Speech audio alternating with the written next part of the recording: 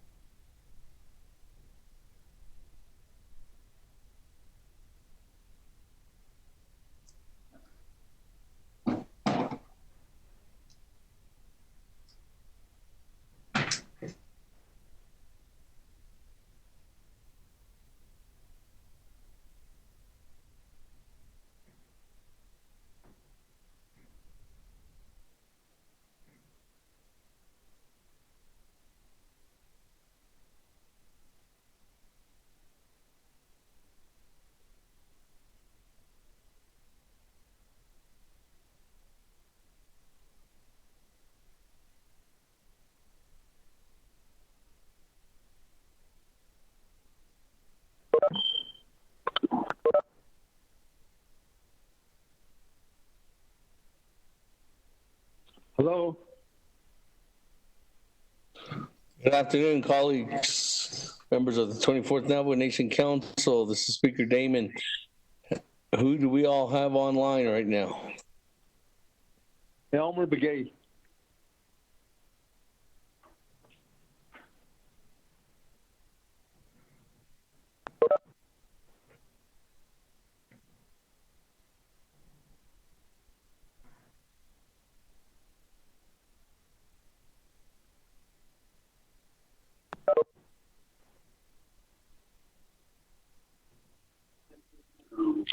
Speaker, did you hear me?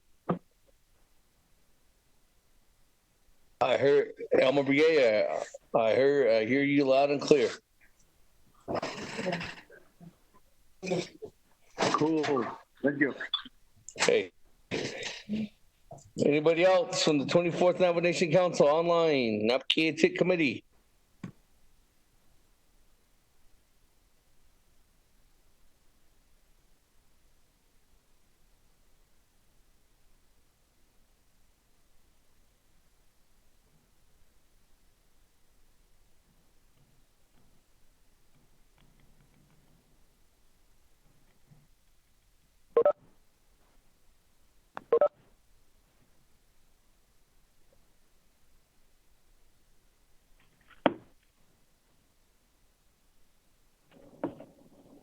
Good afternoon, Delegate Freeland here.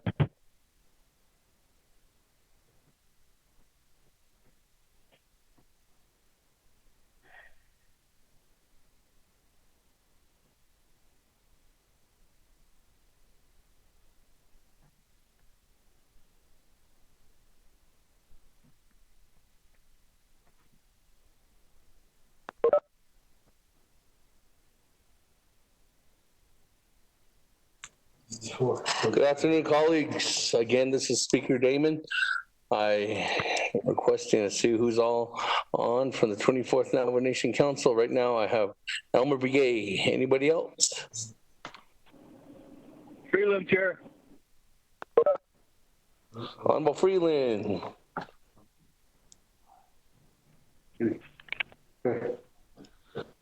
Anyone else?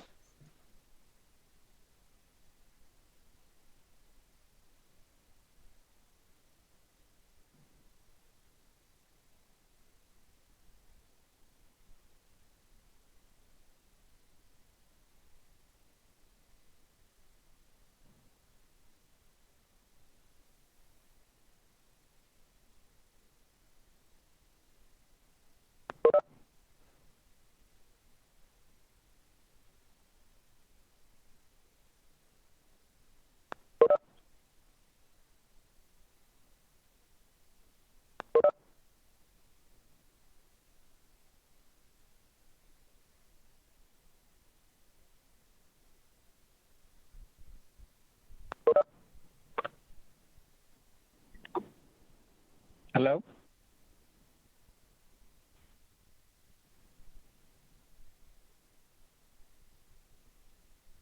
Good afternoon, everyone. Again, this is Speaker Damon. Just waiting to get a quorum. Right now, I individuals that I currently have online are Honorable Elmer Begay and Honorable Mark Freeland. Anyone else? Delegate Stewart. Delegate Rick Nez. Delegate Rick Nez.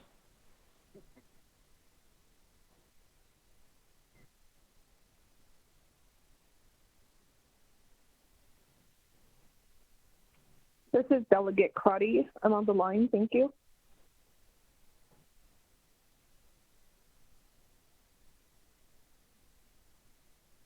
Good afternoon, everyone. Again, this is Speaker Damon.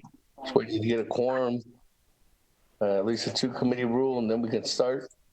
Right now, I have Honorable Elmer Begay, Madam Chair Crotty, Honorable Mark Freeland, Honorable Chairman Nez, Honorable Wilson Stewart. Anyone else? Delegate Helena is on the line. Delegate Anita is on the line.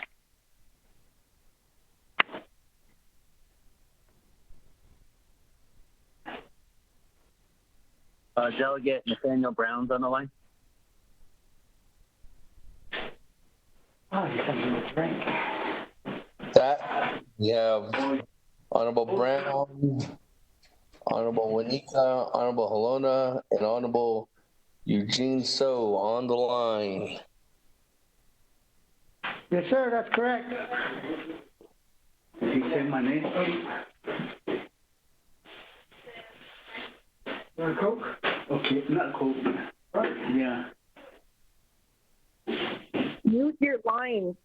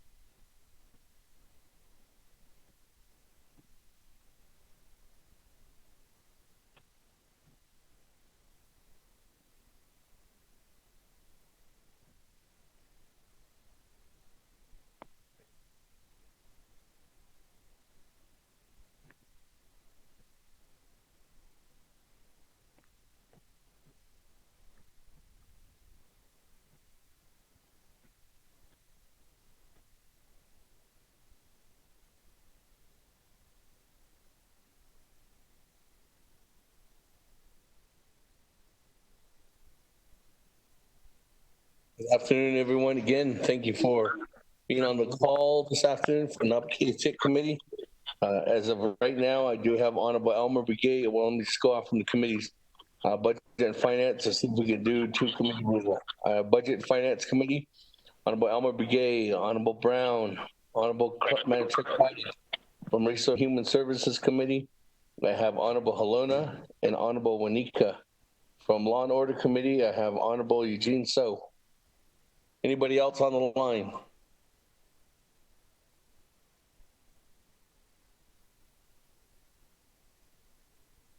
I just need one more from Law and Order to get a two-committee rule.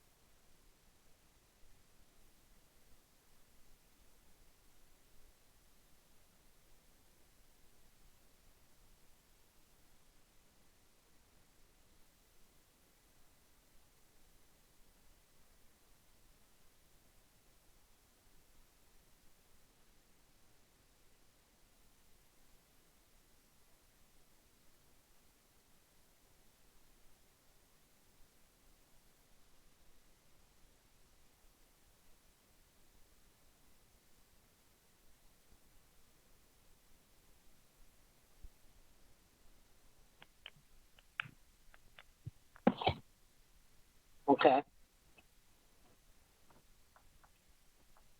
You guys hear me? Okay. I juggling two phones here. I'm sorry. Hold on. But good that that you guys reached out to me relating to this issue. On board. Hold on. Speaker, I'm on the phone too, so I'm gonna put myself Okay. on mute. Well, on board. So with that, we have two committee rules. I'm gonna do a roll call.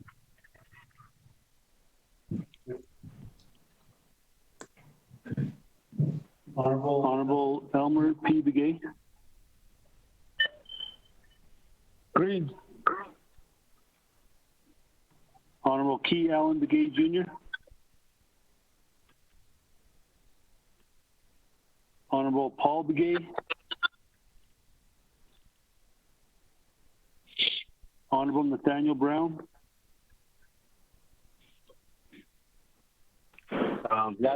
This is Delegate Brown. I'm on the line from San Jose, Arizona. Honorable Eugenia Charles Newton. Honorable Amber Canagba Crotty. Yacht A, this is Delegate Amber Tennisbach Crotty calling in from Cape Springs. Honorable Herman M. Daniel.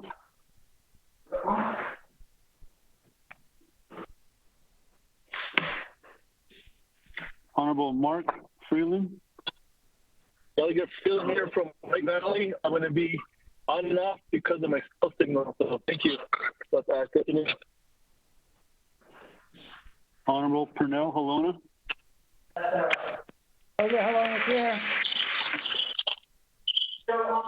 Honorable Jamie Henyo. Jamie Henyo's here, President. Calling from Raymond. Honorable Vince James.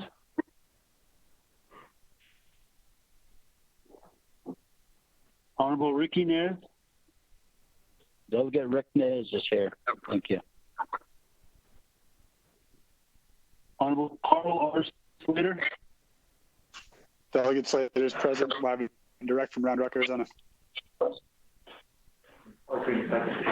Honorable Raymond Smith Jr. President, Tessa Honor.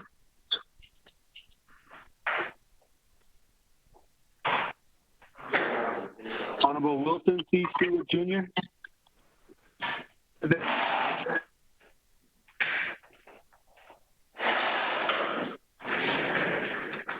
Honorable Daniel E. So.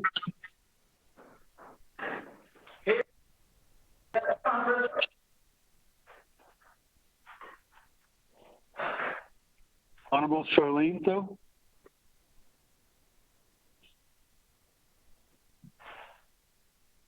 Honorable Eugene So.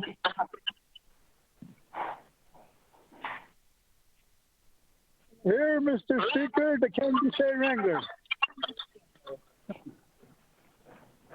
Honorable Otto So. President, Winter Rock, Arizona. Honorable Thomas Walker Jr.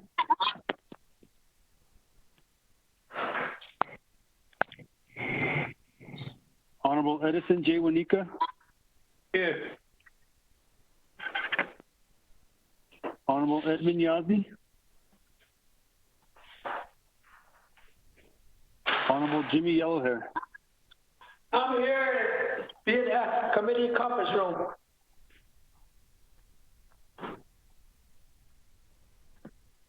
Honorable Speaker Damon. Present.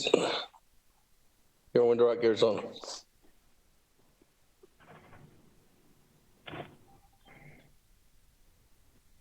Mr. Speaker, you have 16 delegates present, including yourself.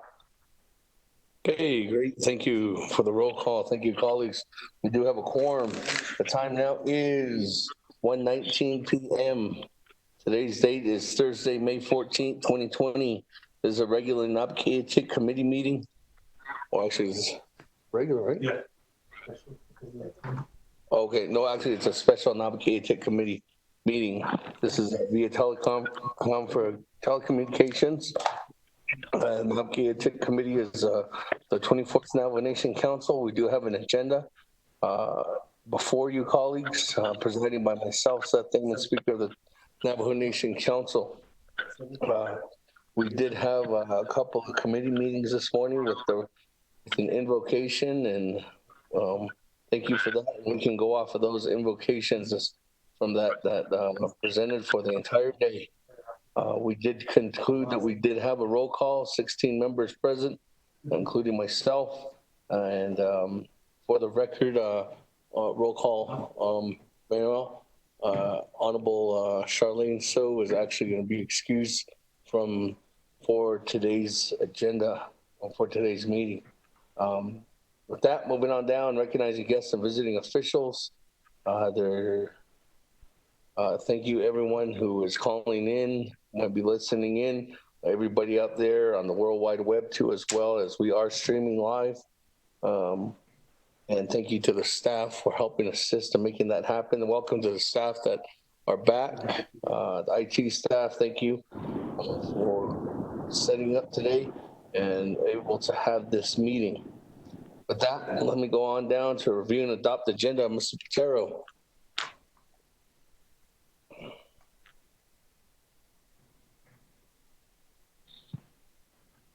Speaker, members of the committee, Naabik'iyati Committee of the 24th Navajo Nation Council special meeting.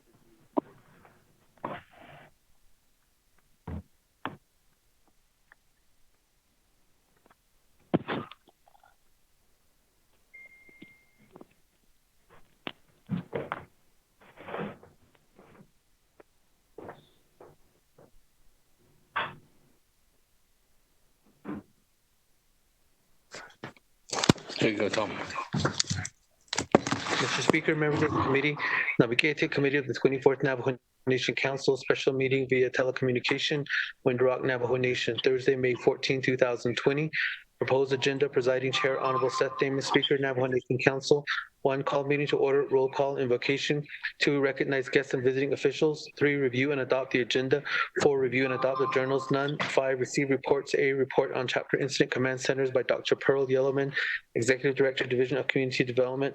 B, report on alcohol bootlegging on the Navajo Nation by Jesse Delmore, Executive Director, Division of Public Safety, and Philip Francisco, Navajo Nation Public Safety Police Chief.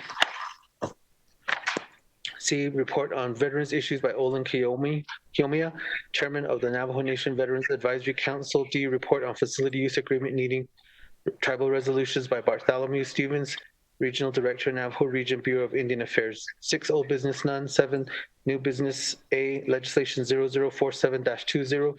8, close of meeting, announcements, adjournment. Mr. Speaker. Thank you very much for that, Mr. Patero. Colleagues, is there a motion? Motion. Motion. Second that motion. Alona. Delegate Brown, second. Who is it that motion first? Vice Chair Smith. Vice Chair Smith. Second by Honorable Halona. That, colleagues, any questions Chairman Inyo. on the legislation? Chairman Inyo. Chairman Inyo. I'd like the request motion party to add legislation 115-20 to the new business agenda.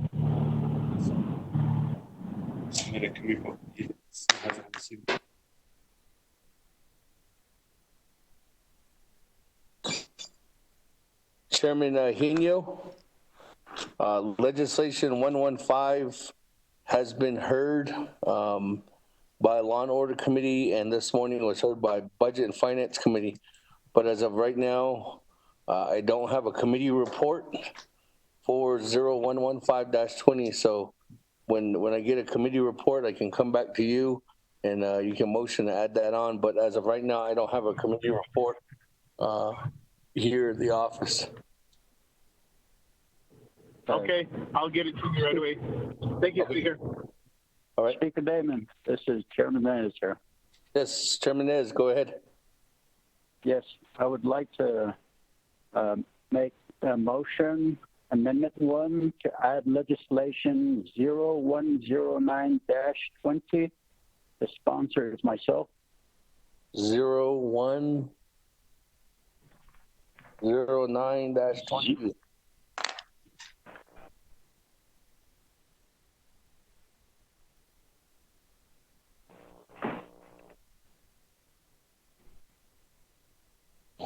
Okay, the Honorable Chairman Nez, colleague 0109-20 is an action related to RDC, Naabik'iyati Committee, and the Navajo Nation Council, extending resolution number CJN-24-19, approving the authorization and authorizing the Navajo agricultural products industry to extend and expand the hemp pilot research project with New Mexico State University under the provisions of the 2014 Farm Bill, creating a continuing singular exception to the Navajo Nation's prohibition of the cultivation, growth, possession, development, and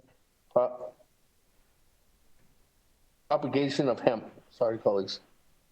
The purpose of this legislation is to reinforce the nation's prohibition of industrial hemp and extend CJN-24-19's exception to New Mexico State University and NAPI Hemp Pilot Research Project for an additional year and 500 acres. Motion by Chairman Nez to add that on as a new B under new business. Second.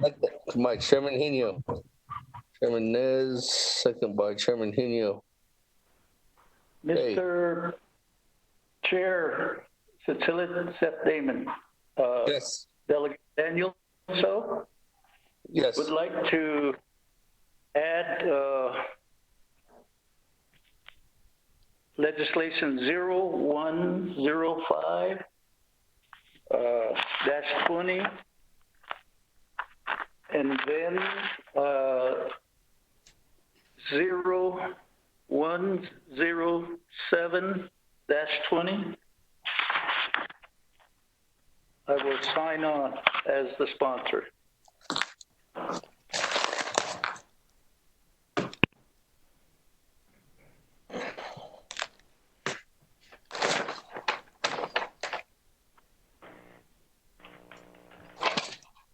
The question then goes back to Chairman Daniels, or Chairman Nez holding a motion. Are you good to add those two legislations on?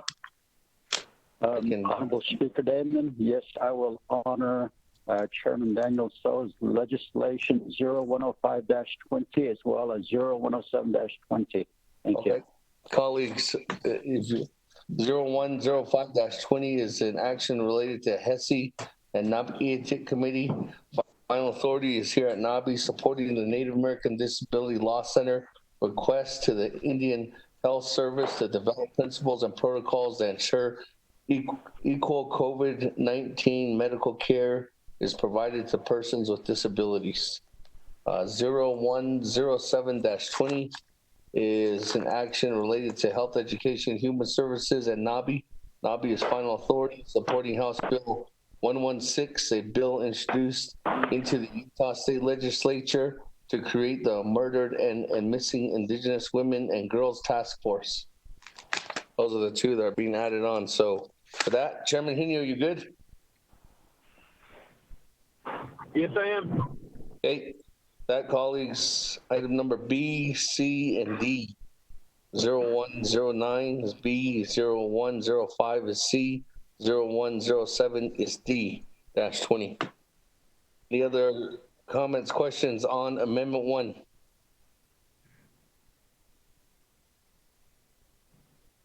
If none, going once, going twice, going 3 times. Go to board on the horn. Honorable Elmer P. Begay. Vote green.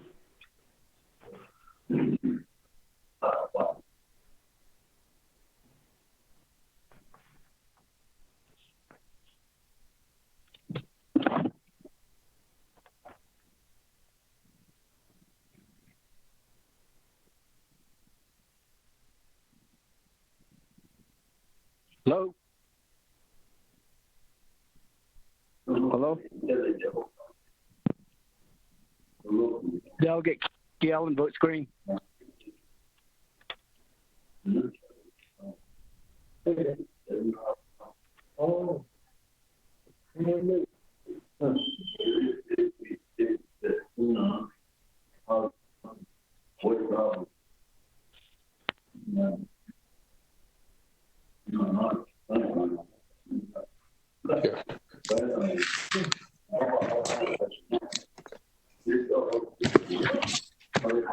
Honorable Paul Begay. Okay, vote is green.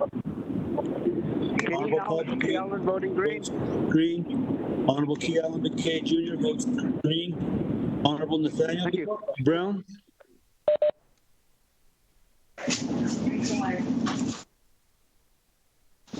Nathaniel Brown. Delegate Brown votes green. Honorable Brown votes green. Honorable Eugenia Charles Newton.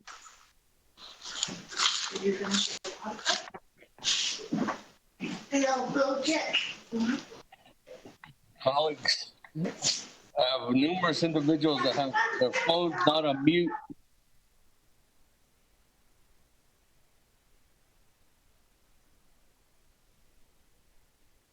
Thank you.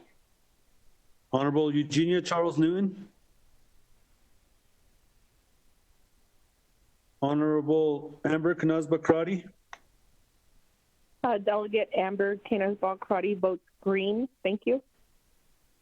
Honorable Amber Knazba Crotty voted green. Honorable Herman M. Daniels. Honorable Mark Freeland. Freeland votes green. Thank you. Honorable Freeland votes green. Honorable Purnell Halona. Delegate Halona votes green. Honorable Halona votes green. Honorable Jamie Henyo. Green. Honorable Henyo votes green. Honorable Vince R. James. Honorable Ricky Nez. Delegate Rick Nez votes green. Honorable Nez votes green. Honorable Carl R. Slater.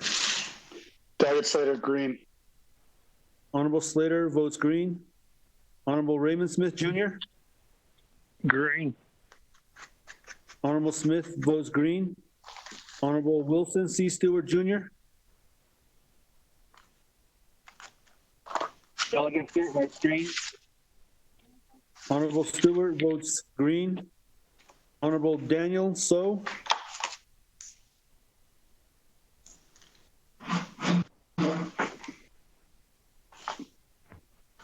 Delegate Daniel So votes green.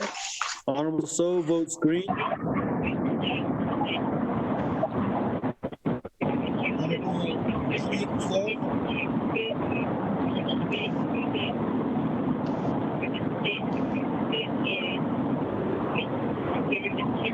Colleagues, someone's in the vehicle. We can hear you. Please put your phones on mute. We can't. Honorable Eugene So.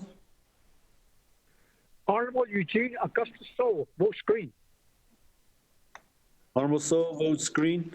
Honorable Otto So.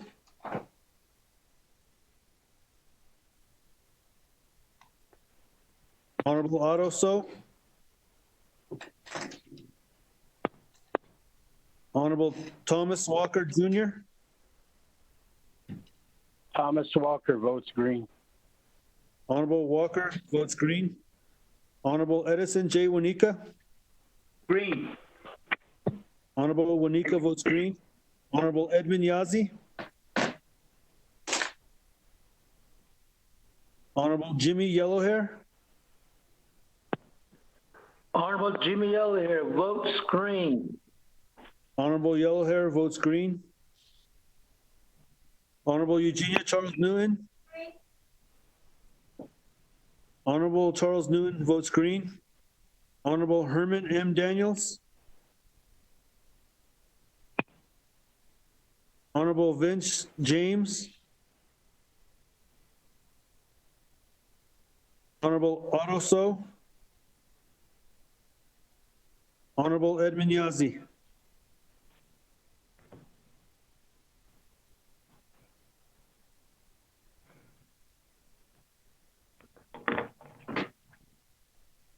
Mr. Speaker, you have 8 in favor, none opposed, and 1 excused.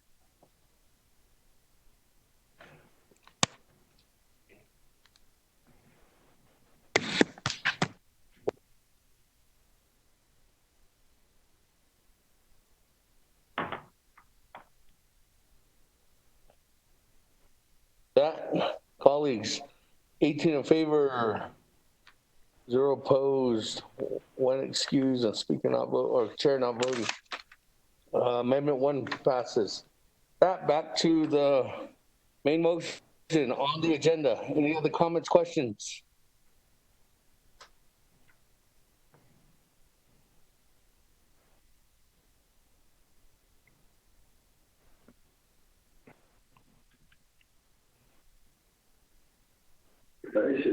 Councilman Gay, this is Elmer. Vote, or motion.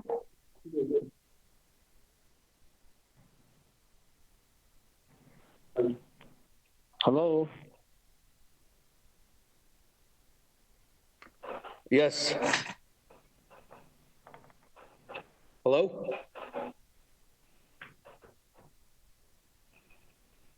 Hello? Someone, we are in the main motion.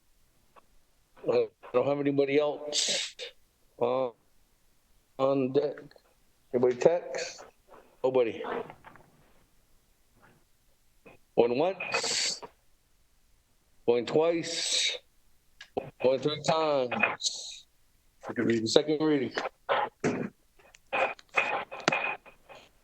Mr. Speaker, members of the committee, there's one amendment, which is motion legislation 0109-20, new item B, legislation 0105-20, and legislation 0107-20 to the agenda. Mr. Speaker.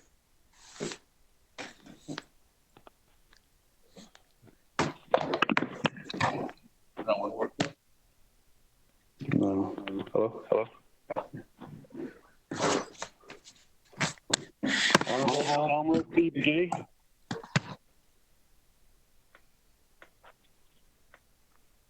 Honorable Elmer P. Gay. Votes green. Elmer Begay. Elmer Begay votes green. Honorable Key Allen Begay Jr. Key Allen Begay Jr. votes green. Honorable Begay votes green. Honorable Paul Begay. Paul McGay votes green. Honorable Begay votes green. Honorable Nathaniel Brown. Delegate Brown votes green. Honorable Brown votes green. Honorable Eugenia Charles Newman. Honorable Eugenia Charles Newman. Honorable Amber Canova Crotty.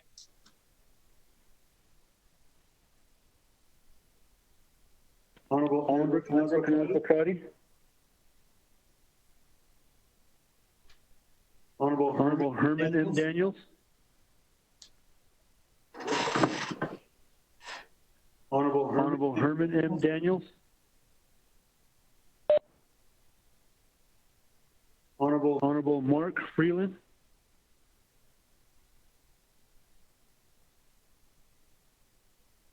Honorable Mark Freeland.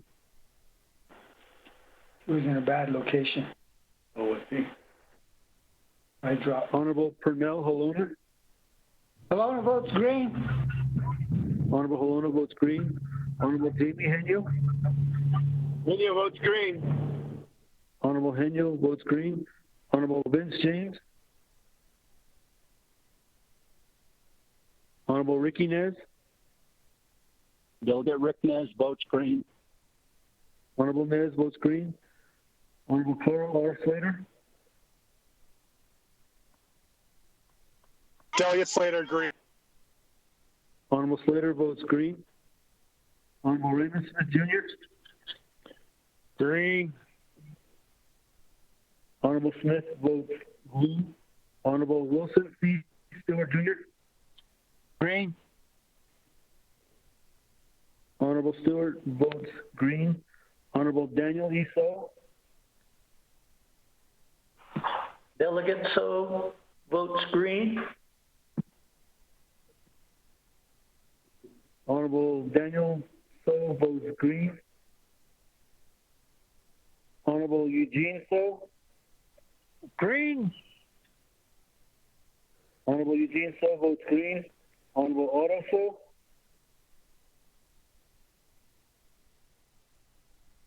Honorable Thomas Walker Jr. Thomas Walker votes green. Honorable Walker votes green. Honorable Edison J. Wanika. Green. Wanika votes green. Honorable Edmund Yazzie. Honorable Jimmy Yellowhair. Honorable Jimmy Yellowhair votes green. Honorable Yellowhair votes green. Honorable Eugenia Charles Newton. Delegate Charles Newton votes green. Honorable Charles Newton votes green. Honorable Amber Knazba-Crotty. Delegate Amber Tanisbaugh-Crotty votes green. Thank you. Honorable Crotty votes green. Honorable Hulu. Honorable Mark Freeland. Honorable Vince James. Honorable Otto So. Honorable Edmund Yazzie.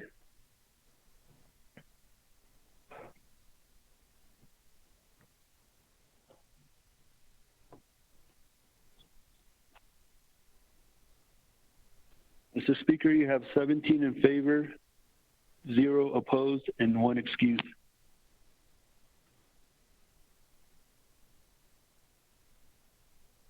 Thank you, colleagues. With that, we have an agenda before us with 17 in favor, 0 opposed, 1 excused, and chair not voting.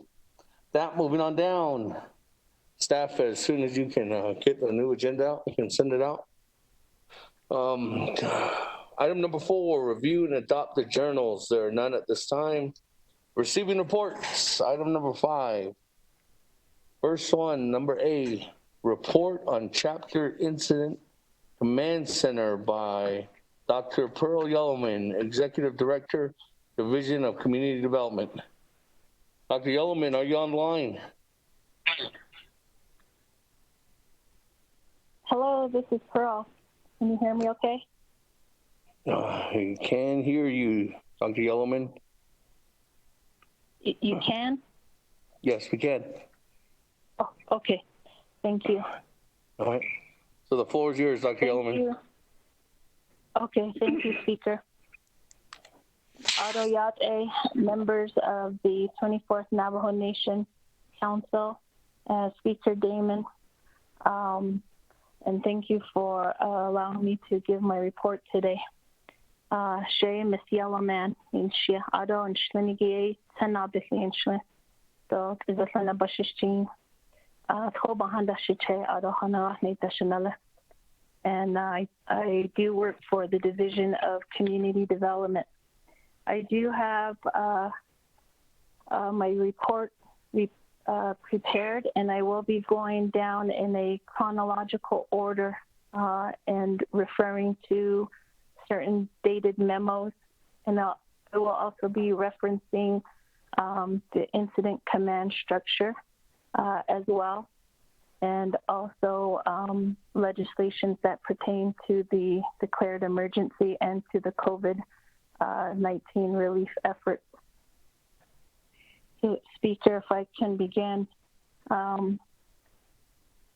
since the onset of the COVID-19 declared emergency, the Division of Community Development has been in full operation. Many of our staff, our administrative staff, have stayed on board and have supported the Health Command Center. And let me start from the start of March. And if you recall, early March, There was quite a bit of prevention tactics and public health in response to COVID-19 as we were learning about COVID-19. There was a travel advisory issued Tuesday, March 3rd. And if you recall, there was some concern for the Western Agency Council meeting in Cohogile on the 7th of March. That still went on, and people did attend that meeting. The week after, we did have an off-travel advisory, and all staff were directed to self-report any off-reservation travel. Division of Community Development was hosting an MIP training that time at Twin Arrows, and our staff did have to return and do self-reporting and self-monitoring. On March 13th, the Navajo Nation declared an emergency, and we immediately identified internally within the Division of Community Development essential and non-essential staff. The non-essential staff were then sent home, respectfully speaking, and were on paid admin leave. We also issued a memorandum that same day, March 13th, from BCD, from ASC, and that stated the announcement of the declaration, and it also announced that the chapter employees will be working with their assigned SPTS staff and through ASC. And that chapter employees were also to prepare for emergency operations and with their community health representative for essential services. This is a critical form of information that was sent March 13th, and the title of that was 110 chapters open for emergency operations. I can go back and reference these for questions.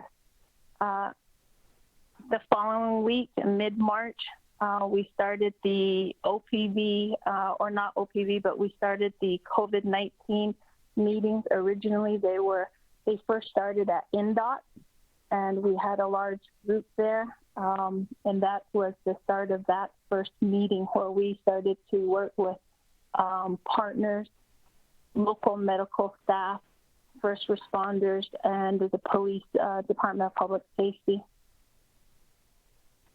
I did report on March 18th to RDC, and as you recall, that was also the first positive case we had on the Navajo Nation near the Chilchimbito community. The Kayenta was the first staging post that was established. The staging post was to serve as a point of contact and to show presence to the Chilchimbito community.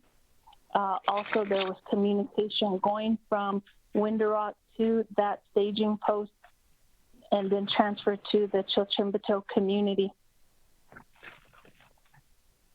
On March 20th, we had our first Tri-City call, and those calls were really important because DCD, we had a CSC staff serve as the point of contact for internal communication to what was then called the Red Berry operation. There was a very first team that deployed to Chilchimbito. Unfortunately, they were compromised, and a second team was then deployed to Chilchimbito, and that second team is referred to as the Red Berry operation. DCD supported our CSC staff and our chapter, Tri-City chapter staff and employees and elected officials during that time.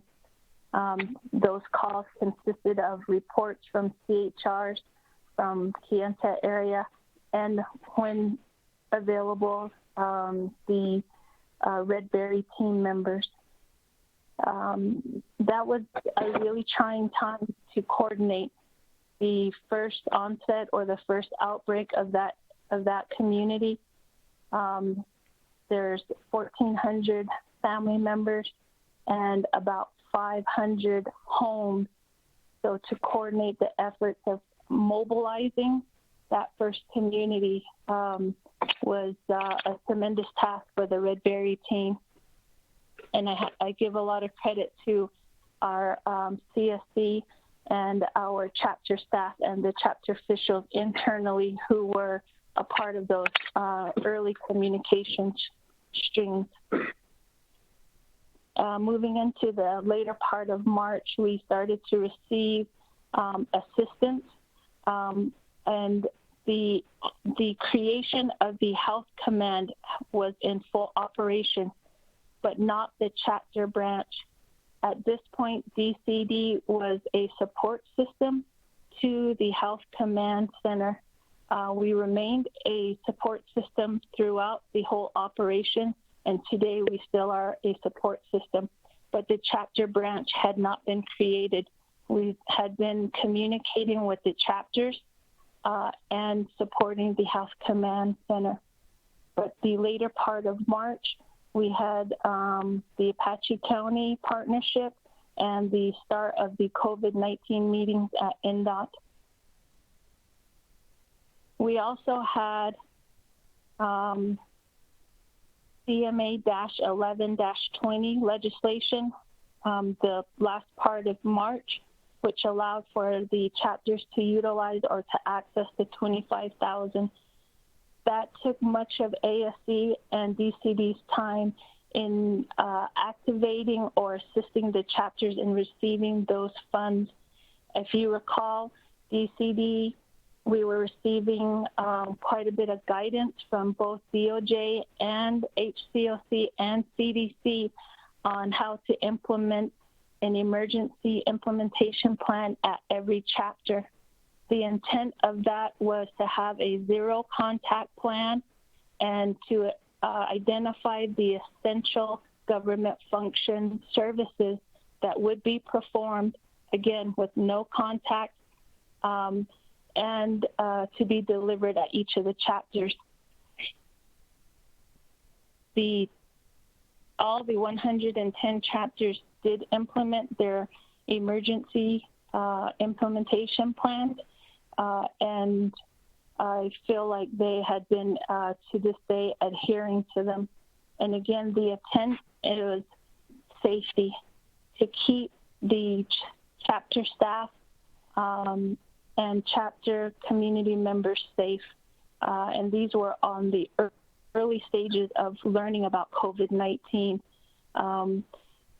There was some difficulties and challenges as community word was that the chapters were closed.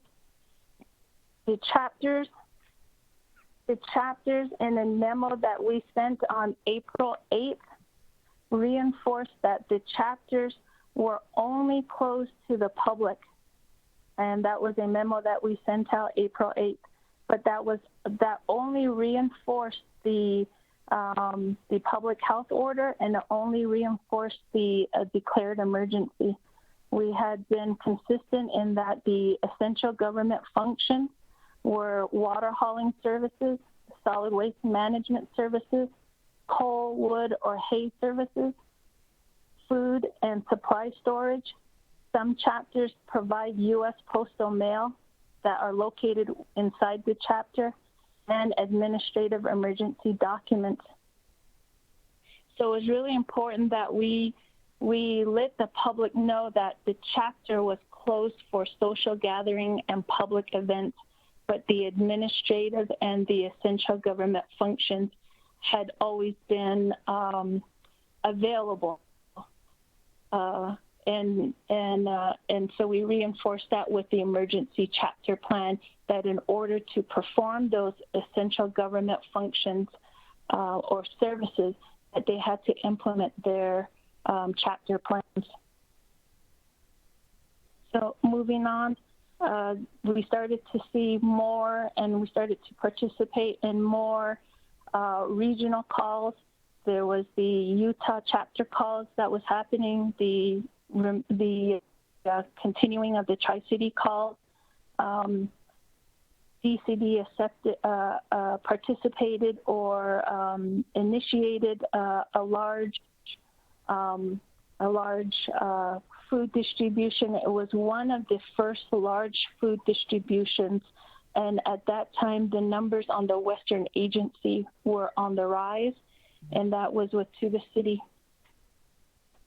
To the City, we created a distribution site at the fairground, and originally, if you recall, there was a memo from Miss Lynette Bonar, who was the CEO of To the City. She had originally issued a memo requesting for assistance.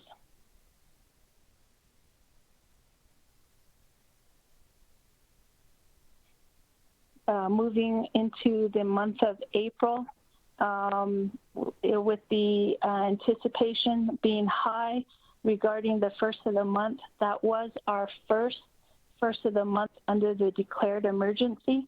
And with the assistance of Mr. J.T. Willie, he then issued a first of the month initiative to begin addressing the needs of the Navajo people and some shopping. And as you recall, we started to go out into the community and assist at the local grocery stores. And the first of the month was to reserve time for elders. And if you recall, during that time, there was panic buying, discussions of price gouging, and et cetera. So in order to alleviate and to assure that elders received essential items, the first of the month was initiated, and DCD, myself, I participated in the first of the month for Elder Day. The last week of March, which was the fourth week of the, which was the third week of the declared emergency, we had one of our first loss, community loss, and it was a local loss here. And I worked with a local delegate and a chapter to begin modifying the burial plan assistance. And if you recall, that was the very first language of utilizing the PEP. And it originated because this particular chapter had utilized the PEP worker to prior be a backhoe operator. So in order to provide this particular person who happened to be the PEP worker, we advocated to Human Resources if this person could get additional pay. Based on the chapter's finance and budget, we were able to work in a case-by-case regarding utilizing this person as a PEP worker. That individual was then able to utilize the chapter's backhoe. We started to identify the protocols necessary for the burial plan. That person had to do a zero contact PEP protective gear and wear those, be fully protected, and go into the burial area a day before or 2 days based on the family need. And that was the start of the burial plan. And that was very difficult to start putting together. And that took me about a week and a half to complete. And at that time, I reported to RDC and explained some of the challenges of putting the burial plan together. Some of the burial plan challenges related to land status, families wanting to bury their loved ones in a family plot. And then there's still unknowns as to what could happen to a descendant, a deceased, post-burial. So there were, at that time, there were a lot of unknowns, but the burial plan was completed.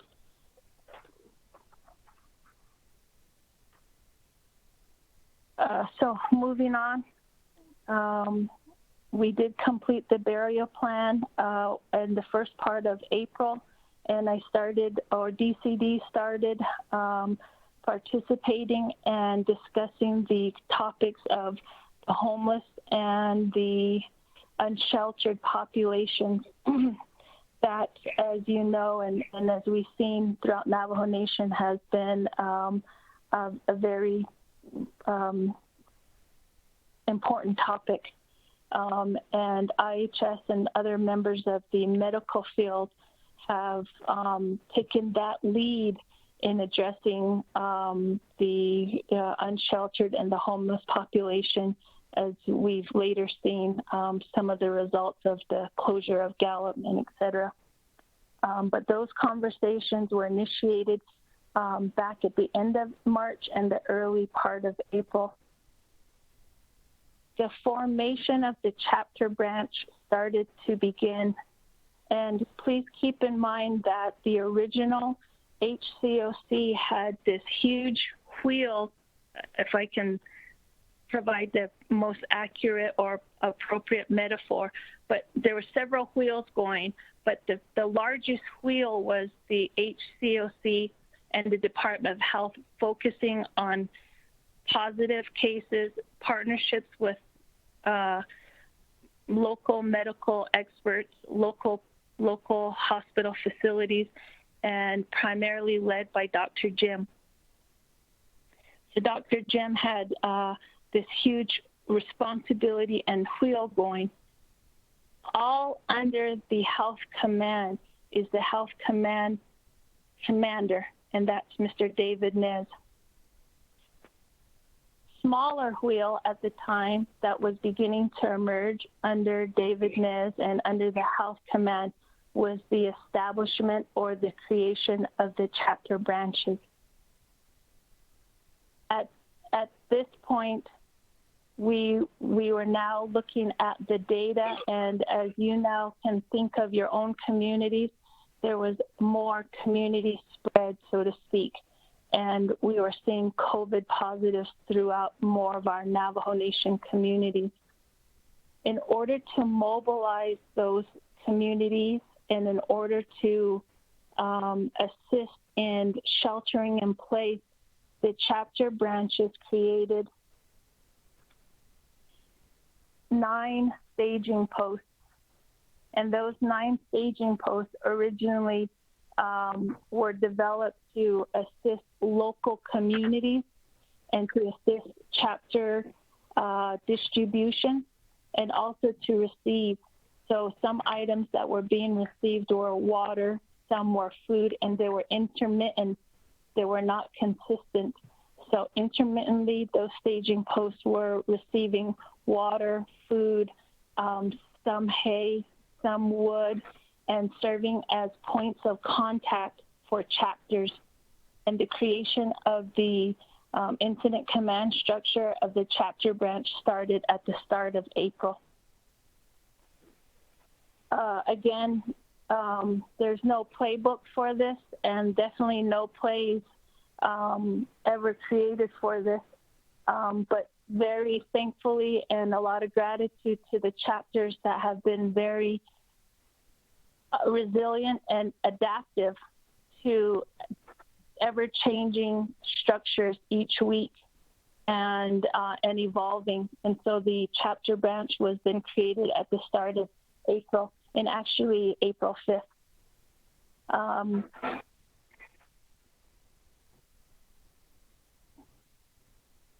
The mid-April, we had the first activation of those staging posts, and each of those team leaders or those team areas in each of the staging posts were identified.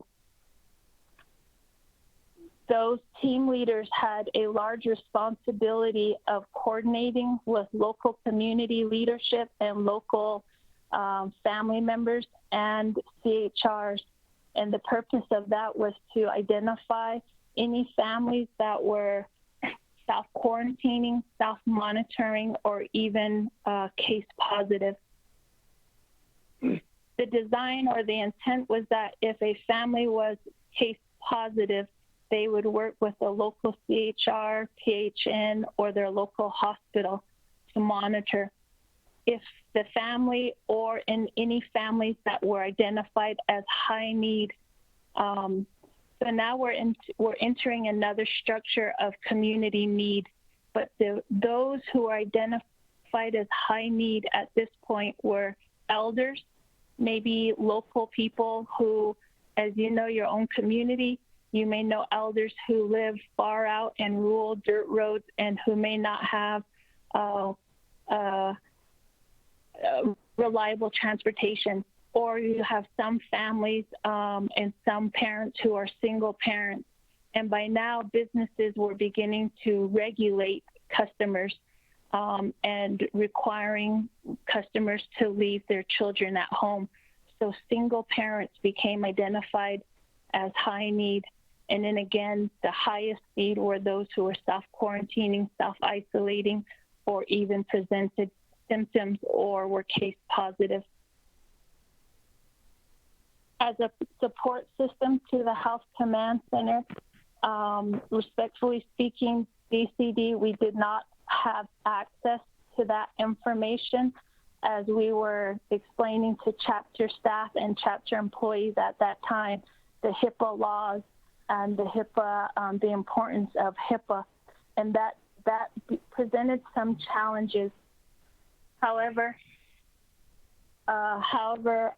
it was up to the CHR, well, not up to the CHR, it was the CHR and the PHN's responsibility to communicate those needs to those individuals who are identified. So back to the staging posts. Those staging posts were first outfitted with a leader, a distribution leader, an inventory leader, and these were individuals who took on the responsibility of assisting at the local level. We also had 3 satellite areas on top of the 9 identified, and those 3 satellite areas were Alamo, Tohajile, and Rama. Dr. Yellowman, you have 2 minutes left. Oh no. Okay.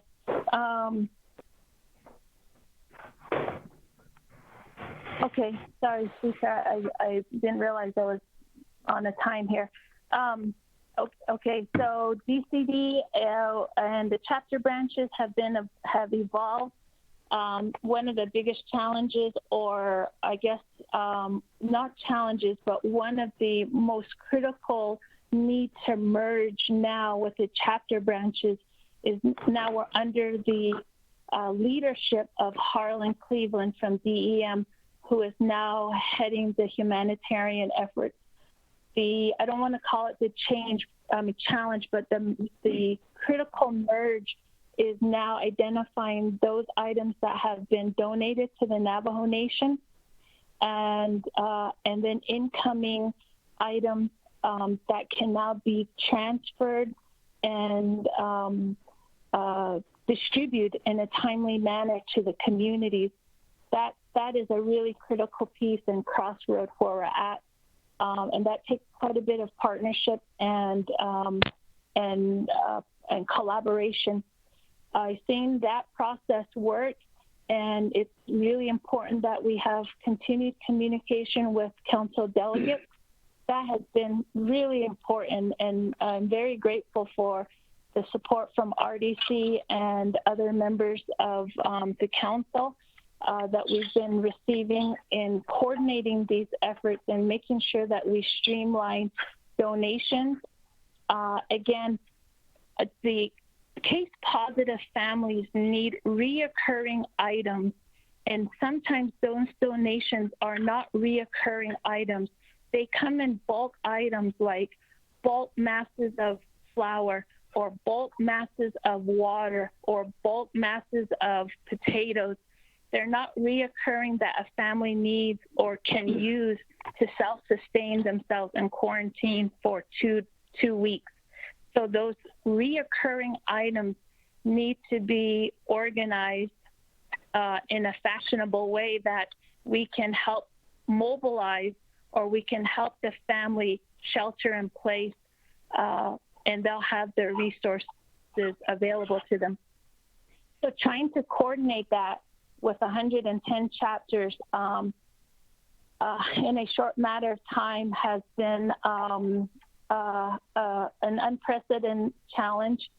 There are chapters who have gone and sought out donations, and that I'm very thankful. Again, all those chapters that have gone out and sought after donations on their own, I ask that they continue to communicate with HCOC and that they are safe in doing that. I do understand that there are some donations or donators who provide training, and I'm thankful for our chapter staff who participate in those trainings. But again, there is some liability there, and I want to make sure that our chapter staff and chapter officials remain safe. So that's why I ask that they coordinate through HCOC. And then lastly, Speaker, I'll kind of wrap up, but just the last efforts of making the humanitarian service efforts work is just a unified coming together. Been very thankful for the communication with council delegates and issuing out and making sure that we're distributing food, water, hay, or etc., wood, and it works when we work together. So I'll just say that in closing, Speaker. Thank you for allowing me to give my report. Thank you very much, Dr. Yeoman. That, colleagues, is there a motion? The Delegate Brown, motion. Second, Helena. Honorable Brown. Motion. Honorable Lona. Second. That, colleagues. Honorable Brown. This is the lineup right now I have so far. I have Honorable Brown, Honorable Elmer Brigade, and Madam Chair Crotty. Honorable Brown, go ahead. Thank you, Chair. Based on 24th Navajo Nation Council. And thank you, to Dr. Yellowman for your presentation. First of all, I just wanted to express my gratitude to you and your team for helping our chapters and our boots on the ground. It has been challenging, but we try to work together the best that we can, and we are learning a lot from the Red Berry team, the first team that was in Kayenta. First of all, I didn't want this to go unnoticed because it was on the news, and it was in the newspapers and social media, of course. Speaker, if I can request just briefly a moment of silence for one of our ASCs that have passed on. She was located in the Denahoto chapter house, and my staff and the boots on the ground have really been impacted, but together we are overcoming this and we're helping one another. I would like to remember her, Miss Blackhorse, that she was the boots on the ground and giving the services when she could. So, Speaker, if we can allow to remember Miss Valentina Blackhorse and her family, her one-year-old baby, her husband, and her parents, that she has given her life to servicing the Navajo Nation. Yeah. Then I have some follow-up questions.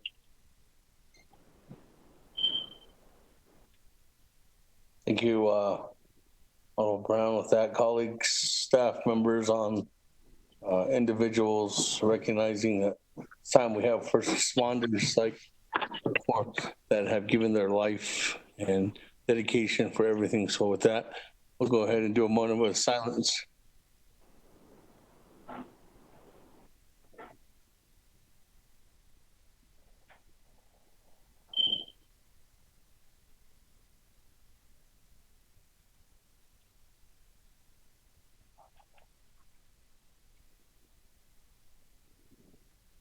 Thank you, colleagues. Thank you, everybody that's on the line. Thank you to everyone out there, World Wide Web. And this time, go ahead, Honorable Brown.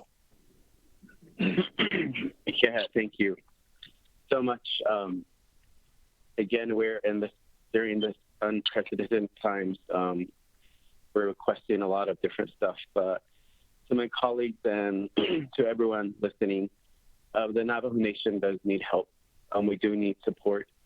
I think that we have to find a way to let our people know that our chapters, again, we've been doing this, but we still get a lot of pushback, particularly the funeral expenses.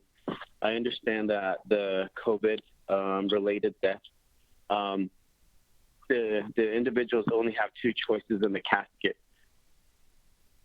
which is a makeshift particle board and or metal. According to some of my constituents that have been calling me, they don't feel safe with the particle board, with COVID-related deaths, and they were requesting if we can have the regular wood to be made available to the COVID-related deaths as well.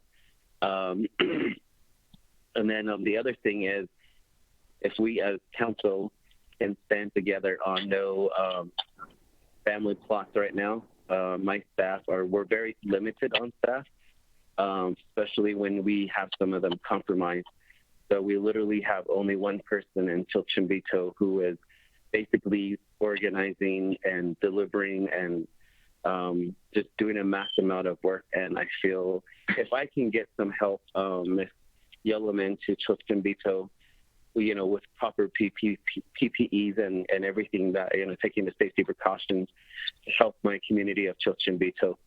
We still have a lot of people in self-isolation and quarantine because it keeps spreading and it's really deeply embedded in the house. One of the other things that I saw myself and heard from a direct phone call is the one family, a household of 9, lost about 4 family members to COVID. 3 to COVID, and since the current 9 are a multi-generational household, what's happening is they were told by someone, maybe from the health department, to burn all their clothes and also all of their mattresses. So she reached out to me. She said, "Nate, the breadwinner, he passed away. We don't have any income coming in. Is there a way that the nation can help me purchase my mattresses? And I'm willing to take donation and clothing, but I'm very weary also that, we don't want to spread COVID." So that's something that I think this council, we have not talked about yet. At least I haven't heard. I think we need to earmark some of the fundings tomorrow or today on, next week when we're working on the expenditure plan. To bring and maybe buy mattresses and clothing and maybe furniture if the whole household is impacted. The other thing is, so if we can identify how we can work through this, Dr. Yellowman and your team, if you can help assist with that, we will do what we can from our end to help you as well. And I mean, just not too far from where I live, I have people, the household they were just burning their mattresses. And now I'm thinking, did they where are they sleeping? Did they burn their blankets too? How deeply does COVID get into a household? Does it go into the pillows, the mattress, the clothing, where in the walls, the floor? So I found that even best practices, when I had a meeting outside the Twiddinishia shelter, what I found they were spraying the bottom of their shoes, and I didn't think to do that. They said people who are COVID positive are spitting on the floor, and I think that would be in addition to that best practices that we tell everyone in the Navajo Nation to flatten the curve of COVID. And I think the other thing, Dr. Yellowman, is I know Kayenta Township has been really creative and innovative in having signs throughout the community. Like when you enter the Kayenta IHS, there's a big banner that says "Thank you, essential workers." Throughout the community, students are coming together and thanking Navajo Nation Police EMS, and so forth. Excuse me. So if we can have, and I know that right now it seems like the nation's morale is kind of low, where we need to have these positive messaging, and if we can have a system to maybe write letters from the council and from the chapter to the essential workers. Next week is also EMS week. If we can go across the Navajo Nation and if we can identify funds to feed them, because sometimes they tell me they forget to eat because they're transporting COVID-19 patients, driving them across the Navajo Nation to the next facility, and they are mentally it's really challenging for them, especially when they did not have the proper PPEs. And 95% this morning when I talked to the director of EMS told me that, they're finding out the system on decontamination also when they go home. 95% of them actually have to go back home where they have their spouses and their children and grandchildren. In Kayenta, we have reached out to the hotels to hopefully house our essential workers that are exposed to COVID-19, so they would not expose their families. But the hotels in Kayenta declined and said, no, we don't want to participate in this. So now the families end up going back into their homes, and just mentally, what does that do to a family? And I know that our people are trying their best, and we're finding out new things. So that will conclude my comments. Thank you.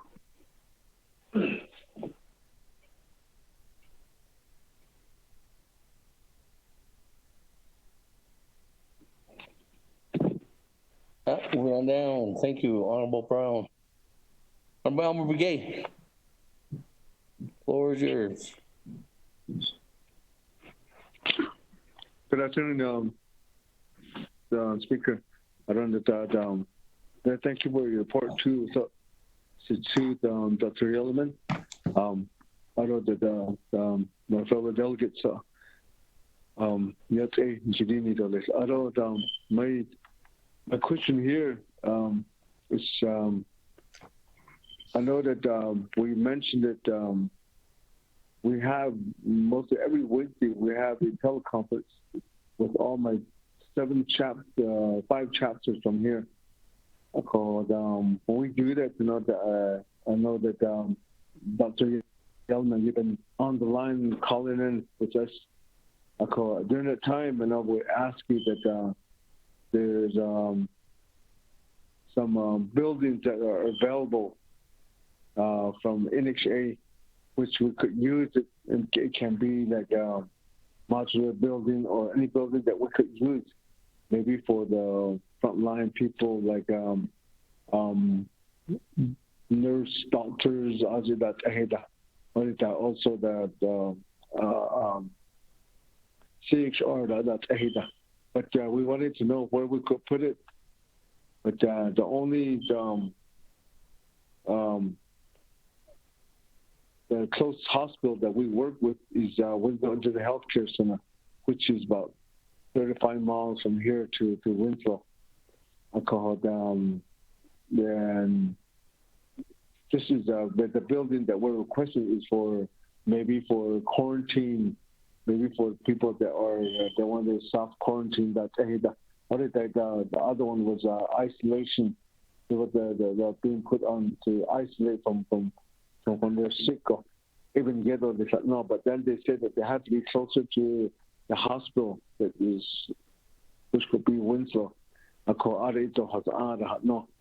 another one that we thought about it, that we mentioned it to you, was maybe alternative care or extended care, which we have some people that are in our area that are tested positive for that alcohol.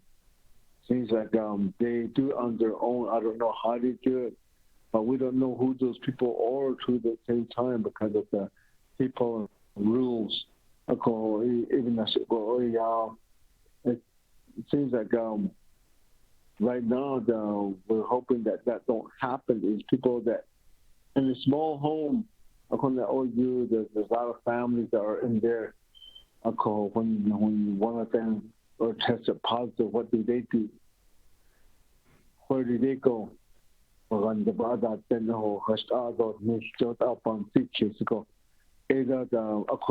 wanted to know that we could work through NHA, but we need some guidelines, or how do we go about it?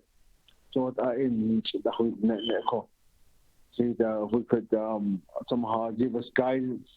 We have a within the chapter compound and the chapter track, we have land that's available that has infrastructures with power, water, and gas. So we just need to update that, or maybe you can have somebody to look into that, see if it's updated. We want to make sure, but we wanted to make sure if you could have somebody has to make a clearance from there, or say that, yeah, you guys need this. So that nobody really makes that assessment, or who the, I don't think your operations center will come out and do the assessment. Who do we ask to do all that? I'm pretty sure we can ask the NTA and maybe I did explain the husband that if there's infrastructure that are updated or so I'm not sure. We want to get to be prepared. I guess nobody from there. So just case I don't know who would be the one to make that assessment to say go ahead and yeah, you need that. So any recommendation from there, we make that report to you then. So up to this day now, nobody hasn't do the follow up on us with that. But that NXA is still available for us. It is, yeah. That's my question. Anybody there that can help us? Again, I know everybody, all your team was on there. They were listening, but there's no response. One question for that. Let me go back to Dr. Yellowman. I know that there's a lot of questions, and those two, for my two colleagues, Honorable Brown and Honorable Elmer VA, then I'll go back to the panel or back to the floor. So, Dr. Yellowman. Thank you, Speaker. Delegate Nate Brown, and I do appreciate the acknowledgement of the late Valentina Blackhorse. She did pass April 23rd, and that was really difficult. And it feels as though our staff are tiring our first responders, police, and not only that, it seems like we're mourning more, and so I do appreciate that. We've also have lost another young person to COVID that worked at a chapter nearby here as well, and we send our condolences to their families as well. I do agree. We do have a responsibility for the PPEs with the chapters for local staff. We are now potentially entering those phases of reopening. However, that is a big concern for myself, thinking about the 110 chapters. And even just thinking about phase one, for example, could be, it needs to be heavy in education. And again, the safety of our employees and the safety of our community members lies in the details of those safety plans. And those safety plans include or need to have those PPEs. I did order PPEs for the 110 chapters back in mid-March, and we did deliver PPEs. There were gloves and masks. And then I did order a second round for PPEs for chapters. We have been sending masks to local groups as well. Within our capacity of DCD, we really have been trying to send out gloves and masks, and we are ordering those as well. But that part is really important to make sure that we are working with the local chapters. Again, my original fear back in March was that chapters could be vulnerable to fraudulent activity, and that was the case. There was some fraudulent activity of PPEs and masks. The other thing too that's really important is, and this is beyond my expertise of knowledge, but the burn rate for the chapter staff is could possibly or potentially be lower than the burn rate of a first responder or a police officer. So that has to be factored in. So if we're really going to look at mathematically how we're going to reopen or assist the chapters, we have to put in some sensible guidelines as to what is the burn rate at the chapter house. I was on a call with the Western Agency yesterday or the day before, and they were utilizing or discussing creative and alternative methods like plexiglass and shower curtains to utilize for certain measures of protection.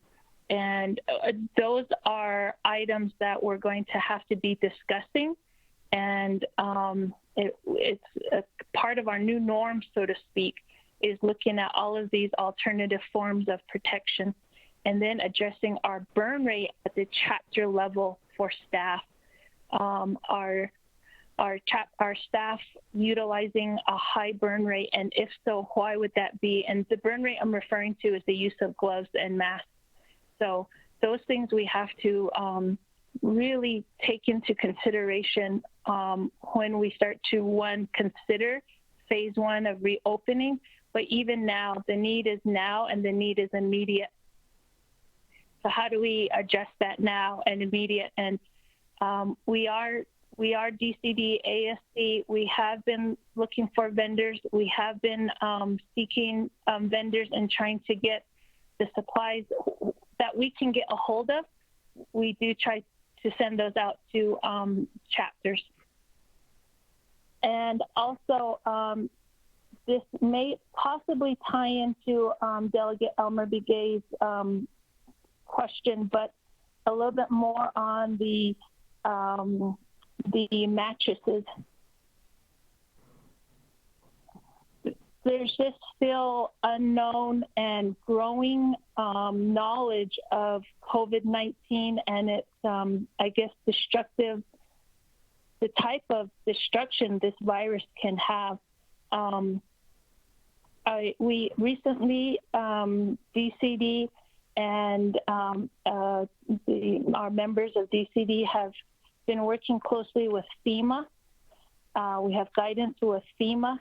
And then we also have been working closely with CORE, and CORE, who the organizer is Miss Ann Lee.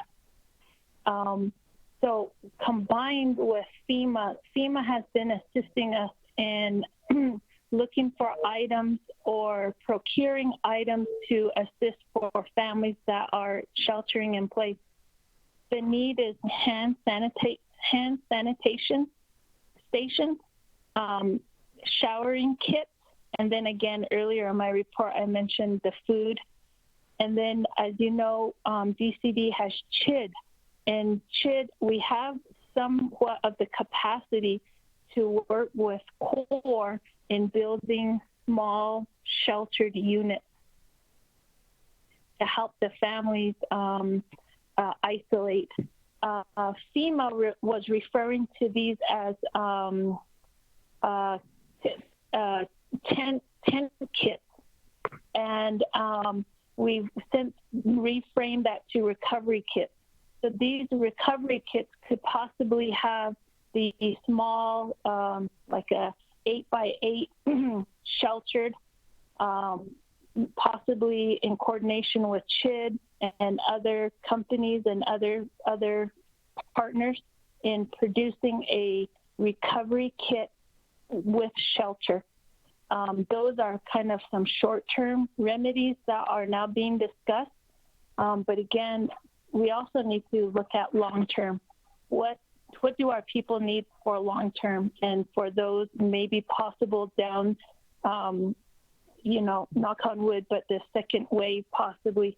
So really making sure that we have these kits on hand and that they are under the guidance of FEMA and CDC. So we that is kind of in discussion right now and coming in a little bit more unified, I guess. And so I want to make sure I spoke on that. Also, you mentioned the spitting on shoes. There's just so much education that we have to loop back into. And we need to get to the point where we're educating our own people on a decon station as they enter into their own home. A decon station is spraying down your keys, spraying down your credit cards or your debit cards, spraying down your shoes, how to appropriately use gloves and masks. And those just need to become our daily norms. And we need to be creative, and really partner with the leadership of the council to help educate all members of our community. And we're just not quite there yet. We just need, and you're absolutely right, we just need this massive campaign on educating our community. Not to mention, what is it going to look like when the schools start to open? So I don't want to go off topic, but that really needs to be part of all buildings, schools, etc., when we start to discuss the reopening of the Navajo Nation government. And even now, are we practicing that? Are we practicing some of these in our own homes? Are those on this call? Are we practicing them as well? So we really have to. We just cannot be lax on any of these safety measures, and it's just really important. So Delegate Brown, I hope I covered some of those points that you mentioned, and then again, thanking our essential staff. I am just so thankful for our essential staff, and been advocating that our chapter staff and chapter officials and leadership have been essential. They're the front line.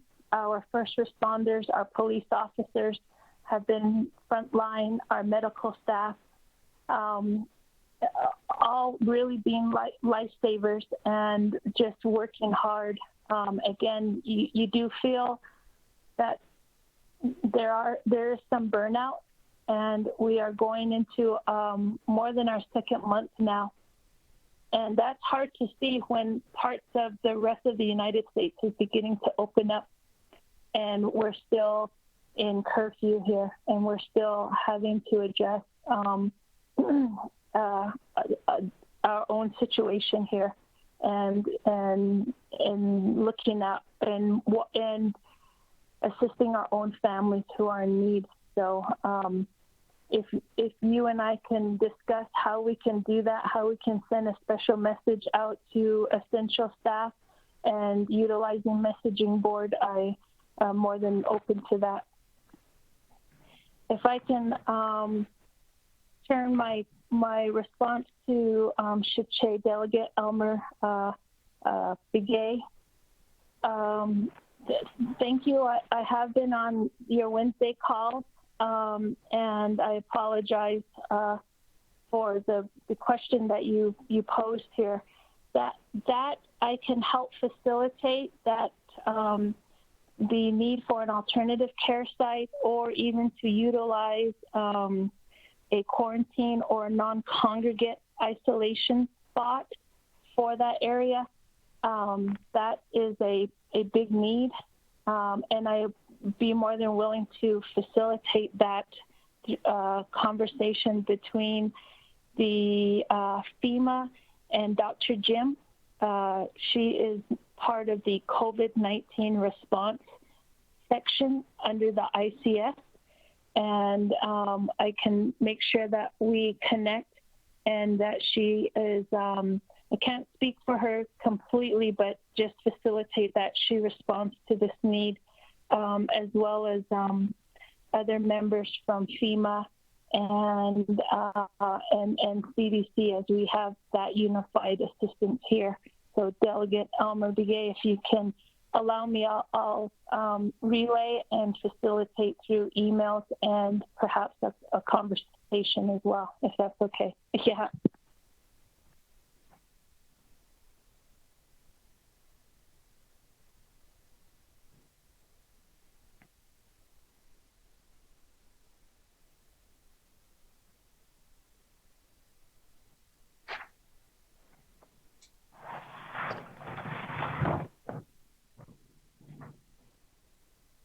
Okay.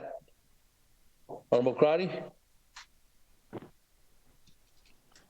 Thank you, Speaker. I'll be brief. Appreciate the report, and my colleagues are here. Thank you. I think what would be optimal, though this has never been experienced, a communication plan has any moving. And the reason why I'm recommending a plan is many polls,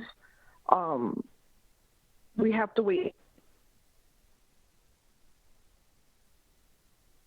minutes. And I want to recognize the work of your team, Dr. Yellowman. I recognize the challenges they have faced, but I'm also going to say, at what point does the team do a self-reflection and say, we can't do it all, and how do we bring on more support to meet the needs of our people? And the council delegates play a part in that. I looked through my records right now before I asked the question. I still haven't received any real consistent updates from the Incident Command Chapter section. I did receive an email maybe 5 weeks ago, but I've not received little, I would say maybe 2 emails as an update within 6 weeks of what's happening here, at least in my experience with Northern Agency. And so a plan would help if individuals do not have the capacity to communicate or to deal with situations on the ground. I'm dealing with a watering point that has been non-operational. And so I have community members who have to drive to get water 40 miles away, so 80 miles round trip. And it's I would say, not that it's disappointing, but that there needs to be a plan to reopen that watering point. And the people there, and in talking with them, these are community members that have their own health challenges and are trying to prevent the spread and staying home, but they can't because they need to be on the road getting water. And so that's what puts us in a complex situation where what is it that your department, your section needs to best serve the Navajo people? Do you need to bring in maybe individuals who can just focus in on communication to get them answered, to get communication going? And I also think that the chapter houses themselves have a history in Navajo Nation as the agriculture subunits of the Navajo Nation. And so as we deal with the immediate needs of the chapter, there has to be enough manpower or enough individuals in this development of the immediate need, midterm need, and long-term need. How can we empower our chapters to be that response to their community? And that response means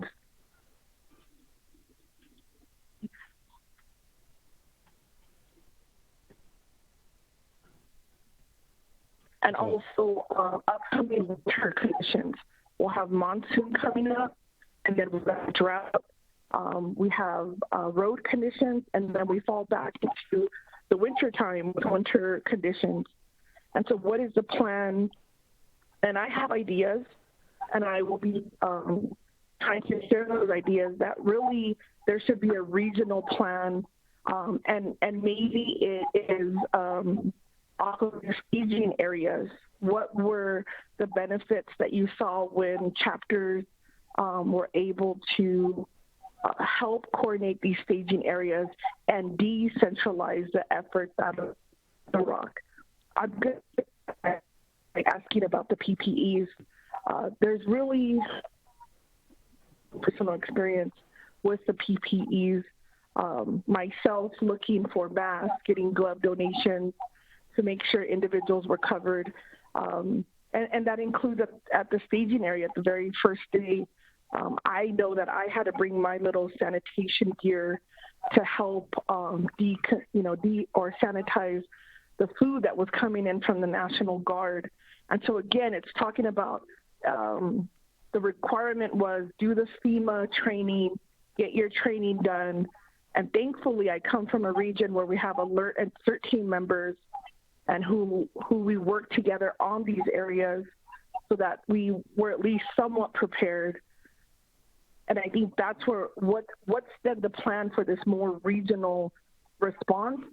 Because I'm still using equipment as, I don't know what today is, Thursday? I want to say maybe Tuesday. I had to use I had to let them use my flatbed equipment to get food out to one of the chapters that for whatever reason can't coordinate or get supplies out to their community. And so I'm looking at this from a macro lens on what's the plan, and then at a very micro, on the ground level, when I have community members who have to travel far just to get access to water. And so I understand there's a need to account for the donations, but there's also a need to make sure, or who's doing the accountability to make sure those donations are getting to the community members that they serve. And so that point, you bring more people to help. And there's technology, there's individuals, to work on the ground. As I read more about how Ebola has affected African nations and how they responded, we do not have to reinvent something that is already available in other parts of the world to meet the needs of our people. Thank you, Speaker, and I'll look forward to the answers. Thank you. Okay, thank you, Madam Chair. That will go on down. Honorable Stewart.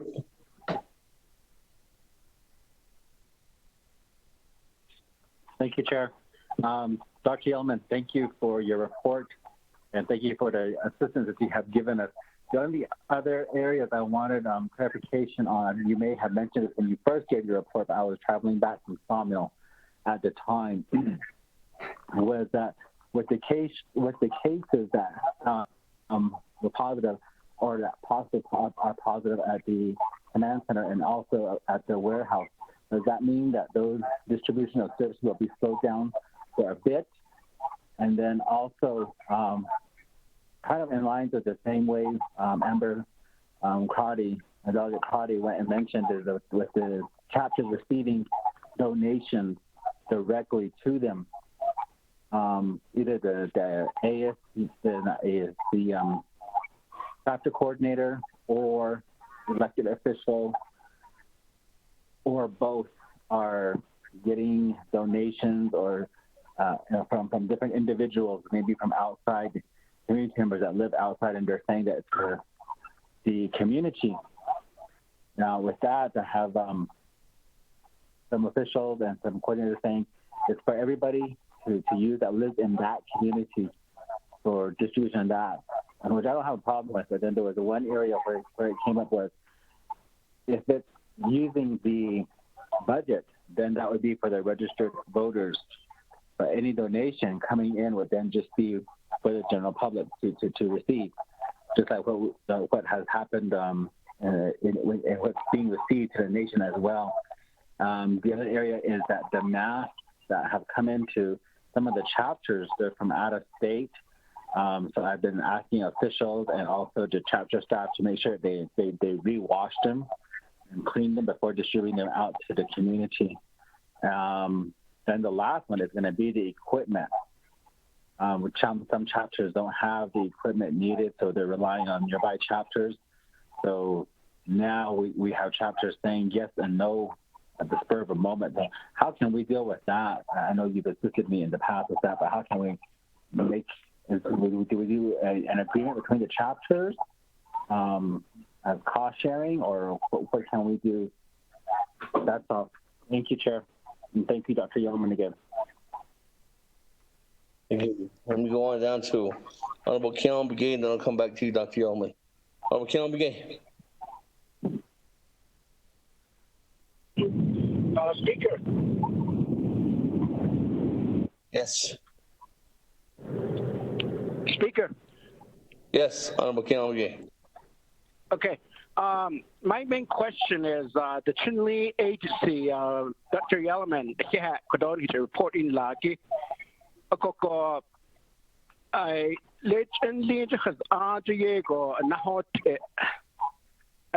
including the nursing home. The people. How do we respond back to them? Or could the Instant Command Center do a response back to the public? I think that's what's needed, rather than having the people or the community members saying, I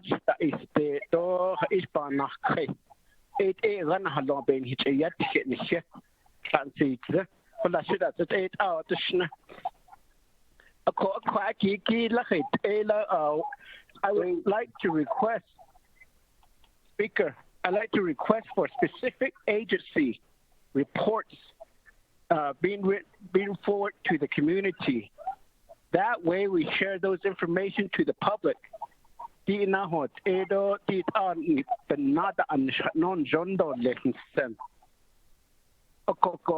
specific in certain region, because in our area the number is rising, and the key thing that what I'm getting is the report back is that a lot of these positive individuals are just released back into the general population. We got people, I mean, when we say household, we mean people that have more than 3-4 families under one roof, and one individual is positive. I mean, this individual is affecting the rest of the family. I've been asking what happened to the Chinle Community Center or the Chinle Wildcat Den for people to self-quarantine, especially for those people that were tested positive. That's one area. The second one is that the Instant Command Center, are they going to do some testing across the Navajo Nation? The state of Arizona is doing some testing blitz across the state of Arizona. And the closest one is Flagstaff and St. John.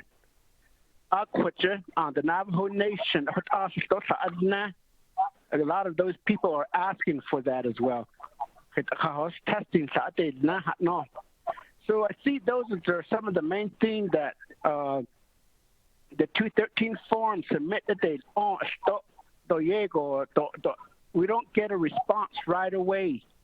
It takes them several weeks, and there's an auto response from some of them saying that we're too busy with an auto responses.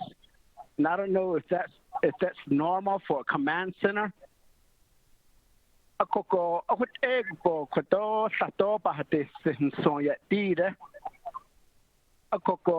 There's a lot of areas water don't need it. And then the other one, if your chapter, right now chapters in a way are closed to some areas. You indicated that some of these chapters are closed to the public, but not for the staff. But each of the ASC working directly with the chapters. Now, what if your chapter is certified and they have the local management, and if that chapter is closed, who does the community turns to? One of my certified chapter is like that right now. They closed it. The essential service is not being done. I think there needs to be a plan for the Instant Command Center to put in place if a neighboring chapter would able to help. Those are some areas that because there's not much of an information plan put in place once these chapters are closed. So chota nahaki and hichayati benadit abahasito ben Dr. Yellowman, I appreciate you making the report. The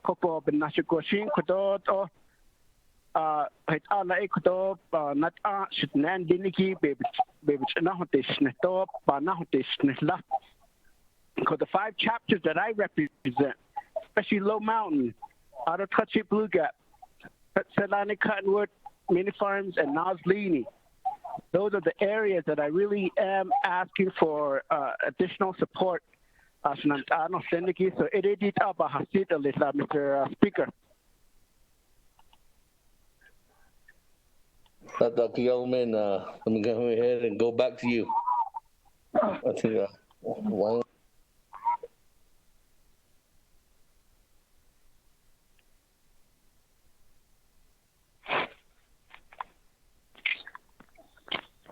Thank you, Speaker. Speaker, when I received the notification to call in, there was a 505 number to respond to. I'm trying to text that person that Dr. Jim is possibly available to join in on the call to assist on some of these questions. If I could send her the call-in number, if I could do that, Speaker. Yes, more than welcome to have we come on and have her get and help us assist and get the questions answered. Okay. Let me.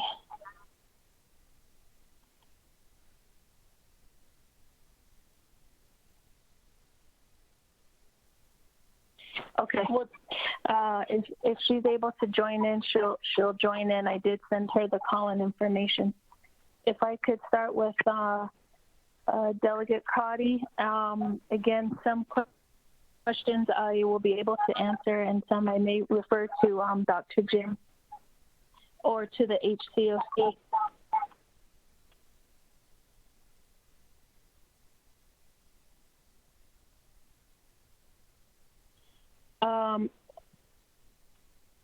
Out of the last 2 months, some things have surfaced, and the need to be more responsive and the need to address community needs has escalated 500%, and in that has on its own, not in some areas, some regional planning. Prior to COVID-19, there were regional chapters working together. There's like the Cheska Regional. there's a few chapters that work very closely together. And Delegate Crotty, you have your river chapters right in that area that work closely together. So there's already some regional chapters that were working together. But what came out of the last 2 months post-COVID were the needs to address these regional plannings. In that, we really do need to assist, and you're absolutely right, of empowering the chapters to be more responsive. The emergency funds, and also just planning in nature has been a critical piece to this. There were some chapters that did have or do have the CERT and their emergency management plans. Those chapters did transition into the emergency and declaration currently that we're in, because they had some element of a plan in place. However, not all chapters had that in place, and some chapters have struggled. So we do, ASC and DCD, we have discussed extensively the need to ensure that we are better prepared and we move forward assisting those chapters, even for perhaps a second wave, or even to adjust our new norm or our new way of living here. Out of that, DCD has taken on a huge responsibility in being responsive and being of assistance to the chapters. Although our commitment and our responsibility to the chapters prior to COVID was already great. It was grand. DCD is a large division, and we have quite a bit of responsibility to the chapters. But post-COVID, we have almost, if you will, a new plan of operation that needs to be amended. And in order for us to satisfactory or at least sufficiently adjust the needs post-COVID, we're probably going to look at a section or some type of a branch. And respectfully speaking, the DOH, Department of Health, and DCD, we're probably going to be the last division to go back to our normal operation. We're still mid-COVID, and we're entrenched in COVID. We're not going to be reopening as some of the other divisions can easily transition into reopening, where Division of Health, DCD, first responders, and our police were still entrenched in COVID. So in this section of our new post-COVID response under DCD, we have identified the need to have readily available heavy equipment. We have also identified readily available warehouses, and the warehouses are both for storage and distribution. Also, in my conversations with CORE, it could potentially be, and maybe it doesn't even have to be a long-term goal, it could possibly be a short-term. We could possibly achieve this, is to have testing at our local certified chapters. That could possibly be in the short term. And regional communication. We have to have communication between the donations, the distribution, and the warehouses. That has been a critical element to our support to HCOC. And then again, the sheltering.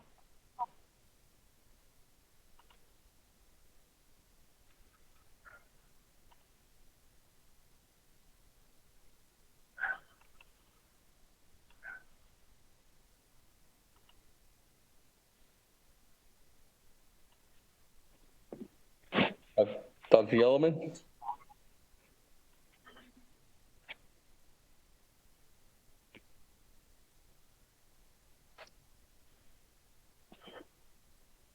Hello? Dr. Yellowman. Okay, sorry, I got cut off. Okay. So again, post-COVID, there's definitely a need now under DCD to amend how we deliver additional services to the communities and to assist the certified and non-LGA certified chapters in being more responsive. So again, I just want to let all the delegates know that we will follow up. I will follow up with an email to the questions as well, and we can elaborate and extend those conversations through email. If I can move on to Delegate Stewart. I personally, or I should say DCD, we weren't always privy to the cases and the case positive, but I do know as far as the current distribution at the potential exposure at the warehouse. If Dr. Jim is on the line, she can speak a little bit more to that. But with the new leader of the humanitarian section, Mr. Harlan Cleveland, he does have alternative plans on distribution, and it should and will go back to the local staging post area. So we'll have to loop in Mr. Harlan Cleveland in perhaps another report, but he does have his plans to go back and utilize those pods, which would be points of distribution, which would be those original staging posts I mentioned in my first report. And again, like I mentioned just moments ago, equipment and the need for heavy equipment has been a critical piece to responding to COVID-19 in the last 2 months. The need for backhoes, the need for forklifts, the need for trailers, the need for trucks to pull and haul food and et cetera. Those I have tasked additional staff within DCD to assist me in a plan for that, and that has been CHID. CHID has been very helpful in assisting and in helping design a plan so that post-COVID we can be a little bit more responsive. That does require perhaps in the future the assistance of RDC to assist us in amending our plan of operation so that we can be a little bit more responsive to such pandemics. And again, Delegate Stewart, I know that the donations, there's several wheels spinning when it comes to donations. And if I can go back just to the CMA-11-20, that original funding was to assist chapters with the 25,000 threshold. The total amount for that CMA-11-20 was $1.37 million. That was to assist the local chapters for food, water. It was clearly outlined food, water, hay, and resources to address the emergency pandemic. So some chapters, and at the very least, the threshold was met at 25,000. So you have some chapters who have the ability to be responsive at the local chapter level. And then you have what I seen was chapter officials and Navajo Nation Council delegates who sought nations and additional resources. And then you had some donations coming to the HCOC, and then you had additional resources being distributed to the chapters from HCOC. And then you have other people throughout Navajo Nation. You have OPVP, you have the Navajo Hopi Relief, you have all these other large distributors coming. So you have all these different wheels of donations. But I just want to point out that the critical priority, again, were the elders, those individuals that were either tested positive or that were showing symptoms or who were exposed, possibly exposed and sheltering in place. That had to have been funneled through CHRs and PHNs, and that's where the priority is set at. Although I understand that there's a need for water and quality water, potable water, and water for livestock, but there is quite a bit of food generating and donations generating. What our big task now is to really work together in uniforming that and streamlining that. In some places, it's working. And some chapters and some staging posts, they have the responsibility of distributing those foods to as much as 15, 16, 17 chapters. It is working, and some places there needs a little bit extra guidance. And I do try to make myself available to council delegates. I try to make myself available to chapter officials. So does ASC, and so do the SPPS. I rely heavily on the SPPS, and this kind of loops me back to Delegate Proddy's question about communication. I really rely on the SPPS to maintain and facilitate the communication among the chapter staff and chapter officials. I believe that I know that Ms. Jim Martin has done a tremendous job working 10, 12 hours a day, facilitating conversations, delivering communication, being on multiple calls, and myself being a part of the town hall, being a part of the agency council calls, and just making ourselves as available as we can. There were conversations that had to be dealt with on the side, and we did try to make ourselves available. But I do know that our chapters and our chapter staff were facilitated through the SPPS staff. And then this kind of loops me back into Key Allen Begay's question or comment, which I think is a great idea of coordinating reports at the agency level. And I do have staff who do document their communications and their meetings that they have with chapters at the local level. And so we can move and prepare for that direction to provide agency council reports, especially during this time. But I know that it's the data piece, and I'm hoping Dr. Jim can speak more to that data piece. But we, Delegate Kealan Begay, we can move towards that that chapter agency report. And if possible, I'd like to defer the nursing home questions and concerns back to Dr. Jim, but I did write it down. I can facilitate if she's not available today. I can let her know that that was a question that you brought up as well, Kealan Begay. And then lastly, it's just across the board, the 213s were a difficult tool to navigate. And the tool is that the 213s are submitted and that they're submitted to the HCOC, and that upon the arrival at the HCOC, it would then be assigned to the area of need or that the area that it's supposed to be responded to.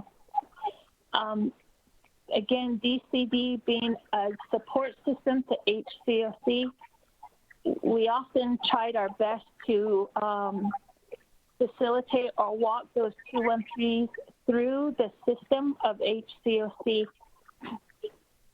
So, for example, if there was a request for hay, I would try to follow that 213 through the system and then reach out to colleagues like Natural Resources or Dr. Shabala and let Dr. Shabala know, hey, there's a request coming for hay, can you assist? Or sometimes there was a request, a 213 from a chapter requesting for water. And knowing that we know where those chapters are, or we work closely with the chapter, we'd have to assist by drawing a map or assisting the HCOC. Ultimately, our goal is to decrease the turnaround time of those 213s. And with the coordinated efforts between the AG and Mr. Rod Bigay, who oversees the donation, and now with the humanitarian box, we're kind of teaming up a little bit more to work closely together so that those 213s are responded to in a much timely manner. And we still work closely with operations and logistics, which is Miss Teresa Galvin, and then who was Miss Pine. And Miss Pine, Burnett Pine, was a critical element to receiving the 213s and then expediting them or responding to them. But hundreds of 213s come in, and we really are working towards coordinating and streamlining those 213s. So a great deal of unifying with the donations. And why I'm saying the donations is because the donations have a better idea as to like dog food coming in or even masks coming in. I also want to mention that food has been such a big topic lately that DCD has, with our IT department, has initiated a food graph to identify all the areas where food has gone to or food has been distributed to, based both on the local chapter inventory and by HCOC and other members through social media. So we know that there is some form of food there. That helps the donation, that helps the AG, Doreen McPaul, and Rod identify, okay, if a certain shipment is coming in, then perhaps we can send some of the food to X, Y, and Z area. So we're progressing. We're progressing and streamlining the food distribution, and we're progressing and identifying higher need.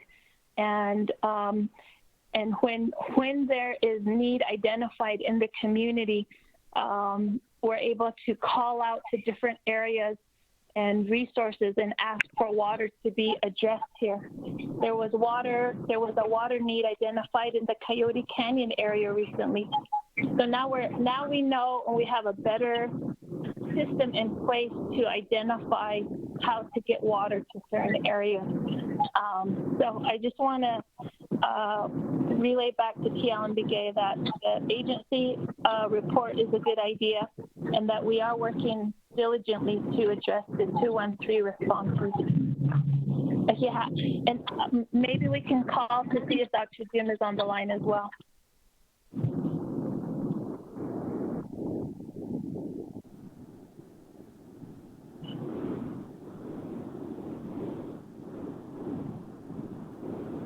Okay, thank you. With that, moving on down. I have two new individuals on the board, Honorable Winika and then Madam Chair Charles Noon. Honorable Winika, what was yours? Thank you, Speaker and members of the Navajo Nation Council. And I appreciate the report by Dr.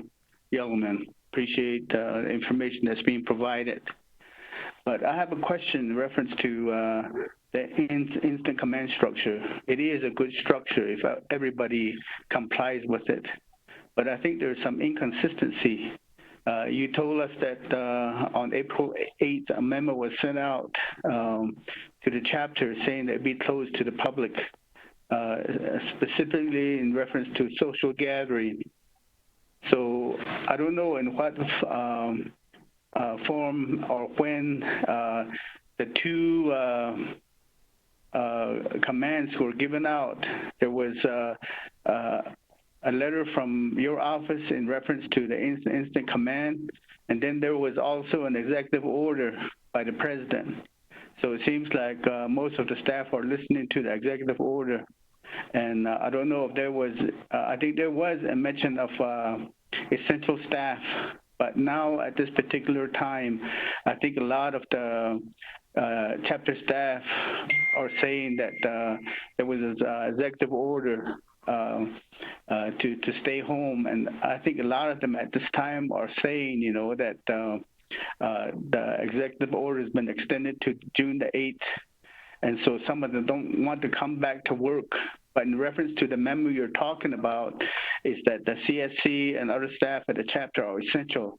It is supposed to be at the chapter. It was supposed to only be closed to the public. That's where I'm very concerned about. I think sometimes we end up listening to a different process. I think there should only be one process that's as far as this emergency is concerned. It should be specific to the problem that we're going through right now as far as the virus is concerned. So that's my question. Why is it that a lot of chapters are still closed, and there's people that are very concerned about that? Thank you.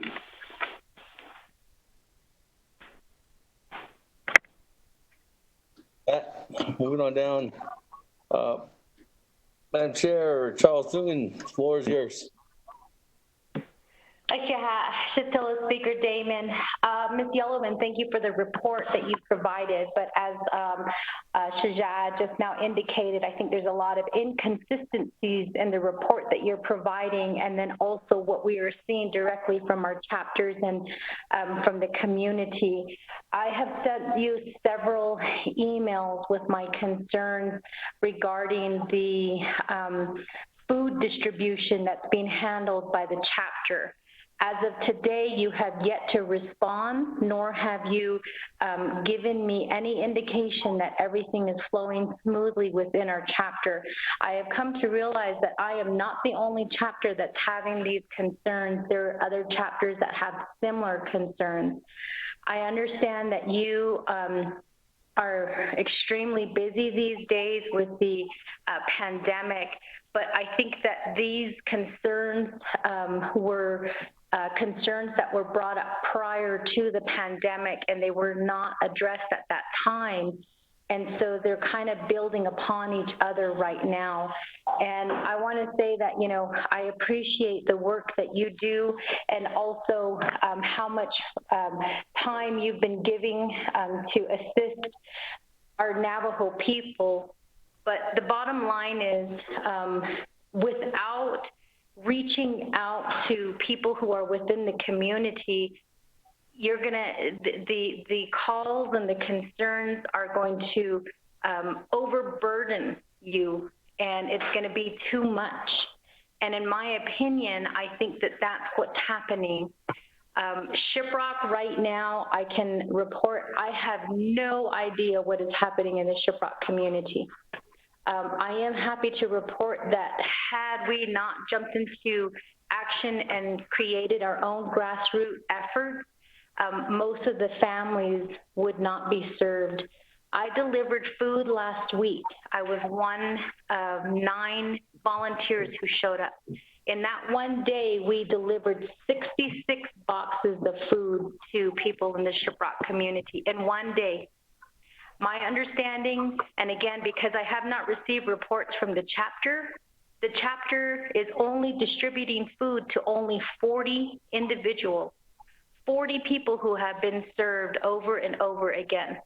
Some of those concerns have been that some of these people are not even from Shiprock.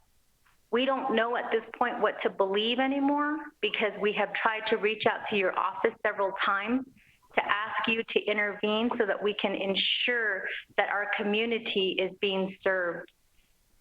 So I also sent you an email and I asked you 2 simple questions. And the questions are, 1, I want to know how an emergency plan could be submitted without chapter officials being involved.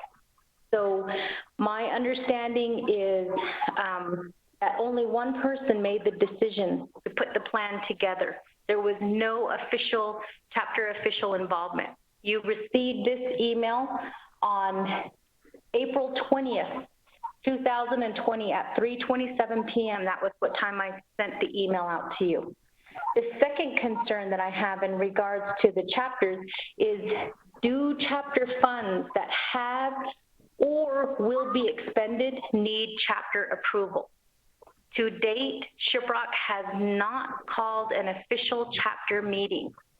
We have not talked. We did talk about the plan that was submitted, but your report is that all 110 chapters have submitted plans.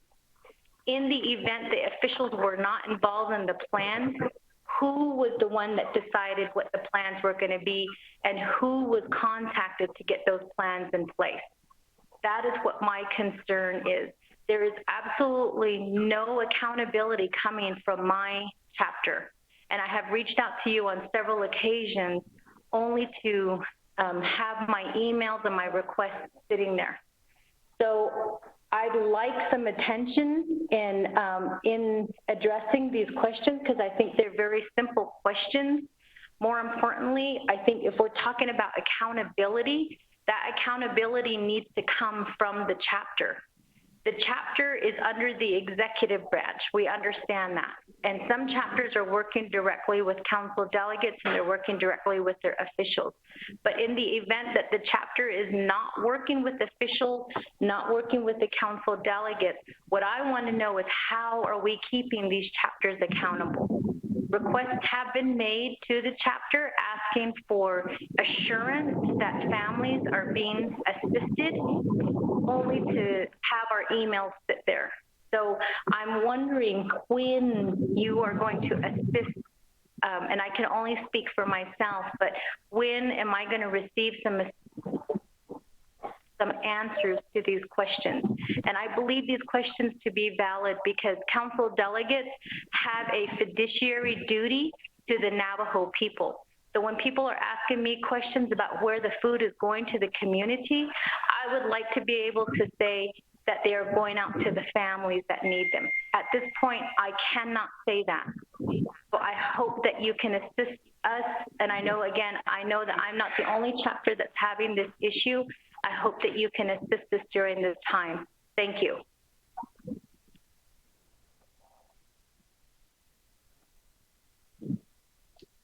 Okay, with that, I'm going to go back to Dr. Yellowman.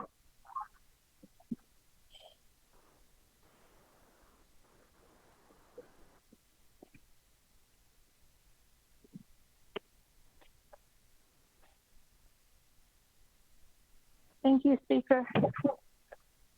If I can go back to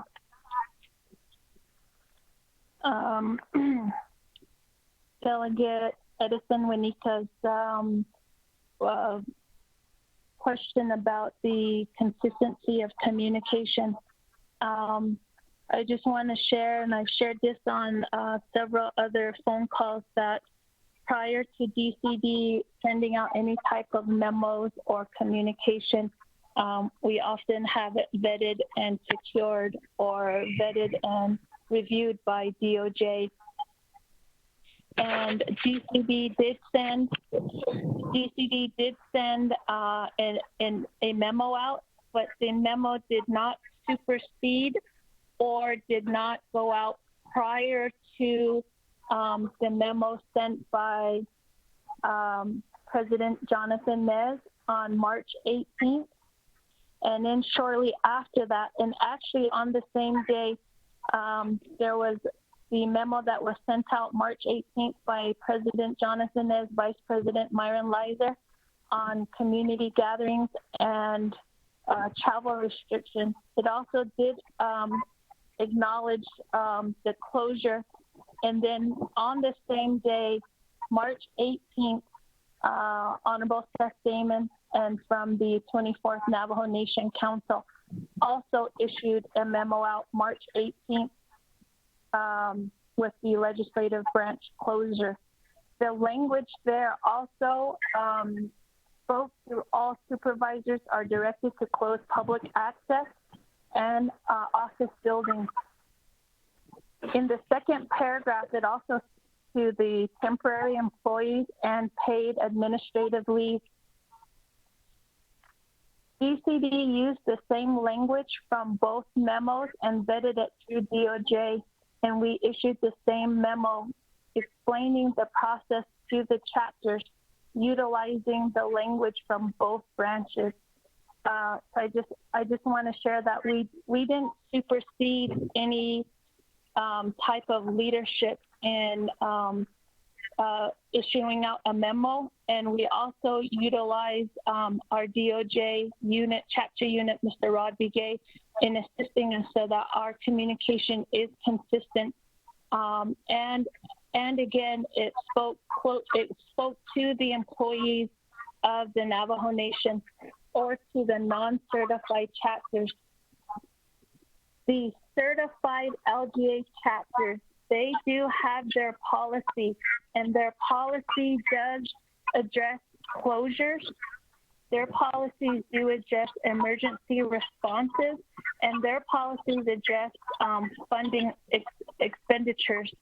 But we still assist and try to guide or offer technical assistance to certified LGA chapters. So if you recall, we did send our memo out, and we did identify who was essential and non-essential employees.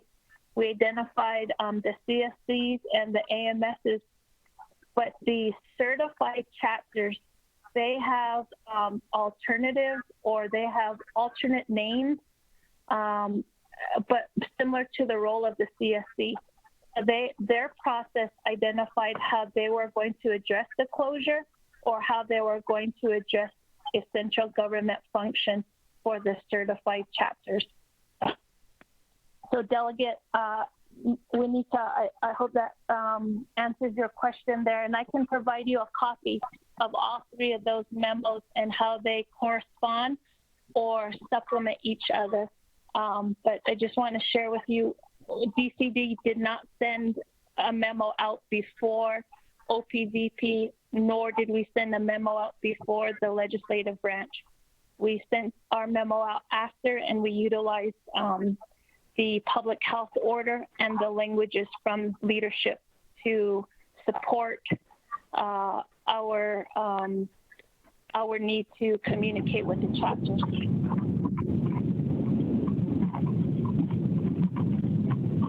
And if I can move on to Delegate Newton. Delegate Newton, thank you for your ongoing concern for the Shiprock chapter. And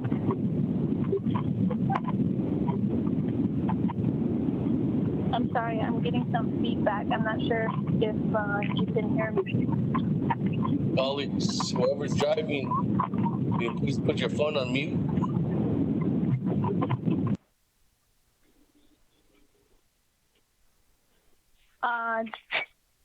Delegate Newton, I just want to be really clear and careful how I respond to your concerns, and I want to share that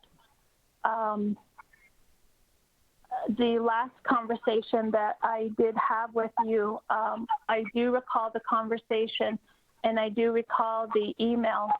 I also recall Ms. Jim Martin's response and my response to you on the phone.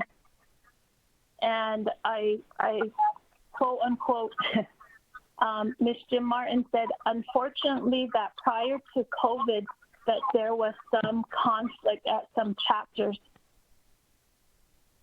And there have been efforts to address those conflicts in these chapters.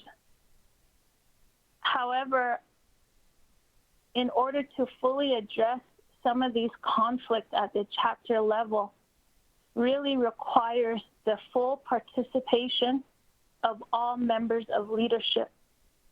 And in some chapters, that requires chapter staff, delegates, and chapter officials.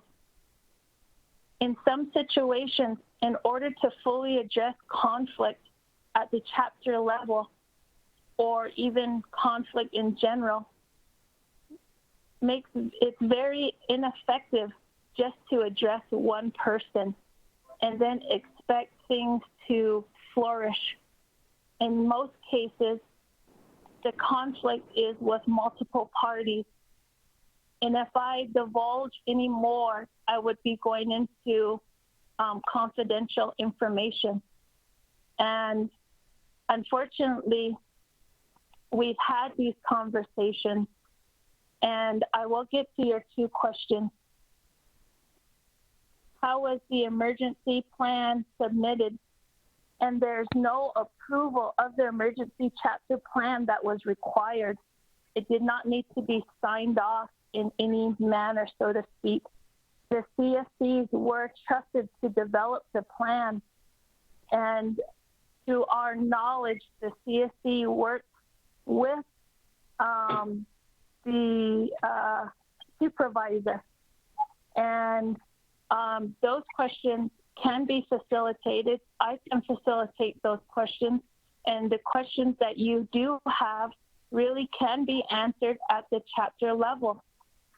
I can facilitate the coordination between you and the chapter, but the chapter does communicate, and the CSC communicates with her supervisor. I'll be more than happy or willing with Ms. Jim Martin or ASE to facilitate those conversations.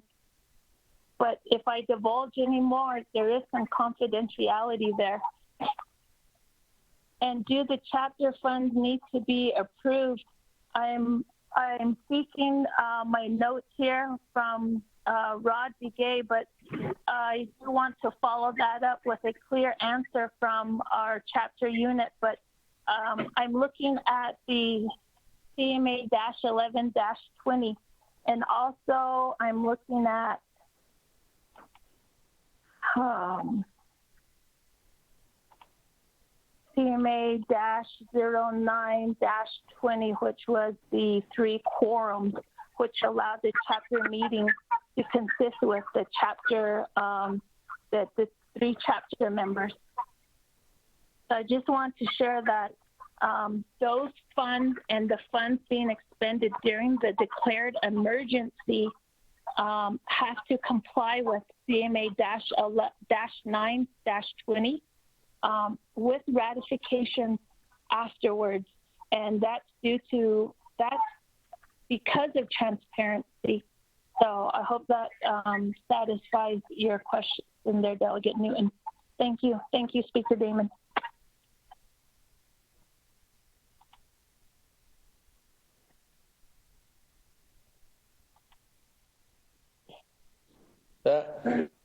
Thank you, Dr. Yeoman. New player. The new player, Chairman Hino. Hey, thank you, Speaker Damon, and also my colleagues on the 24th National Council, and Ms. Yeoman for writing the report. I just want to express my comment. I don't require a response to this, but is that in line with what Delegate Juanica and Papasia, Madam Chair, Charles Newton expressed?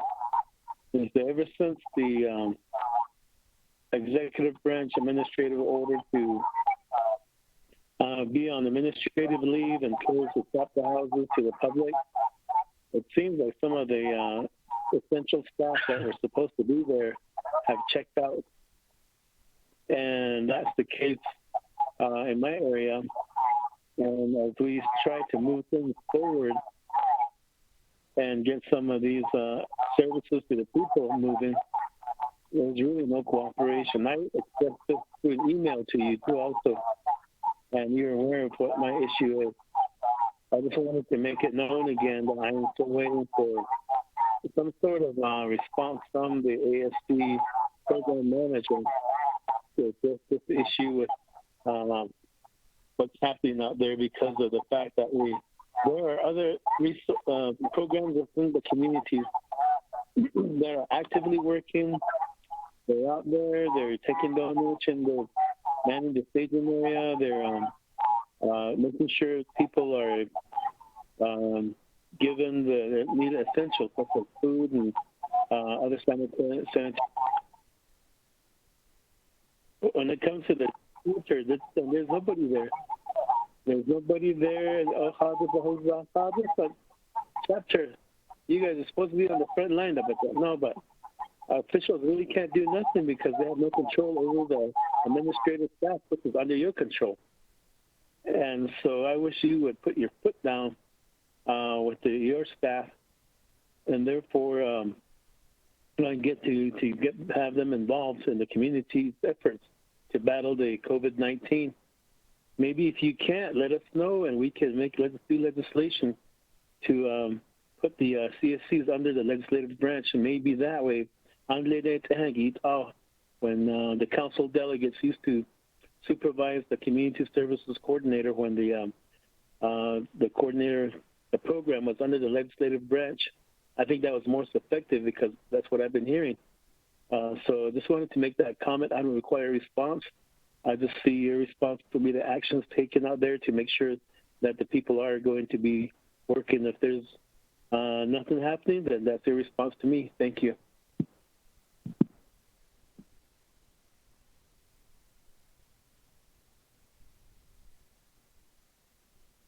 Hey, with that, moving on down. Honorable Eugene So.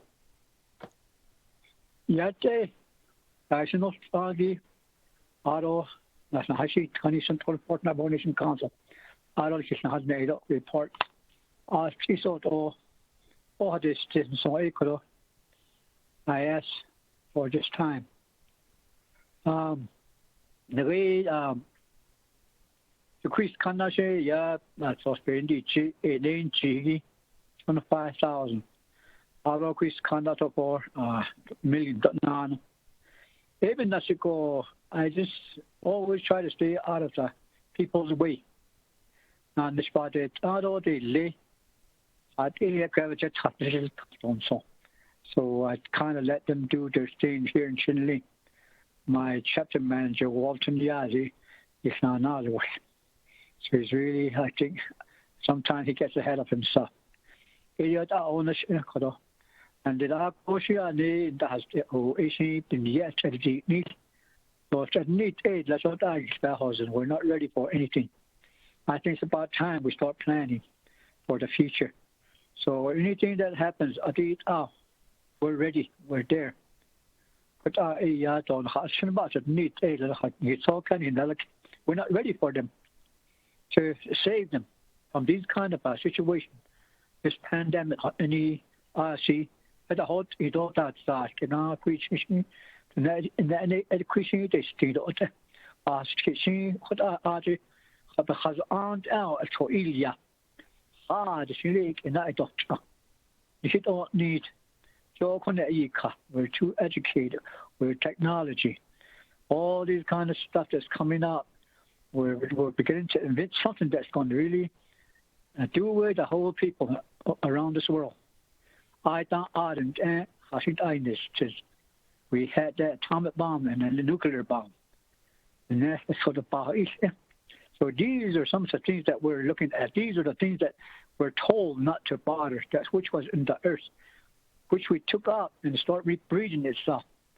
As not all needs on Shadini has twisted yet. Anna needs to have shinda damisa. It are a nas of chief. My question is not Scott that and so is in is chief to not need the red Leo Aliago out of it. Isiki that not Scott out of that ilka. I see that about him now. Whoever it kills himself or whatever that was, killed itself. So that's my question, because this is something that's it's a universal. It's something that's not happening all the time in the clouds, like what we're talking about, global warming. Regards to all these things, that is what it is. So I was wondering if they did some research and all that about the body after it's going to go so many years later, it's going to come back. These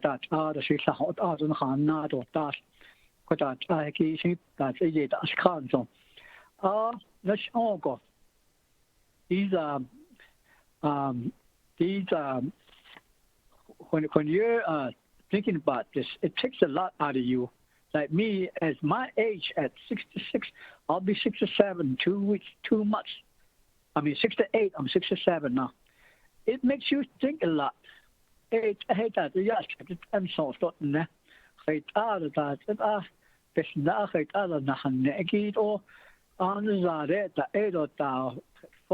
maybe you can give us some phone numbers who they can talk to.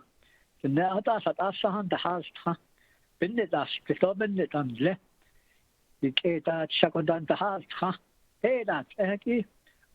do we have something ready for them from the chapter or even then all that about this case?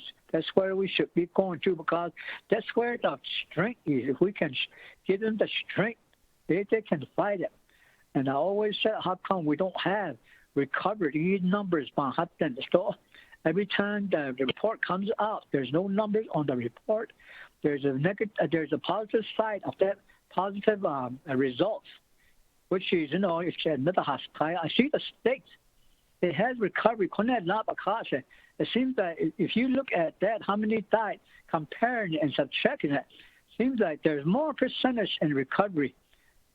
It will give people understanding that, they can fight it through even though they get it. Even their positive way of thinking. Every time the report comes out, it's just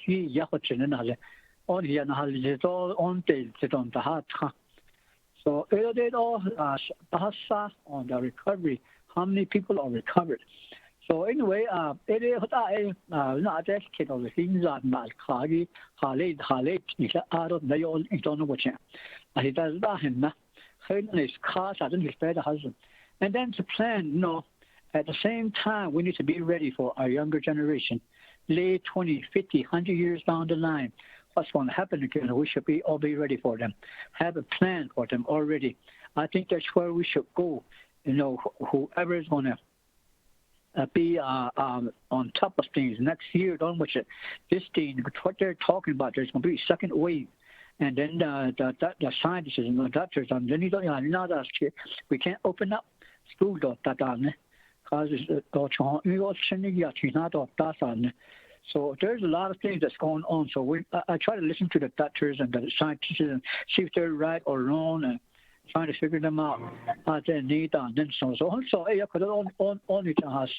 that question. So I just try to stay out of the way of you guys, and I know you guys know your job. I know what you guys are doing, and you guys are on top of it. So the only thing I do is advocate. I try to NBC that's called.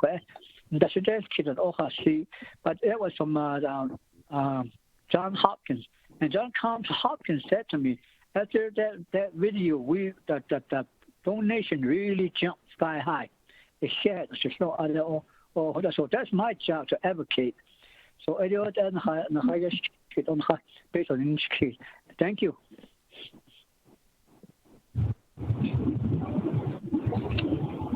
Let me go back to Dr. Yellowman. I know that those are just some comments, importantly, and I think that's what Trujillo indicated. But if you have anything, if not, then we can move on. Dr. Yellowman. Okay, thank you, Speaker. I just want to reply to Chairman Henio's comments.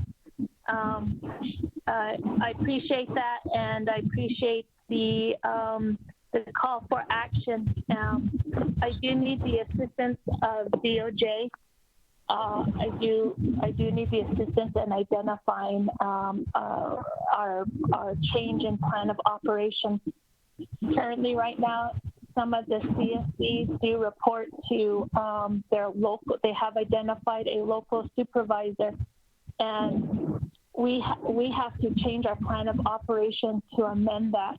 I have spoken to RDC and members of RDC for to be addressing that soon, but somewhat being new, I guess, so to speak, to DCD, it was something identified early on of addressing staff. But more so now in COVID-19, some essential staff who were identified as essential staff have either underlying issues and have identified themselves as at risk.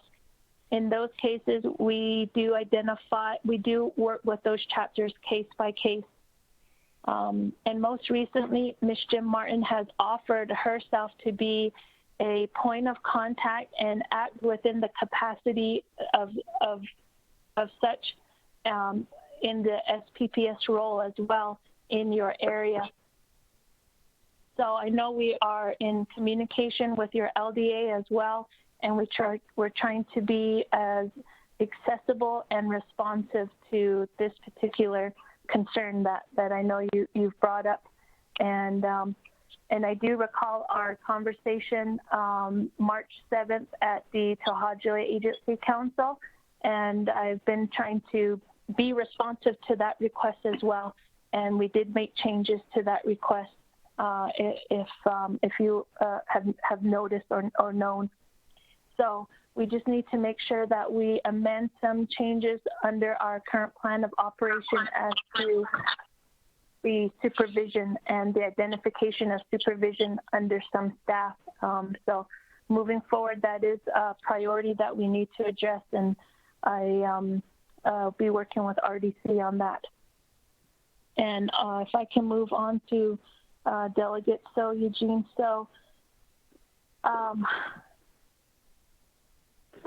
It is true that this whole virus makes us think of a lot of things, and we have our traditional way of thinking as well, and trying to make sense of what has become of our world right now, and planning is essential. It almost makes me think back to. It just makes me think that we are in a different new world that we're going to have to respond to, and who knows what others. There's still unknown of COVID. There's still things that are happening to the human bodies right now as they are all respond differently to COVID. And it's really heartbreaking to know that our people, our Navajo people, have really been hit hard, and we've become a center point.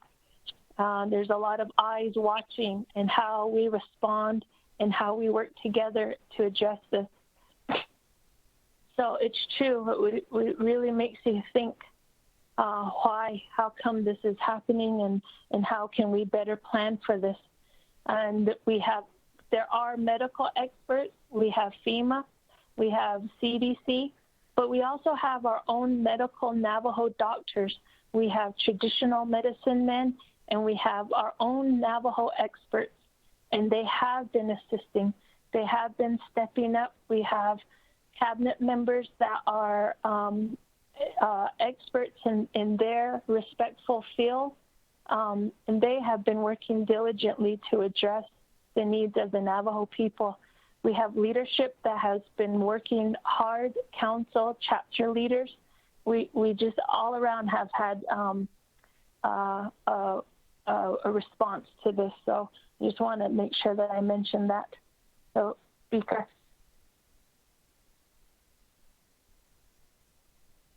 Thank you very much, Dr. Yellowman. With that, I don't have anybody else on the board, so thank you, Dr. Yellowman, for coming out, and know that there was a couple of requests. I know that there's going to be follow-ups, so thank you for being out there on the front line, most importantly, but working together with the chapters and adhering to the policies and procedures, particularly working together with your oversight and with Naabik'iyati committee members and trying to make sure that we're working through this pandemic that we call COVID-19. So thank you very much, colleagues. We have a motion. We have a second. Going once, going twice, going three times. On the horn, accepting a report from Dr. Yellowman. Honorable Elmer P. Begay. Vote green. Honorable P. Allen Begay Jr. Elmer Begay votes green. Is he here? Elmer P. Begay. Honorable Elmer P. Begay votes green. Honorable P. Allen Begay Jr.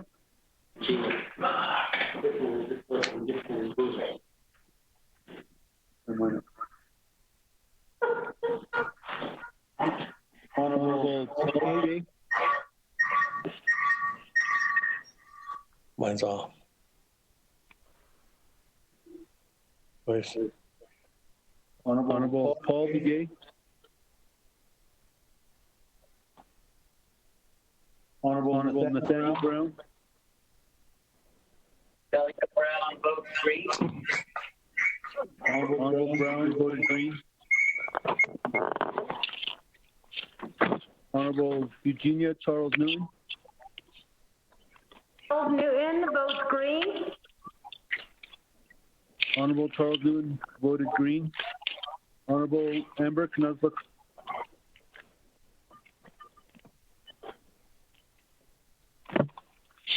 Honorable Herman M. Daniel. Council Delegate Herman M. Daniel Jr. votes green. Honorable Daniel votes green.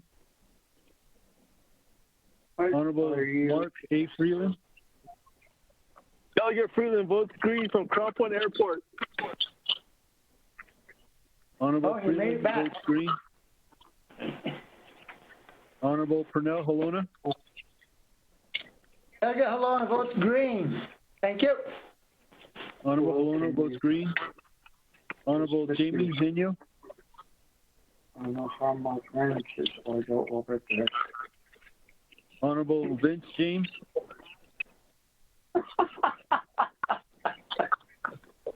Honorable Ricky Nez. Okay. Delegate Rick Nez votes green.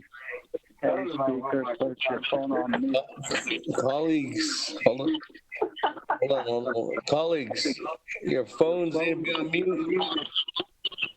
Yeah, this person, I was going to ask, I know Eugene, so. Making those water things or.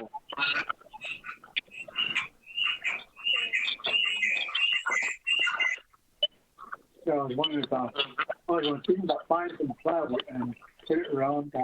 On Eugene, so.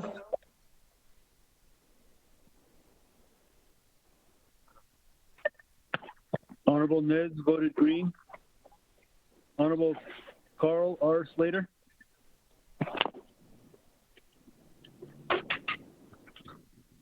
Honorable Raymond Smith Jr. Green. Honorable Smith votes green. Honorable Wilson C. Stewart Jr. Green. Honorable Stewart votes green. Honorable Daniel Eso. Delegate Daniel So votes green. Honorable Daniel So votes green. Honorable Eugene So.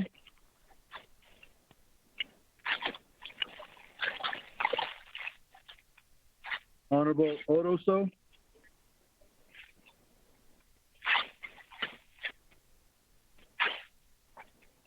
Honorable Thomas Walker Jr. Thomas Walker votes green. Honorable Walker votes green. Honorable Edison J. Wanika. Green. Honorable Wanika votes green. Honorable Edmund Yazzie. Honorable Jimmy Yellowhair.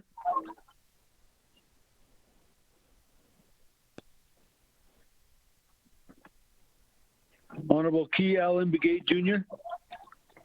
Delegate Key Allen Begay Jr. votes green. Honorable Begay votes green. Honorable Paul Begay.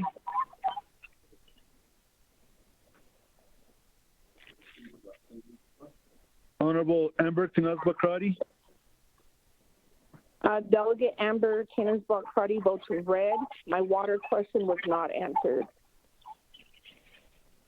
Honorable Crotty votes red. Honorable Jamie Henyo. Honorable Vince James. Honorable Carl Slater. Honorable Eugene So. Honorable Otto So. Honorable Edmund Yazzie. Honorable Jimmy Yellowhair.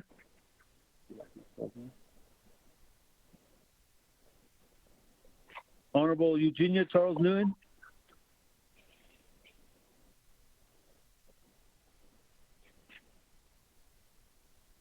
Honorable Eugenia Charles Nguyen.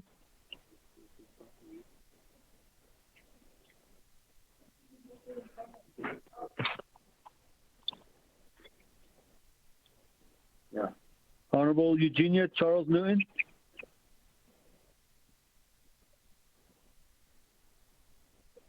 Hello, can you hear me? Hello? Yes. Yes. Hi. We've been saying our vote. Otto So, Jamie Henyo, Jimmy Yellowhair, Daniel So, and Paul Begay. We all stated our votes. I don't know if you can hear us, but I vote red. Okay. Honorable Charles Newton votes red. Honorable Paul Begay.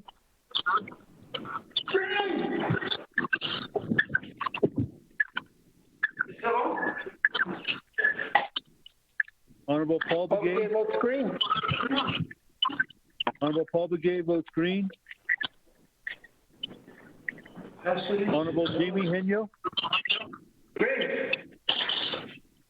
Honorable Henyo votes green. Honorable Vince James. Honorable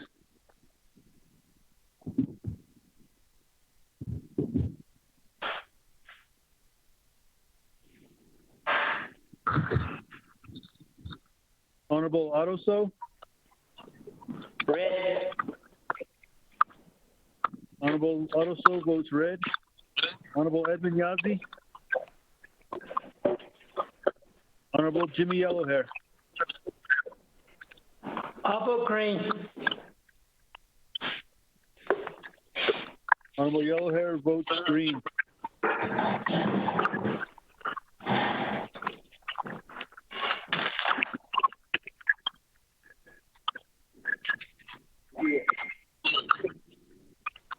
Mr. Speaker, you have 15 in favor.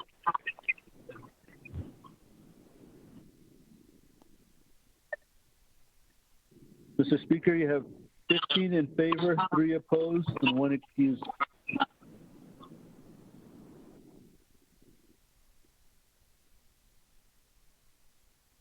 With that, colleagues, motion carries. Accept the report, 15 in favor, 3 opposed, and 1 excused, and you're not voting. Chair, this is Daniel. Honorable Daniels. Thank you, Chair. Adonana Koto, Shinatano, Senegate 24th Nation Council. Again, I apologize for getting on the line late. I was assisting one of my chapters hauling food from Kansas Badges into Utah. I apologize for that. Chair, thank you. Okay.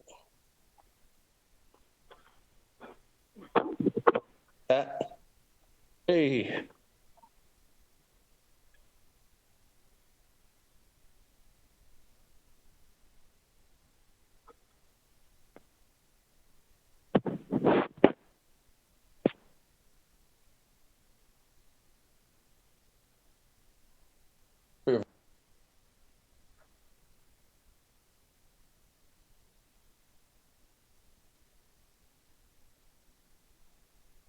Vice Chair Walker?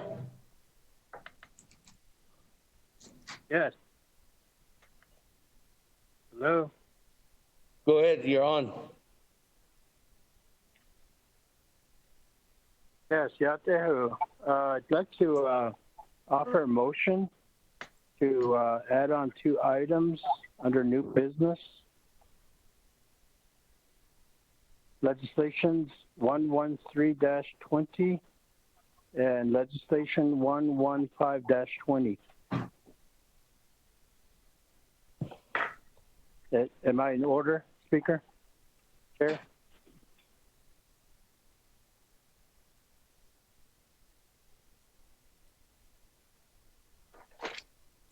To add on legislations 113 and 115.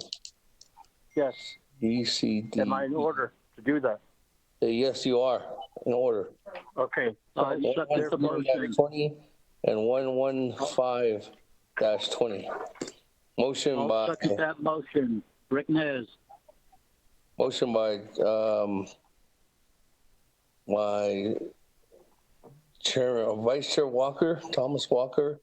Second by Chairman Rick Nez to add 113-20 on and 115-20.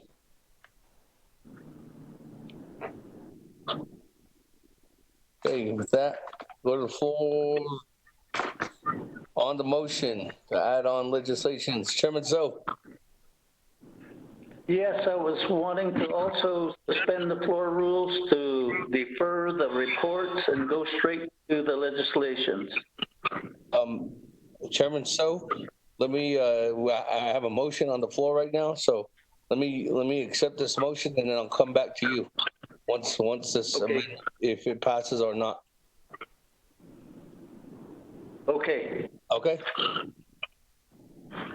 With that, Vice Chair Walker, the motions, second by Chairman Nez. I don't have anybody else on the floor, on the board.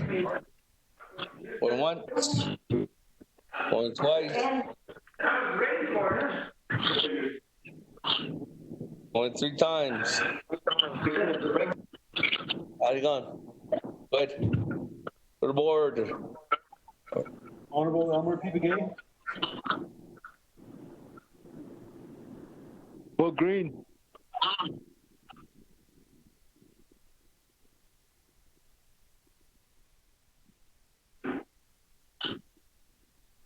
Elmer Begay votes green.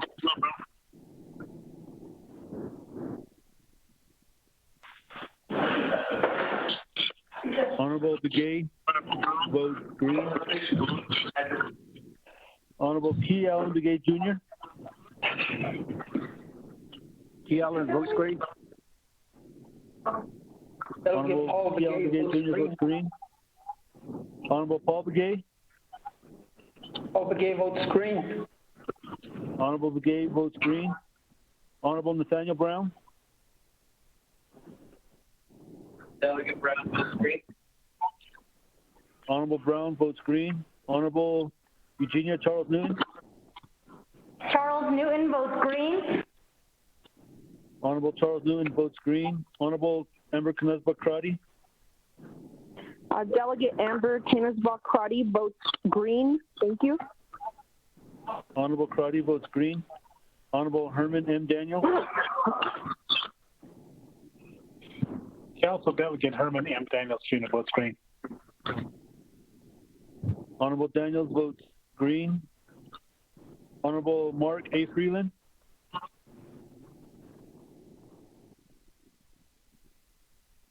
Honorable Pernell Halona. Halona votes green.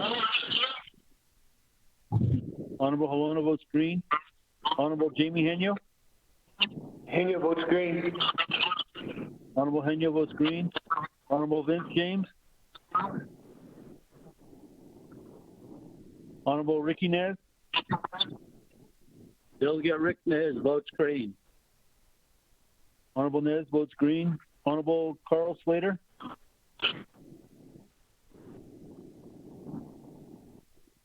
Honorable Raymond Smith Jr. Green. Honorable Smith votes green. Honorable Wilson C. Stewart Jr. Green. Honorable Stewart votes green. Honorable Daniel Issa. Delegate Daniel So votes green.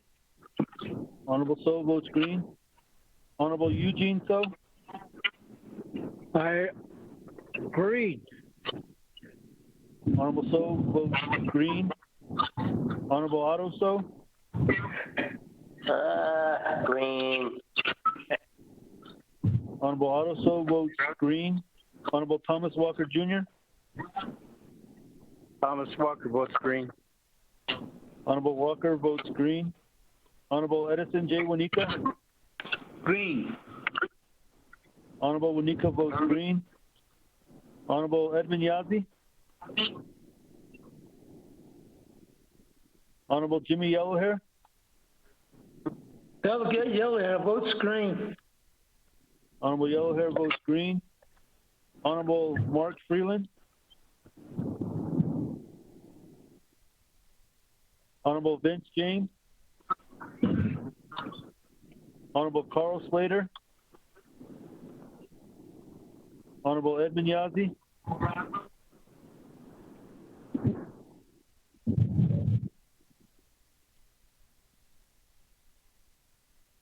Mr. Speaker, you have 18 in favor and none opposed and one excused.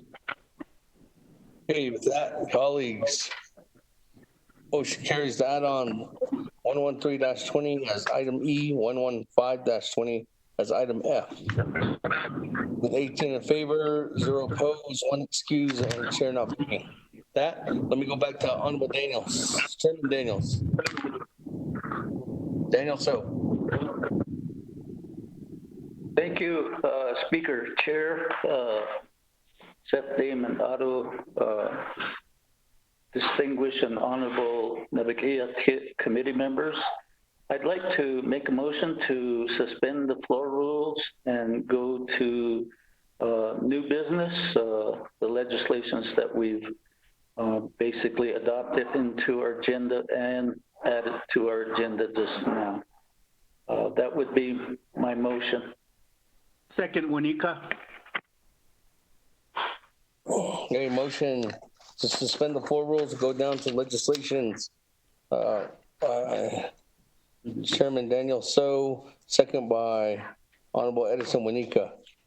With that, colleagues, let me go ahead.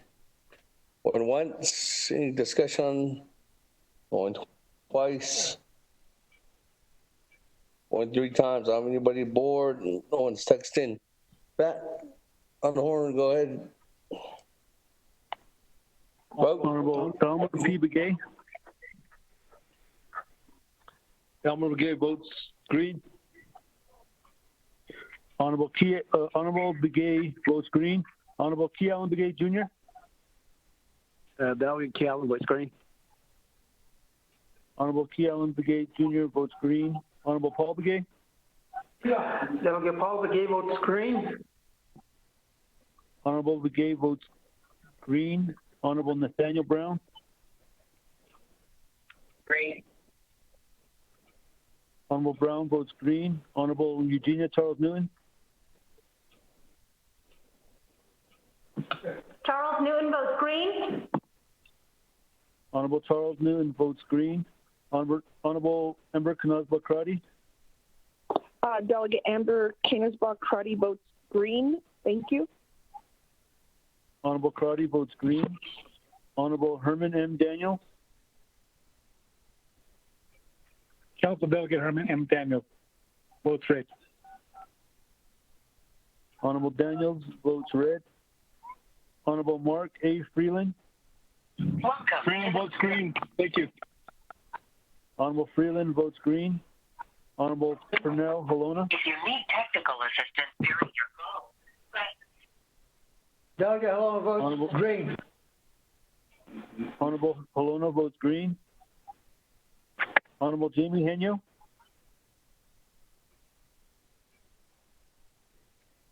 Honorable Jamie Henyo. Honorable Vince James. Honorable Ricky Nez. Delegate Rick Nez votes green. Honorable Nez votes green. Honorable Carl Slater.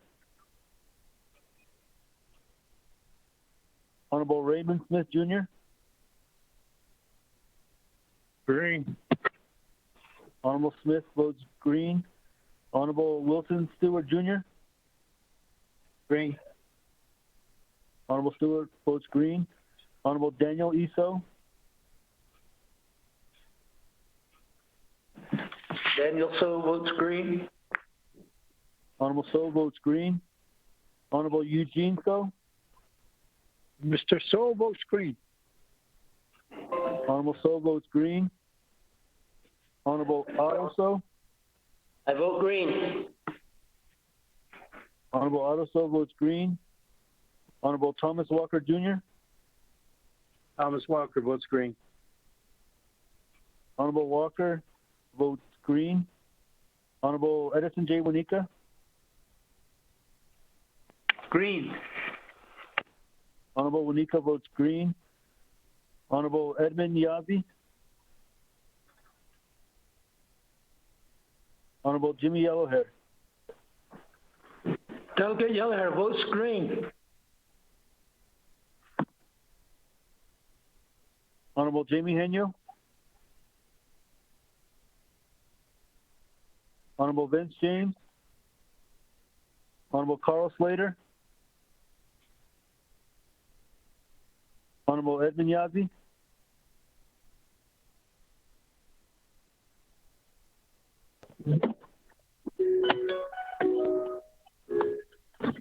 Mr. Speaker, you have 17 in favor, 1 opposed, and 1 excused. We would like to invite you. Thank you. With that, to suspend the floor rules, motion carries 17 in favor, 1 opposed, 1 excused, and chair not voting. With that, going on down, then to legislation number 0047-20. Sponsor by Chairman So, co-sponsored by Arnold Freeland, co-sponsored by Vice Chair Smith. Mr. Botero, if you could read 0047-20 into the record.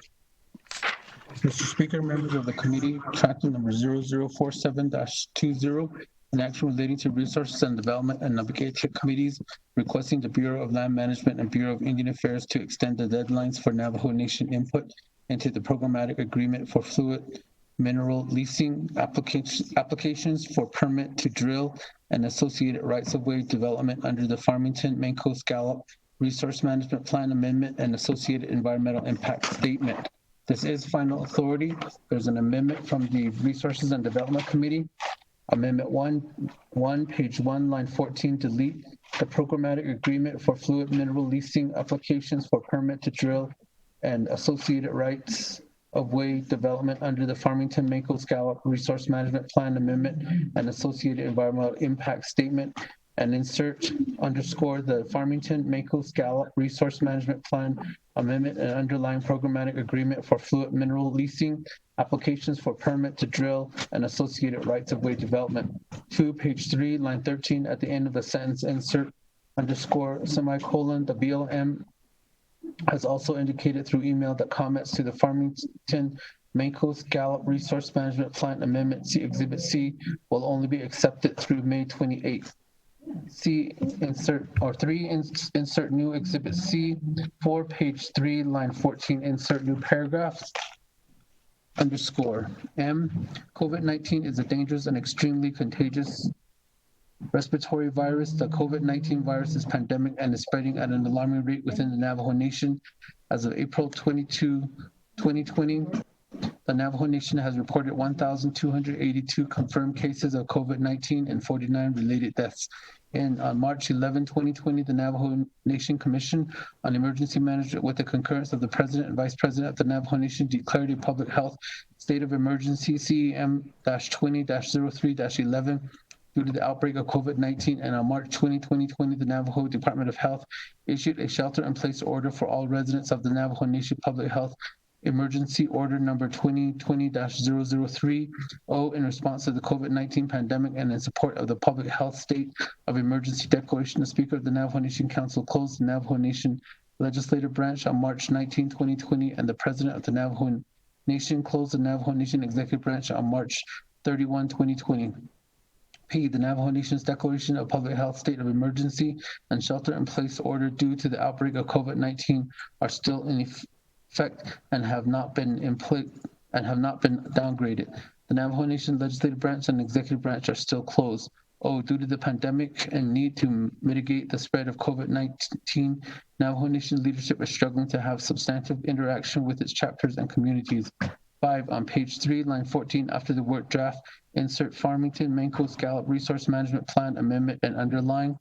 6, page 3, line 21, after the word amendments, insert underscore and comments from the Navajo Nation as, after the word draft, delete programmatic agreement and insert Farmington Mancos Gallup Resource Management Plan Amendment on line 22, delete the first and insert including but not limited to on line 23, after the word stipulations, insert and the underlying programmatic agreement.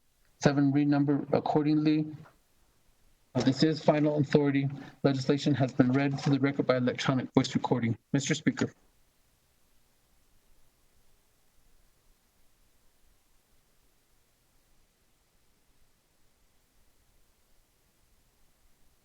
Okay, with that, Chairman So, as a sponsor, legislation 0047-20, minded colleagues that this is final authority here at Naabik'iyati Committee. Is there a motion? Motion, Halona. Motion by Honorable Halona. Is there a second?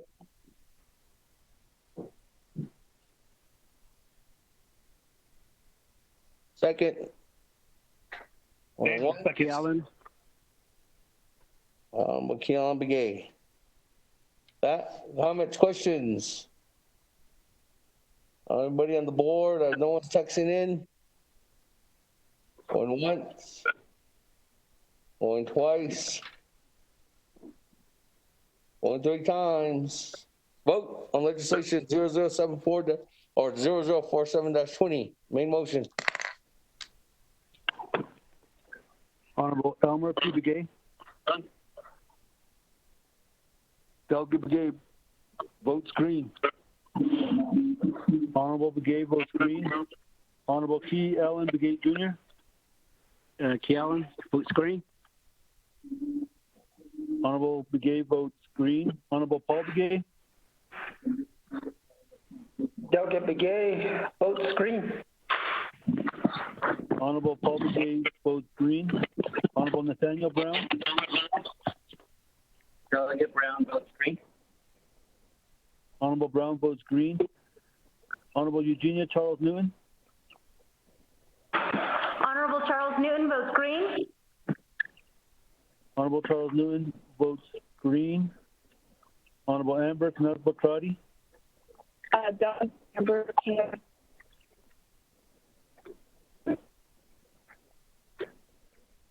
Honorable Amber Knut-Bakrati.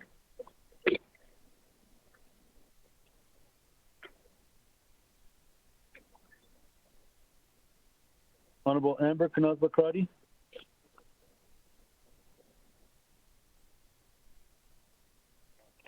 Hello, this is Delegate Crotty. I vote green. We can hear you. Honorable Crotty votes green. Honorable Herman M. Daniels. Delegate Herman M. Daniels Jr. votes green. Honorable Daniels votes green. Honorable Mark Freeland. Honorable Mark Freeland. Honorable Pernell Halona. Halona votes green. Honorable Halona votes green. Honorable Jamie Henyo. Henyo votes green. Honorable Henyo votes green. Honorable Vince James. Honorable Vince James. Honorable Ricky Nez. Delegate Rick Nez votes green. Honorable Nez votes green. Honorable Carl Slater. Honorable Carl Slater. Honorable Raymond Smith Jr. Green. Honorable Smith votes green. Honorable Wilson Stewart Jr. Green. Honorable Stewart votes green. Honorable Daniel E. So. Delegate Daniel So votes green. Honorable So votes green. Honorable Eugene So. Mr. So votes green. Honorable So votes green. Honorable Otto So. Honorable Otto So. I vote green. Honorable So votes green. Honorable Thomas Walker Jr. Walker votes green. Honorable Walker votes green. Honorable Edison J. Wanika.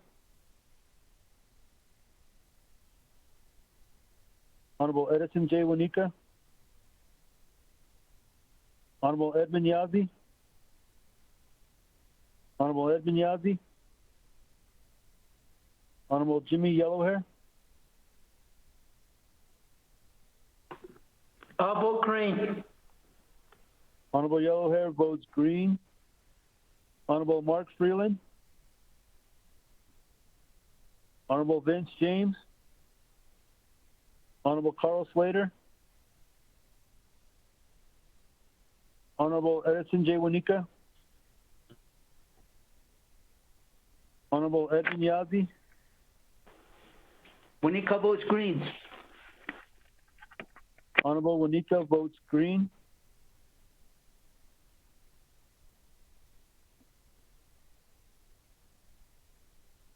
Mr. Speaker, you have 18 in favor, none opposed, and 1 excused. Thank you. With that, motion carries on legislation 0047-20. 18 in favor, 0 opposed, 1 excused, and chair not voting.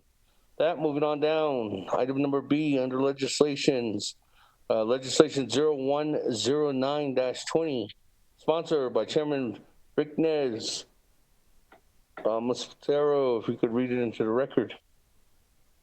Mr. Speaker, members of the committee, tracking number 0109-20, an action relating to the Resources and Development Committee, Naabik'iyati Committee, and Navajo Nation Council, extending resolution number CJN-24-19, approving and authorizing the Navajo agricultural products industry to extend and expand the hemp pilot research project with New Mexico State University under the provisions of the 2014 Farm Bill, creating a singular exception to the Navajo Nation's prohibition on the cultivation, growth, possession, development, or propagation of hemp. There is an amendment from the Resources and Development Committee, amendment number 1. On the legislative summary sheet under purpose, it mentions acres. That be corrected to state acres. Council is final authority. Mr. Speaker. Motion, Delegate Daniel So. Yeah, colleagues, Chairman Nez is the sponsor on legislation 0109-20. This moves on from NABI. Final authority is at Navajo Nation Council. Is there a motion? Daniel So, motion. Chairman So, Second. motion. Second? Stewart. Honorable Stewart. Honorable Stewart, second. That, comments, questions? I don't have anybody on the board. I have no one texting in on legislation 0109-20. Going once, going twice, going 3 times. Vote on the main motion on 0109-20.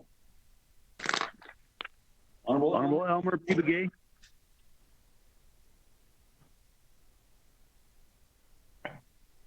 Honorable Elmer P. Begay. Honorable Key Allen Begay Jr. Delegate Key Allen votes green. Honorable Begay votes green. Honorable Paul Begay. Paul Begay votes green. Honorable Paul Begay votes green. Honorable Nathaniel Brown. Delegate Brown votes green. Honorable Brown votes green. Honorable Eugenia Charles Nguyen.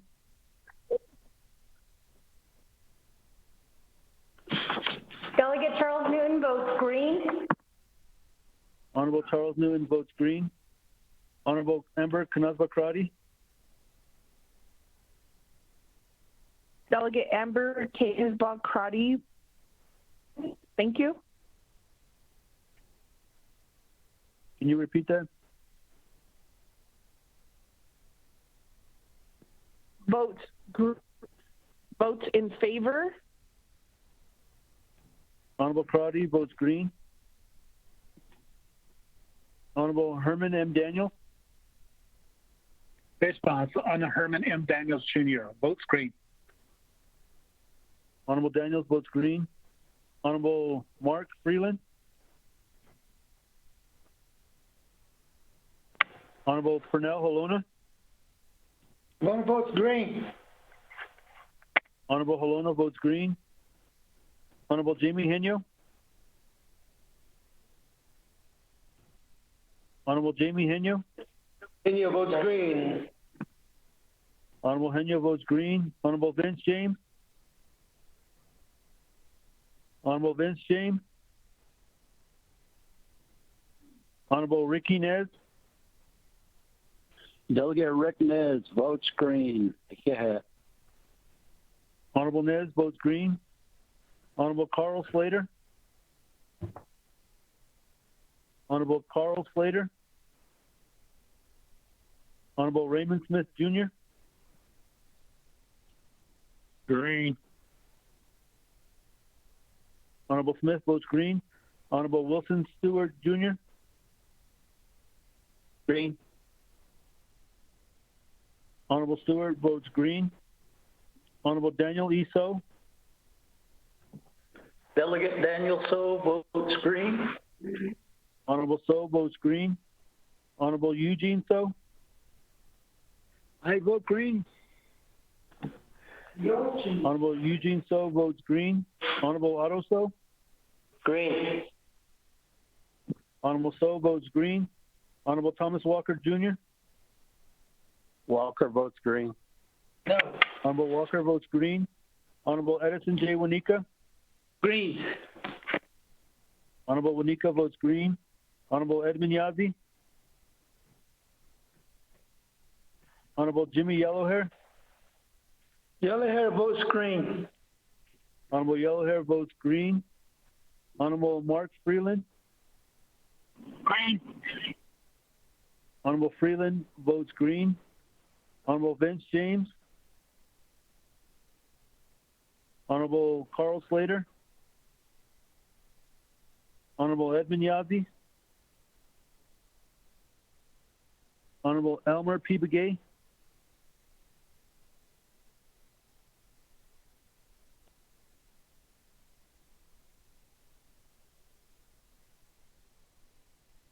Mr. Speaker, you have 18 in favor and 0 opposed and 1 excused.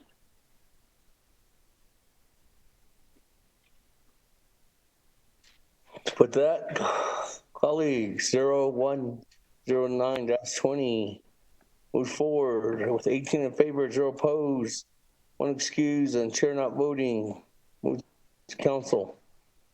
That, moving on down, legislation number 0105-20. Sponsored by Madam Chair Charles Newton, co-sponsored by Honorable Freeland, co-sponsored by Vice Chair So, co-sponsored by Vice Chair Walker. That, Sarah, if you could read into the record, 0105-20. Mr. Speaker, members of the committee, tracking numbers 0105-20, an action relating to health, education, and human services, and Naabik'iyati, supporting the Native American Disability Law Center's request to the Indian Health Service to develop principles and protocols that ensure equal COVID-19 medical care is provided to persons with disabilities. This is final authority. There are no amendments. Legislation has been read into the record by electronic voice recording. Mr. Speaker. Motion, Delegate Daniel So. That, colleagues. Second that motion. Oh, no. The motion is by Chairman Daniel So, second by Honorable Eugene So.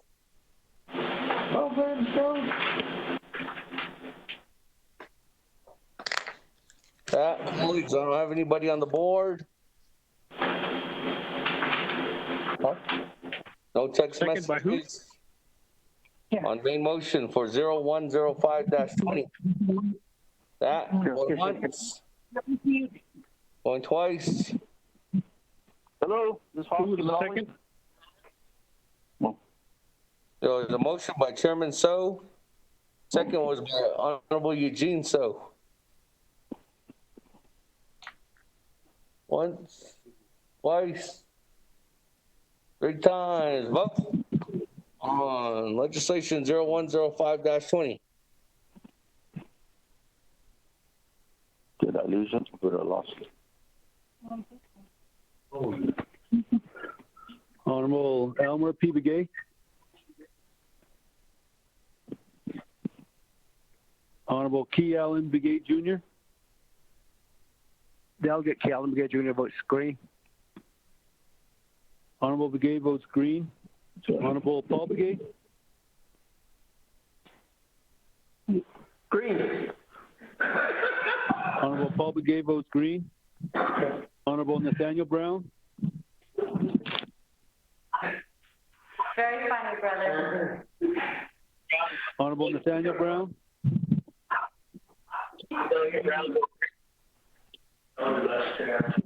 Honorable Brown votes green. Honorable Eugenia Charles Newman. Yeah. I was trying to text Honorable Eugenia Charles Newman. Charles Newman votes green. Honorable Charles Newman votes green. Honorable Amber Kanazbakrati. Delegate Amber Canisbach-Crotty votes green. Thank you. Honorable Crotty votes green. Honorable Herman M. Daniel. Based on Herman M. Daniels Jr. votes green. Honorable Daniels votes green. Honorable Mark Freeland.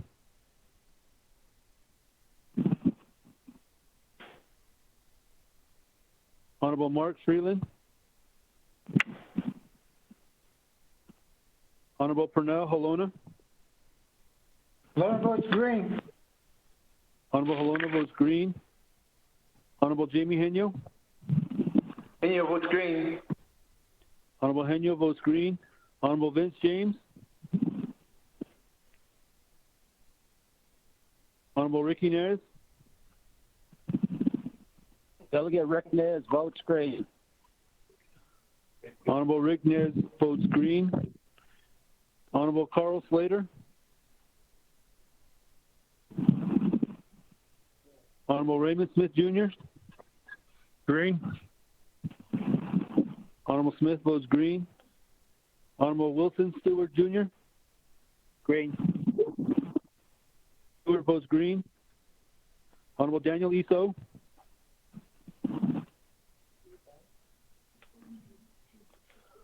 Honorable Daniel Iso. I vote green. Honorable So votes green. Honorable Eugene So. I vote green. Honorable So votes green. Honorable Otto So. I vote green. Honorable Otto So votes green. Honorable Thomas Walker Jr. Walker, I vote green. Honorable Walker votes green. Honorable Edison J. Wanika. Yeah, me too. Honorable Edmund Yazzie. Honorable Jimmy Yellowhair.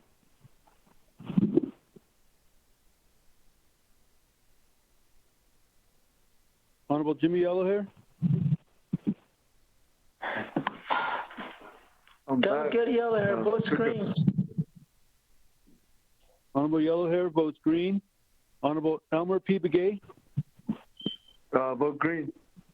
I'm back on. Honorable Begay votes green. Honorable Mark Freeland. Green. Honorable Mark Freeland votes green. Honorable Vince James. Honorable Carl Slater. Honorable Edison J. Wanika. Honorable Edmund Yazzie.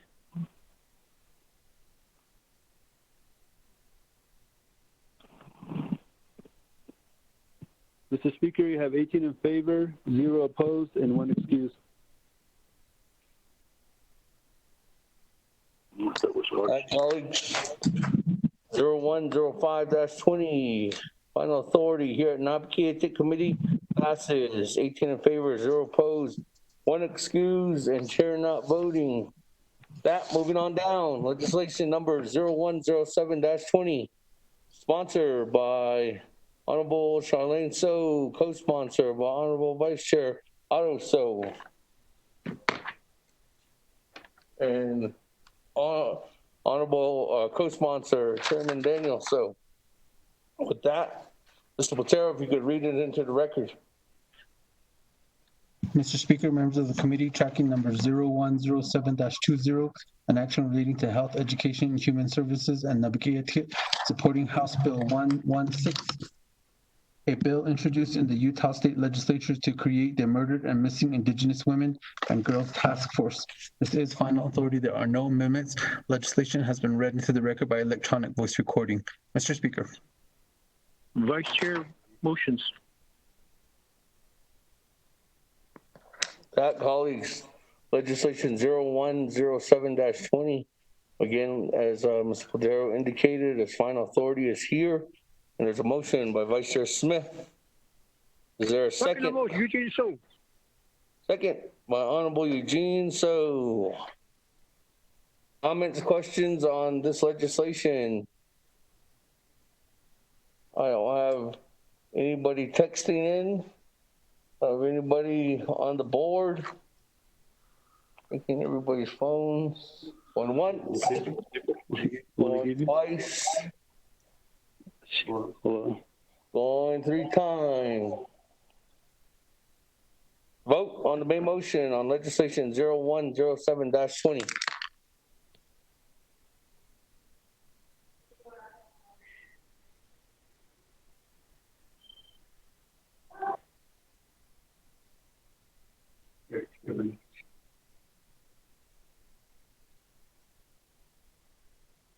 Hello, Honorable Elmer P. Begay. Delegate Begay votes green. Honorable T. Allen Begay Jr. T. Allen votes green. Honorable T. Allen Begay Jr. votes green. Honorable Elmer P. Begay votes green. Honorable Paul Begay.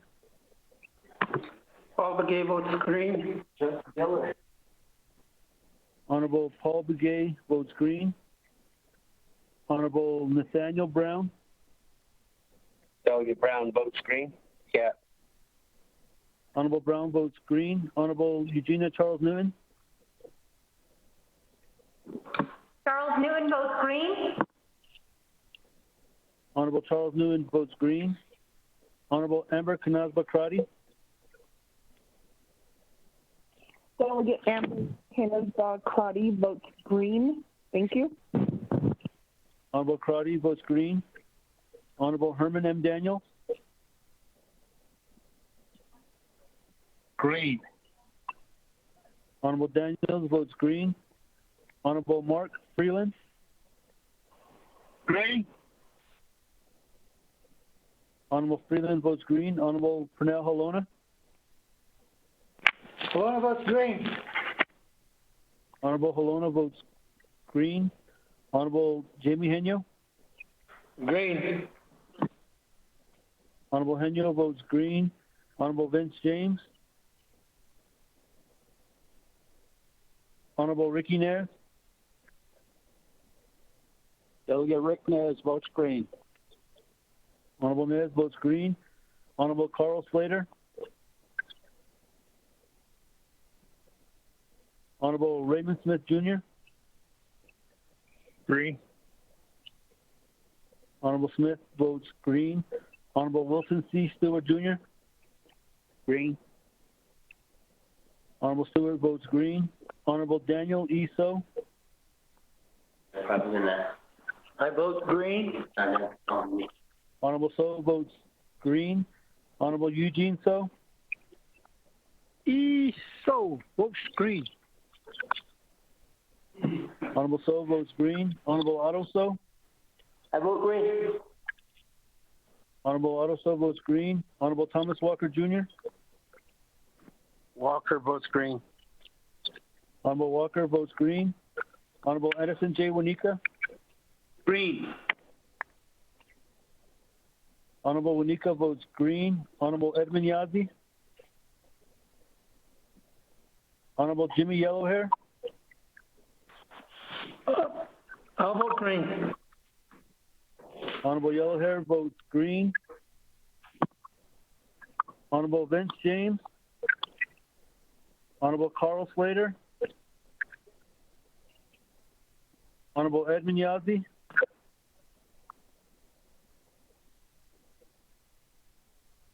Mr. Speaker, you have 19 in favor, 0 opposed, and 1 excused.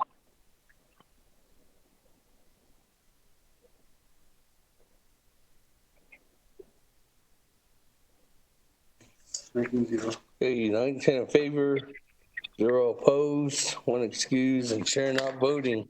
That, colleagues, motion carries. Final authority was here at Nabi on legislation 0107-20. That, moving on down. Legislation 0113-20.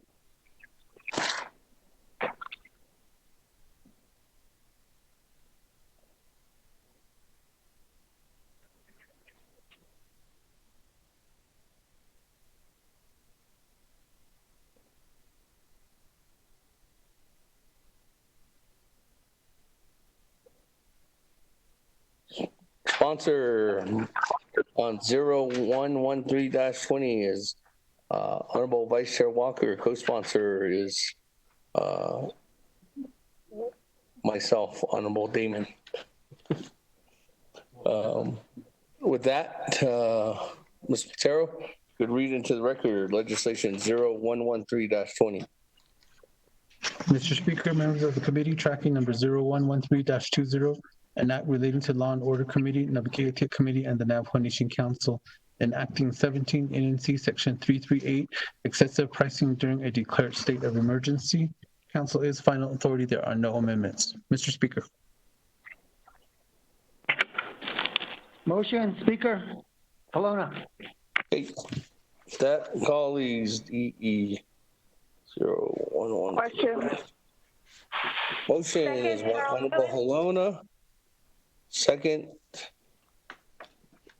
Is there a second?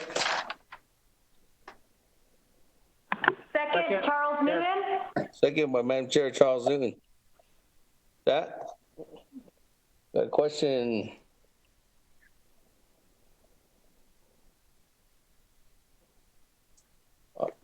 Is there a question? Vice Chair has a question. Okay, Honorable, this is the lineup on questions. Madam Chair Crotty and then Vice Chair Smith. That, go back to the sponsor, Honorable Kelowna, on legislation 0113-20. Floor is yours. I mean, not Honorable Kelowna, sorry, excuse me. Okay. Vice Chair Walker. Chair at the Naabik'iyati Committee, thank you for this, giving me the floor to speak to the legislation 0113-20. Although members of the Naabik'iyati Committee, colleagues, this legislation, this sounds or seems familiar. It is, because Council did approve such legislation, a similar one, a few weeks ago. It was presented as an emergency legislation, and it got approved through a consent agenda. Just giving a little history on that. Then our president, they vetoed Yila. Thereafter that, like 10 days later, he issued a veto and also gave us sent us a letter with a message on there. In the message, the consent agenda ya gi kwege aida nan ka no to hojo ta ha otsita no to ko even in the legislation I know that there is another legislation on track. Tomorrow we may get a chance to consider and vote on that as well. A override legislation for the veto that was issued on the price fixing legislation. Council agenda. Today,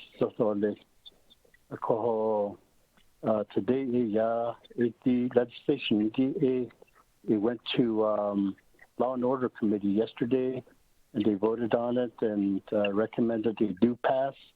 Today, it's on our agenda as Naabik'iyati committee. Though tomorrow, it'll go on the council agenda. So the procedures, the processes that we have as legislators during an emergency, we can act on legislations.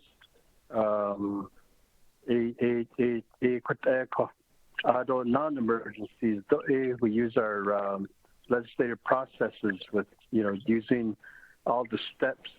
So this one, I wanted to present to you as a legislation that went through the 5-day comment period. It went through standing committee, and then today another committee. Tomorrow, none. I request that this legislation not be rushed or included on the consent agenda. This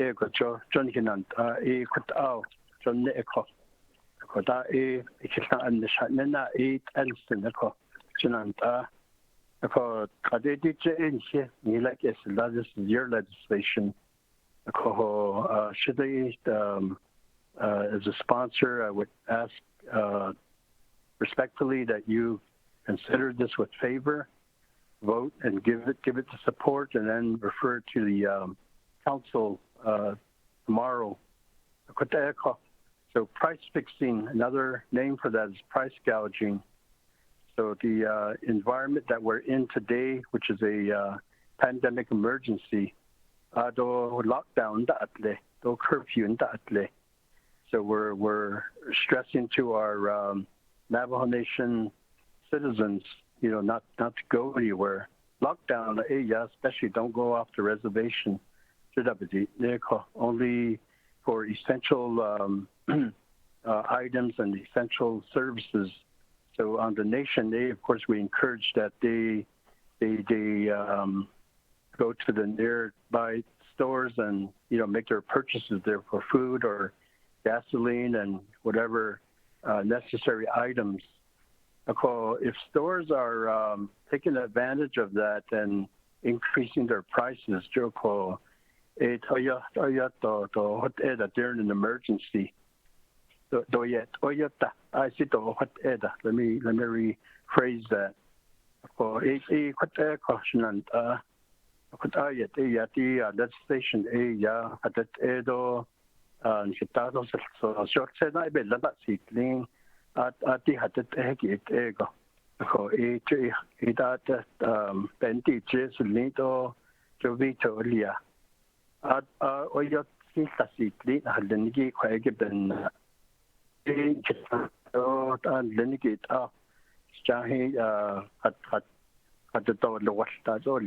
Legislation legislation. So the net not under but that is other dolly. So it ashanant to we had other and saki so judo kisna and store dani ashani ashani not answer what are the net or that skill of it ni or that ba or sit and halnigi so it is even na jahi na nasha we do have a 5-day comment period on this particular legislation, and I was looking at the attached documents. There are no comments either in favor or opposing or inconclusive. So, question, Saban,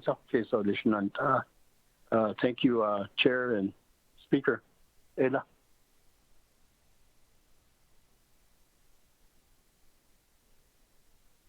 Thank you with that. Honorable Vice Chair Walker, on legislation 0113-20, you have a motion and a second. Let me go to the floor. Madam Chair Crotty, floor is yours. Thank you, Speaker, colleagues. Thank you, Delegate Walker, for giving us an overview and explaining the two legislations that deal with price gouging. I want to say, Speaker, that it should be clear the initial relief to our Navajo people in regards to price gouging was dropped back in over a month ago, April 9th. And so Council did take action, and I'm reading the President's veto message. And so I appreciate Delegate Walker providing for the record that there has been no public comment, whether for this legislation or against this legislation, because I hope to ask my colleagues to defer to the April 23rd veto message from the Office of the President and Vice President. And so I think although the President has concerns regarding the legislative process, it is a process that is it's and so although they may feel that they have a preference in how these legislations move forward, that really is not, in my opinion, a strong enough argument to veto a law that would help the Navajo consumer. Since this epidemic and pandemic has arrived, there's no relief for the Navajo consumer to access fresh and affordable food and supplies. I think I witnessed hand sanitizer, a small bottle, being sold for, I think it was $7.99, which is beyond the threshold of any average price, and is really price gouging here are people who need these supplies for the sanitary needs. And so then that's my commentary, and we can all have opinions, but as we go into Navajo Nation law, that should be the focus of any veto message. And so I do want to ask the sponsor, as a sponsor of the previous legislation, were you afforded any time to speak to the President, Vice President, or we're not even sure who their veto team is who's researching and crafting these memos? Were you given an opportunity as a sponsor of the legislation to provide additional information or answer questions that they may have rather than just receiving the veto message? And why I ask that is there's a portion on page 2 of this veto that talks about unanswered questions surrounding price gouging and the President's concern asked. But that's why we have a Department of Economic Development that oversees all of these businesses and oversees all of the business leases and making sure that they're complying with Navajo Nation law. I do think at some point the President in his veto message asked, what is the potential of being fined $5,225, 100, 500, and 30 days in jail? What would the business owner do, and the unintended consequences? Well, I have to say, if we see similar executive orders being done in terms of this curfew. We have numerous Navajo, non-Navajo individuals being cited and given the same type of fine or the same type of penalty, possible jail time. And so we have to be consistent. And so I'm telling delegates, and I'm bringing up these concerns, is because we cannot say one thing and make decisions without then providing, being consistent in that decision making. If there's issues raised with price gouging that affects, if not most of us here, trying to adhere to that stay in order, trying to reduce leaving Navajo Nation. And in particular, when Gallup was shut down just hours before, then how are the Navajo people and consumers protected? And so that's my commentary, and I think I don't take lightly any of these presidential veto messages that are being, that are delaying direct relief to the Navajo people. And so the Navajo people could have been safeguarded, and instead we're back here 6 weeks later trying to provide some reasonable relief for them. And so I think in terms of what the council, we should have that dialogue. And I do also want to make a point that there should be a place and a space for Navajo people who are receiving food donations that are moldy, visually beyond their expertise.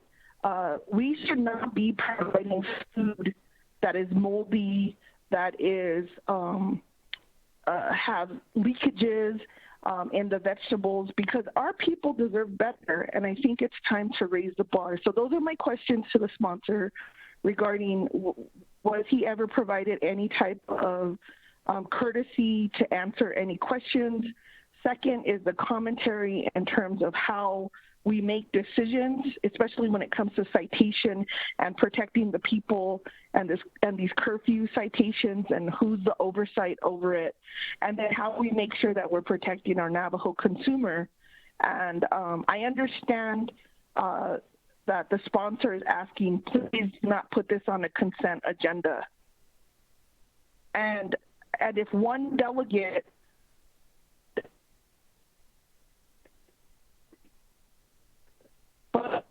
believe that there should be a clear line in terms of executive and office of the president and vice president influence over council decision making.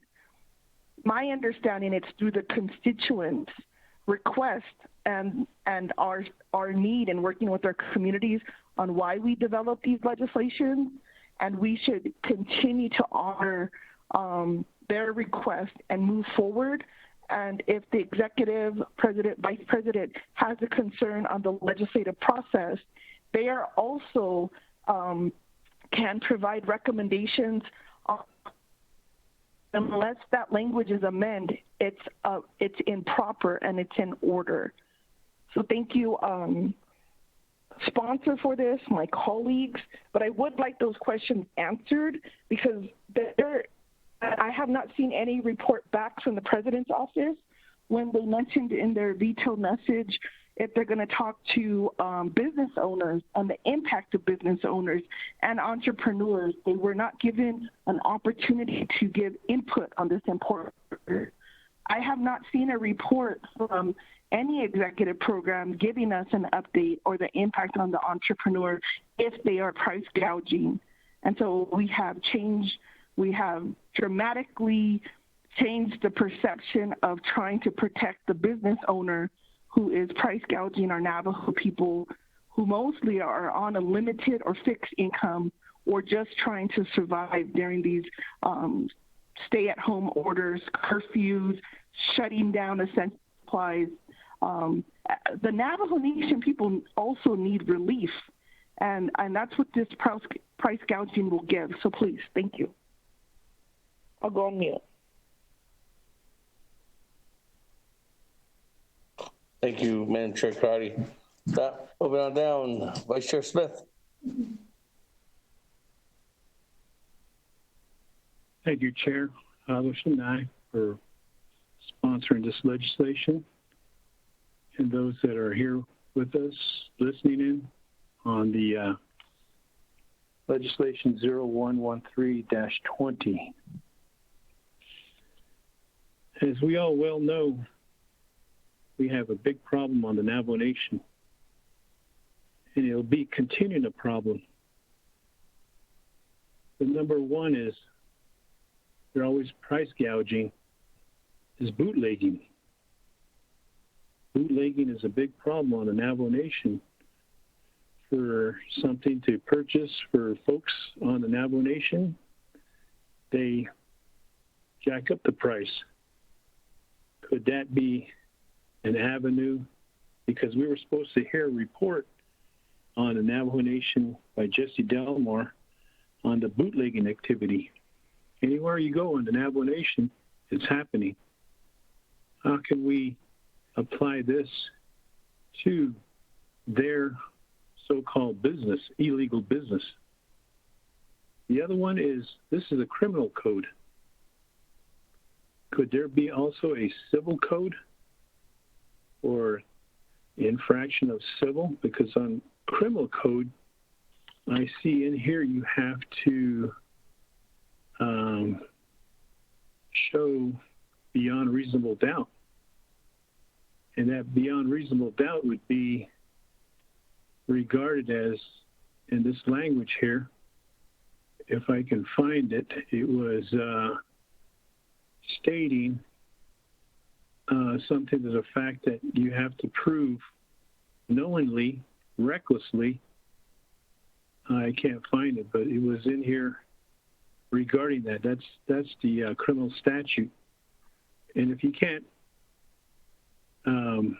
prove that the person or whoever was providing these services, then this case will be thrown out, because you have defense attorneys that will be looking at this. So maybe there should be also a civil code governing this. And the other one is, there's no, who's going to be out there policing this? Is it going to be the regulatory? Is it going to be the business? Or who's going to be out there ensuring that there's actually no price gouging? And what about the folks that have commodities such as corn, squash, livestock, and they're selling them? Who's going to monitor them? And the penalties here on behalf of that is they are to pay a fine no less than $5,000 or $500 per offense. The other question that I have too is, are we basing this price gouging off of an isolated incident? Where's the statistics? Where is the, is it a major problem on the Navajo Nation? Are we having folks that are having commodities out there selling it at an inflated price? Do we have those statistics in order to pass a law under Title 17 and putting a new code in there as a subchapter 4, theft and related offenses of 338, excessive prices during a declared state of emergency? The other question that begs the question is, the Navajo Nation Council declared COVID-19. Does this just cover the COVID-19, or does it cover all declared emergencies? Under page 2 of 4, line 15C, it says the Navajo Nation Council finds that price gouging at a time of declared COVID-19 emergency excessively burdens the public in obtaining needed disaster relief necessities. So the way I interpret this is it's going to be in Title 17, 338, but this is just basically pertaining to COVID-19. Maybe Legislative Council or one of the attorneys can chime in on this to clarify.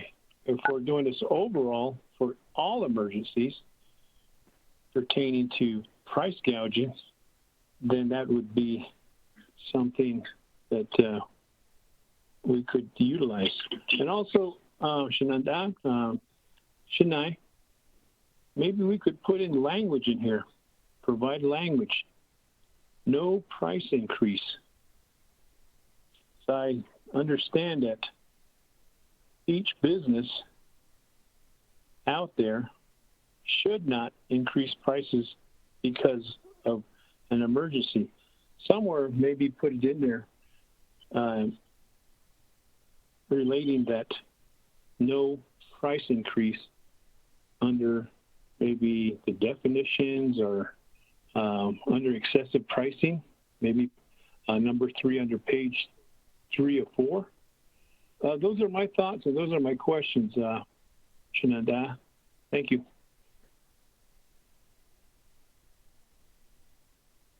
Thank you very much, Honorable Vice Chair Smith.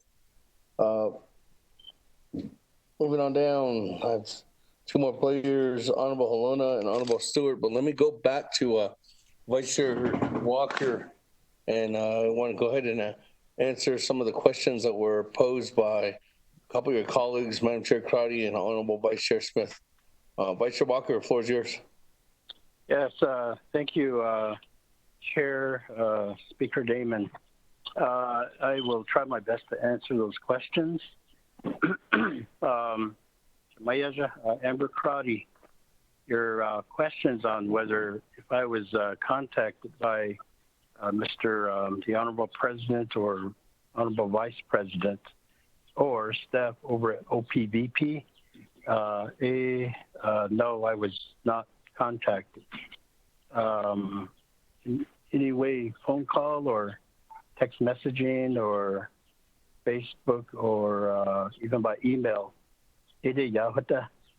So, although I want to say that the council, as the council, 24th Nomination Council, we did pass same legislation several weeks ago. Although if you feel like you want to add amendments language to the legislation to strengthen it, to make it better, or make it consistent, or make it more clear, I am certainly open to that, and I would support that. I look to you, your leadership, your guidance in developing this law. So sometimes I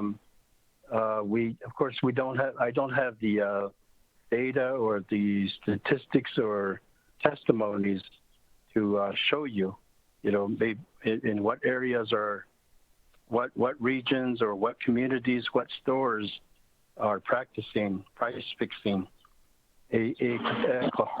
So, but I do hear from constituents, like all of us do.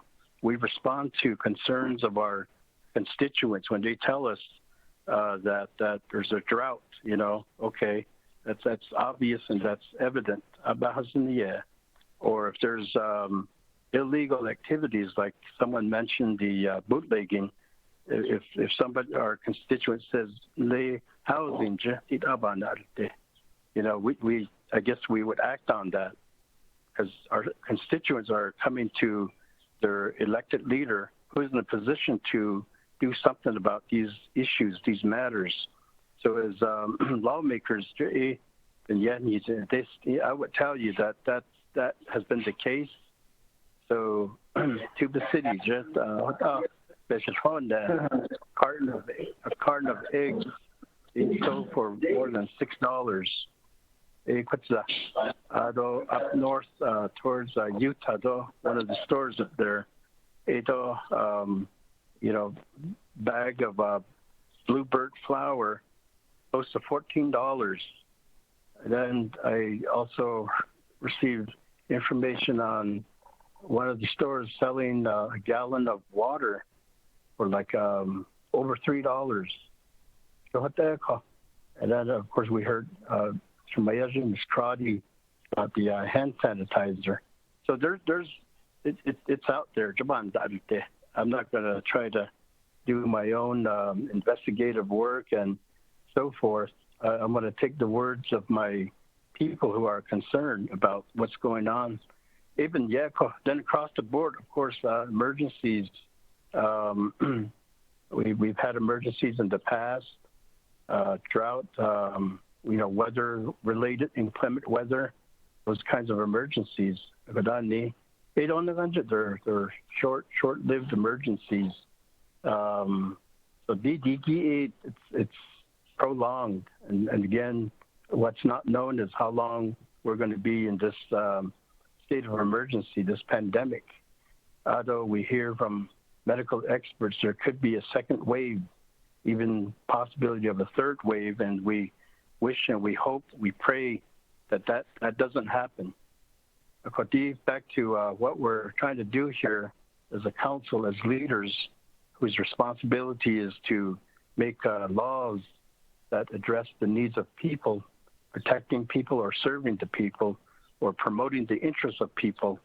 I guess I wanted to say that much, and I would ask our legislative council to respond to some of the questions by my colleague and my little brother, Elliot Smith.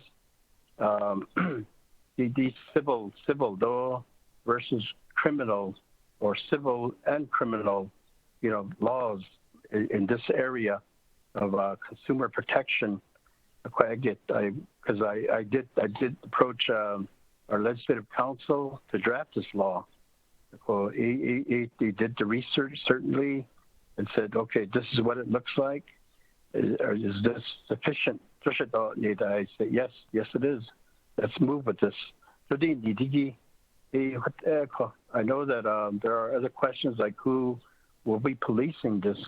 I would say once the law is made, and if there's a law that prohibits certain business practices, then of course our consumers, they can come to us and say, well, come to the nation and make a report. And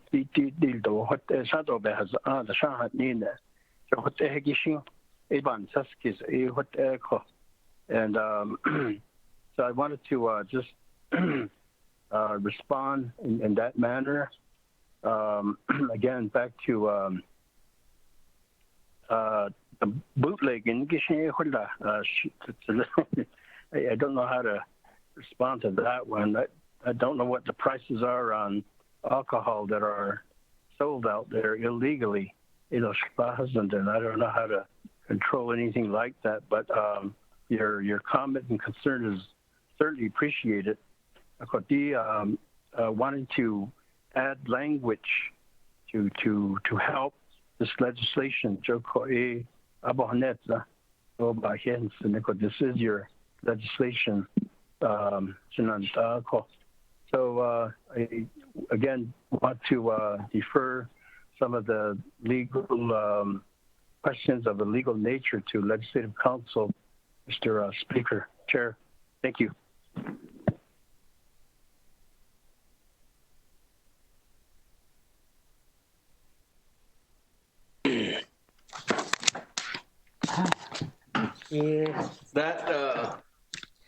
Ms. Barbara. Good afternoon. And this is Chief Legislative Counsel. And so one of the questions was, does this just apply to the COVID-19 state of emergency? And no, it does not. If you will look at page 3, line 10, there's also a couple of other places, but page 3, line 10, it just states upon declaration of a state of emergency by the President of the Navajo Nation. It is not limited just to just COVID-19. It is going to apply to any declared state of emergency going forward. So that will include COVID-19. If there are winter emergencies, declared states of emergencies, it would apply to them, and other things that we cannot predict. This statute was primarily drafted by the prosecutor's office, the Department of Justice, and my office. Mariana Khan worked with them. It was a decision to go on the criminal side because there was a clear range of a way to enforce and patrol. So Delegate Walker was correct that if a consumer has a complaint, they can file a report, they can call the police, they can call the prosecutor's office. The development, now if you're non-Navajo, you're not going to be going to jail, but you will be subject to the fines, etc., and exclusion from the Navajo Nation if you can't learn. There was discussion about going civil, but it was hard to determine who would be the enforcement arm. So the choice was made to go criminal because the legal infrastructure was already in place. If there is a desire to make this civil instead of criminal, we're going to have to step back and develop a new act. We particularly will need an enforcement arm. It seems like there was one more question, but I can't read my writing. I apologize for that. If somebody could remind me what the next question was. All right, I apologize for not answering it. Thank you, Ms. Barba. Colleagues.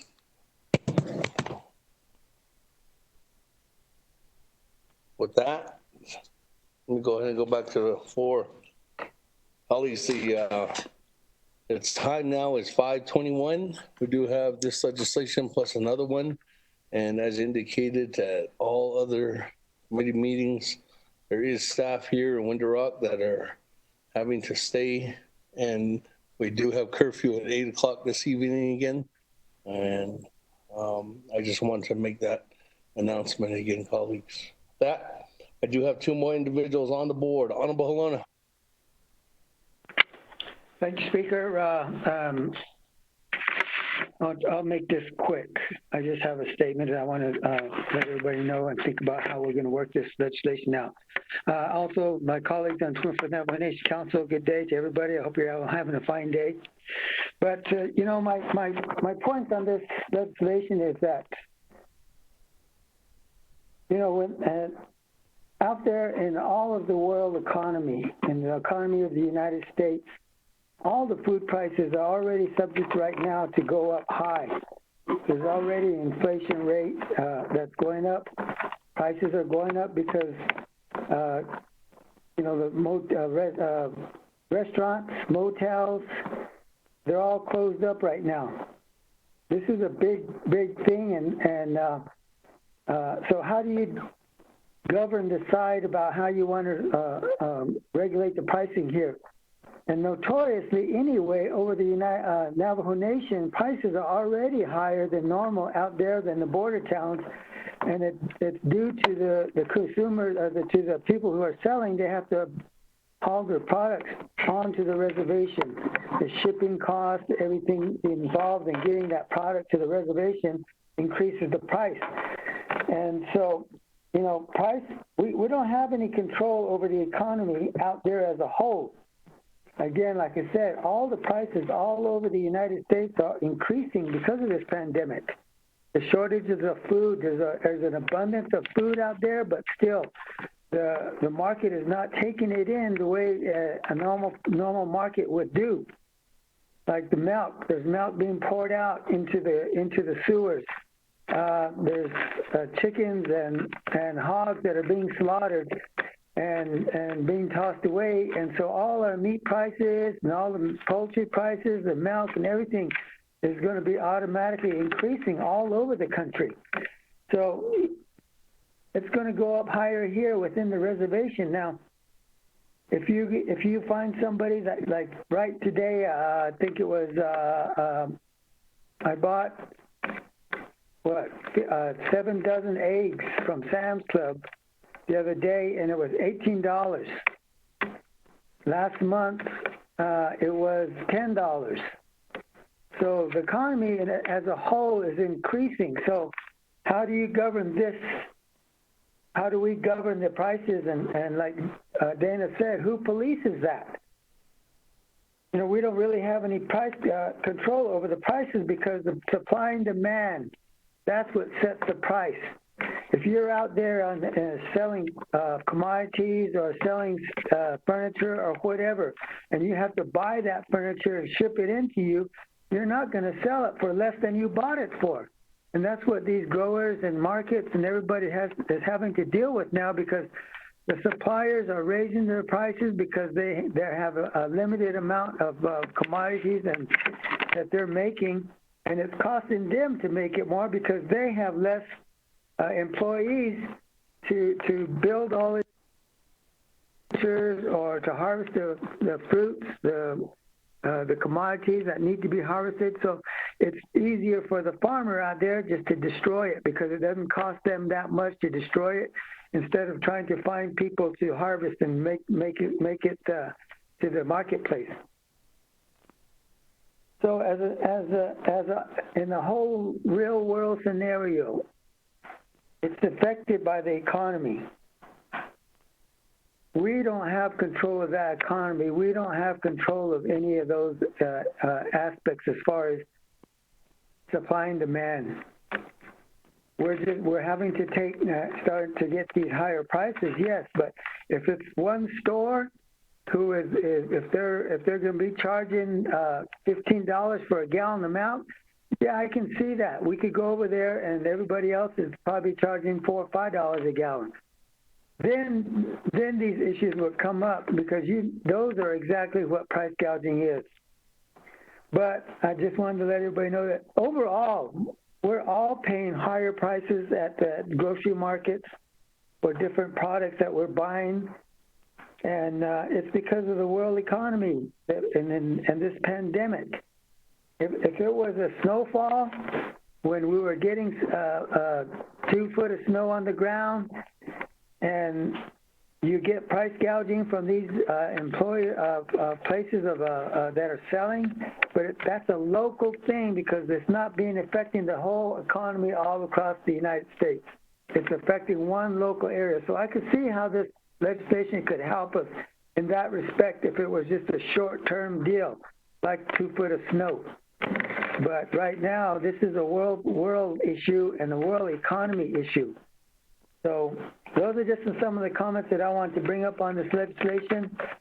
I do support it. I think it's a good deal because we do see things happening as far as some of these stores, and it's only happening on the reservation. The stores that we have, and we're limited on that. Bash's is probably the biggest chain stores that we have on the reservation, and when this pandemic started, their prices of their meat went high almost overnight. We were paying at least 30-40% higher on the prices. Well, then the rest of the economy caught up to them. So those are my few comments right there. I just wanted to let you know that, we in the world economy, as far as supply and demand, this legislation doesn't really address all of that because we don't have any control over the supply and demand over the economy of the United States. Thank you very much. Hey, Matt on Bologna. Moving on down, Honorable Stewart. Thank you, Chair. I support this legislation because when I go out to the communities here and I come across the elders and the community members themselves, especially within Sawmill and Crystal area, they make comments like that. Why are we told to buy Navajo, support Navajo business when the prices are so high? Today I was on a call with a community member and they told me that a bag of flour at 7-Eleven was costing $16, close to $17, just for a bag of flour. And then I'm running across other community members that tell me that they're buying toilet tissue at almost $2 a roll. This is just for a single roll of toilet paper, where we can buy toilet paper like that and tissue like that from Walmart for $6, $7 for a pack of 12. That's the kind of price that our community members are seeing. And that's what they're running into. As far as the farmers go that grow their crops and grow their vegetables and corn and hay, to me, all that has always been reasonable. As a livestock owner, it's always been reasonable. But they come in smaller portions because they don't have the equipment to really do a whole lot of three-wire twine bales or even the roll bales or the large bales. So, I think if we look at that, and then also, looking at individuals that I've been talking to and asking them, well, what have you been running into? What is out there? A lot of them are saying, it's because of the fact that, these prices are so high. That's why they have to go off the reservation. And then we have President, Vice President saying that they vetoed it because, it needed to be looked at again. Number one. Number two is because it was on a consent agenda. So when you look at that letter, and when I looked at that letter, I was like, well, why did Vice President even sign it? He's a business owner. His wife's a business owner. To me, as counsel, we talk about conflict of interest. We talk about if it's going to be in our interest or not. And we always ask legal counsel, why didn't they take that route? To me, Vice President is a business owner along with his wife. So why did he put his name on this veto? Those are the only comments I want to make, Chair. Thank you.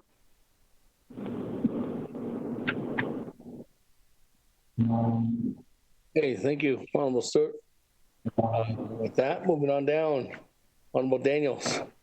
I have two more new individuals, Honorable Daniels and Honorable Slater. Thank you, Chair. Committee members, Naabik'iyati Committee. Legislation, price fixing, price gouging. I don't know about I speak, I don't know delegate alone. I agree with him and disagree with him in some areas. Just a few days ago, I was told to go to the store. Potato salad, and get some mayo and mayonnaise. So I went to the store. I grabbed a mayo. When I was checking out, that $8 don't need. Ooh, that is too high. But at these Walmart, they're like $2, $2+. So that called. With this pandemic, a lot of our Navajo people especially our elders, they're struggling. Especially the business owners here in Monument Valley, they're struggling. They're down to zero. I see they're in dire need of money. Just a while ago, the three of them, they text me asking for money. We're out of food, and price of food at this local grocery store is high. No, so I totally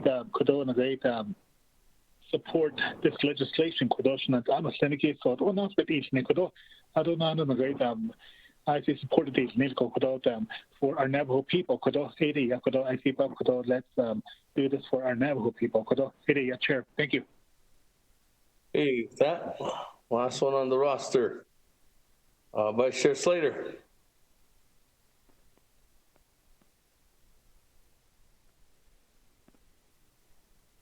Honorable Slater.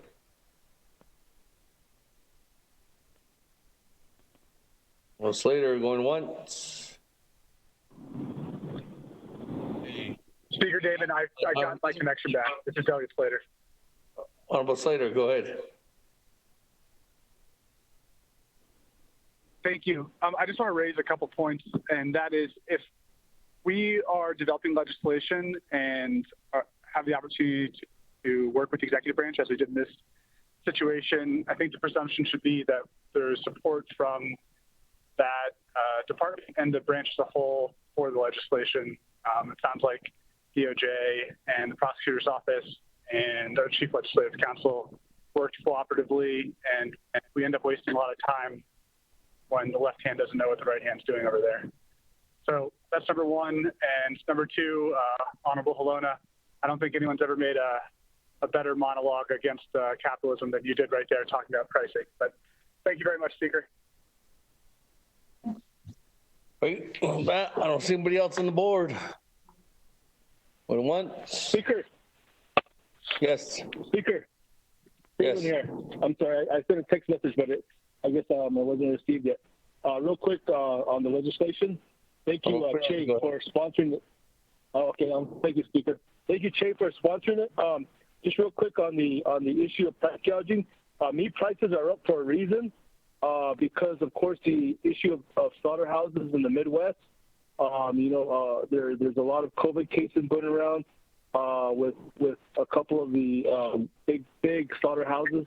So we did get a report from RDC through RDC on the slaughterhouse situation and the beef prices. It's just going to be affecting beef prices as well. So that was one of the main reasons why price gouging is a concern, of course, but why meat prices are limited. You can only buy one package of chicken or pork is because of the shortage of workers in those slaughterhouses. So I appreciate the time, Speaker, and I will be supporting this legislation as well. Thank you. Hey, with that, colleagues, like the Vice Chair Walker, I don't think there was just comments and testimony, and I don't think there's anything to go back to Vice Chair Walker. We are on the main motion, so with that, on legislation 0113-20, I don't have anybody else on the board. No one else is texted. Going once, going twice, no amendments, going 3 times. Go to board, vote. Honorable Elmer P. Begay. Honorable P. Allen Begay Jr. Green. P. Allen. Honorable Begay votes green. Honorable Paul Begay. Paul Begay votes green. Honorable Paul Begay votes green. Honorable Nathaniel Brown. Delegate Brown votes green. Honorable Brown votes green. Honorable Eugenia Charles Newton. Delegate Charles Newton votes green. Honorable Charles Newton votes green. Honorable Amber Canas-Bacrati. Delegate Amber Canas-Bacrati votes green. Thank you. Honorable Crotty votes green. Honorable Herman M. Daniel. Herman M. Daniels Jr. votes green. Honorable Daniels votes green. Honorable Mark Freeland. Freeland votes green. Thank you. Honorable Freeland votes green. Honorable Pernette Halona. Halona votes green. Honorable Halona votes green. Honorable Jamie Henyo. Honorable Henyo votes green. Honorable Vince James. Honorable Ricky Nez. Delegate Rick Nez votes green. Honorable Nez votes green. Honorable Carl Slater. Delegate Slater, green. Honorable Slater votes green. Honorable Raymond Smith Jr. Green. Honorable Smith votes green. Honorable Wilson Stewart Jr. Green. Honorable Stewart votes green. Honorable Daniel Eso. What happened? Honorable Daniel Eso. Honorable Eugene So. Honorable Eugene So. Green. Green. Honorable So votes green. Honorable Otto So. Green. Honorable Otto So votes green. Honorable Thomas Walker Jr. Thomas Walker votes green. Honorable Walker votes green. Honorable Edison J. Wanika.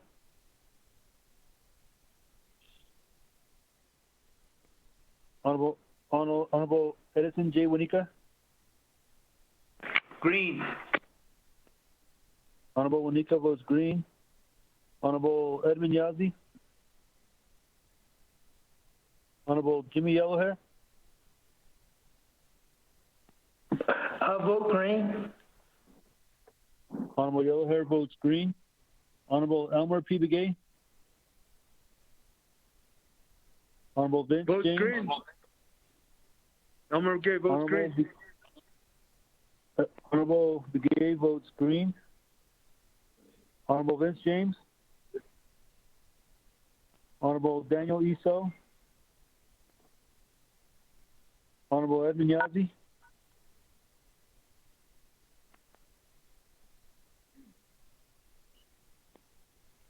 Just text me. 78.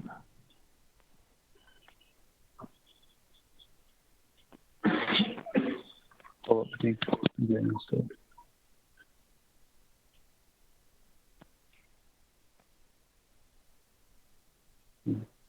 So he's not.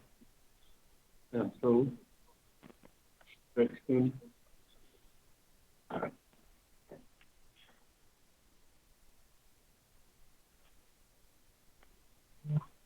He votes green. Honorable Daniel Eso votes green.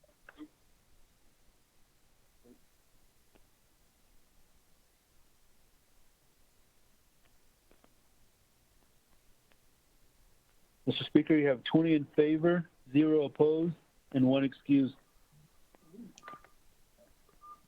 That, colleagues, motion carries for 0113-20. 0113-20. Who's on the council? Goes on to council. That, 20 in favor, 0 opposed. Chair not voting. Actually, excuse and chair not voting. That, colleagues, moving on down. Item number F on the agenda, 0115-20, sponsor of myself, Seth Damon. I have Chairman Hino here, who's going to take over the helm. Thank you for chairing the meeting for us this far. We have legislation 0115-20. Next item on the agenda. Tom, would you read that into the record for us? Mr. Pro Tem Chair, members of the committee, tracking number 0115-20, an action relating to law and order, budget and finance, and Naabik'iyati committees and the Navajo Nation Council, waiving 12 NC sections 301 at SEEK, enacting the Navajo Nation CARES Fund Act by amending Title 12 of the Navajo Nation Code and establishing the Navajo Nation CARES Fund to be comprised of the nation's share of the coronavirus relief fund received from the United States pursuant to Title 5 of the Coronavirus Aid, Relief, and Economic Security Act, CARES Act. You do have an amendment from the Budget and Finance Committee. Page 11, line 23, add the following paragraph. D, to ensure transparency, the Office of Management and Budget, with the assistance of the Department of Information Technology, shall develop a website allowing the public to view the expenditure plans and the expenditures thereunder. 2, on page 9, line 10, 12, and 30, insert Kayenta Township after the word chapter. Council is final authority. Mr. Pro Tem Chair. Thank you, Tom. Committee members, is there a motion? Delegate Brown, all motion. Okay, motion by Delegate Brown. Is there a second? Second, Halona. Okay, second by Pernell Halona. Okay, with this, so are there any questions, committee members? Speaker Pro Tem, this is Delegate Charles Newton. I'd like to motion to amend the legislation. Okay, hold on before you do that. Speaker Damon.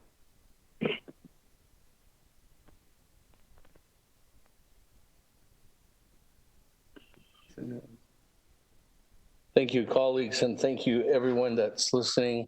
All my members of the 24th Navajo Nation Council Naabik'iyati Committee. I just want to go ahead and introduce legislation 0115-20. It's a legislation that is creating the Navajo Nation CARES Fund to be comprised of the Navajo Nation share of the Coronavirus Relief Fund that was received from the United States government pursuant to the allocation from the Congress that was done back on, I do believe, March 27th, and then signed into law immediately right after that. Maybe it was March 29th, I'm not too sure.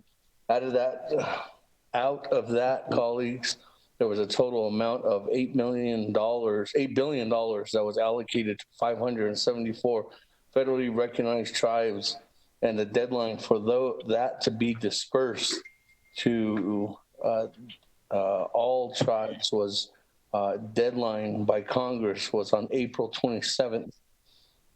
Fortunately, there was a hiccup in that due to the fact that the Department of Interior recommended to the Department of the Treasury that the Alaska Native corporations be included in that disbursement, along with the 574 recognized tribes. And in that, there was litigation and lawsuits, actually more of a, get me colleagues, a temporary restraining order against the Department of Treasury for disbursement due to the fact that there was identifying the, I guess, the definition of what is a tribal government or an Indian nation. That was what was going through the process, and finally working together with the federal district court out of DC, the U.S. Treasury issued a statement on May 5th that indicated that it would be releasing a total amount of, out of the $8 billion that was going to the tribes, $4.8 billion would be released, or 60% of the disbursement of the $8 billion. Out of that $4.8 billion, as you know, the Navajo Nation worked together with the executive branch, with the chapters, and with the enterprises to come up with the best base formula, and that included our Navajo Nation employees, utilize our land base, our population size, and our expenditures that were projected to have on the COVID-19. And out of that formula that the U.S. Treasury implemented, the Navajo Nation received $600,559,530.10, and over 7 transactions there on May 5th and into May 6th. Of those dollars, the Navajo Nation is procured to follow some guidelines, and those guidelines are actually in Exhibit B. And if you see those guidelines are in Exhibit B, it really shows to clarify what the Navajo Nation is eligible and not eligible to go towards meeting the requirements of getting these dollars out to the people that are impacted and the Navajo Nation itself as a governing body to really get a hold of these funds. In this act, it creates under Title 12, it creates a new section, Chapter 26, which is the Navajo Nation CARES Fund Act. In there, it establishes what it is issuing, where we're getting these funds for, and how we got them, the purpose of the funds, the expenditure of the funds, how these funds can be expended. And it clearly identifies in there too that these dollars must be expended, and more importantly, due to, I guess, meeting the requirements of the U.S. Treasury to be identified as expended by December 30th, 2020. In that process, there is also recommendations for audits, amendments, but more importantly, that the Navajo Nation would be working together with not only the executive branch, but the judicial branch, Navajo Nation divisions, departments, programs, chapters, and the township, as indicated through the amendment for the Budget and Finance Committee. But most importantly, colleagues, that this legislation gives the authority to the Navajo Nation Council and the Naabik'iyati Committee to develop the plan of how we're going to make, actually to develop an expenditure plan and how it will be encumbered and how these dollars can go ahead and be adherent to all the different recommendations going across that not only the public has put in, but individuals that, again, recommended from across the street, from the executive branch or from the judicial branch or the chapters, township, the departments, executive departments, or enterprises. But most importantly, again, it just gives the authority back to the Navajo Nation Council as the duly respected legislator body in Title II.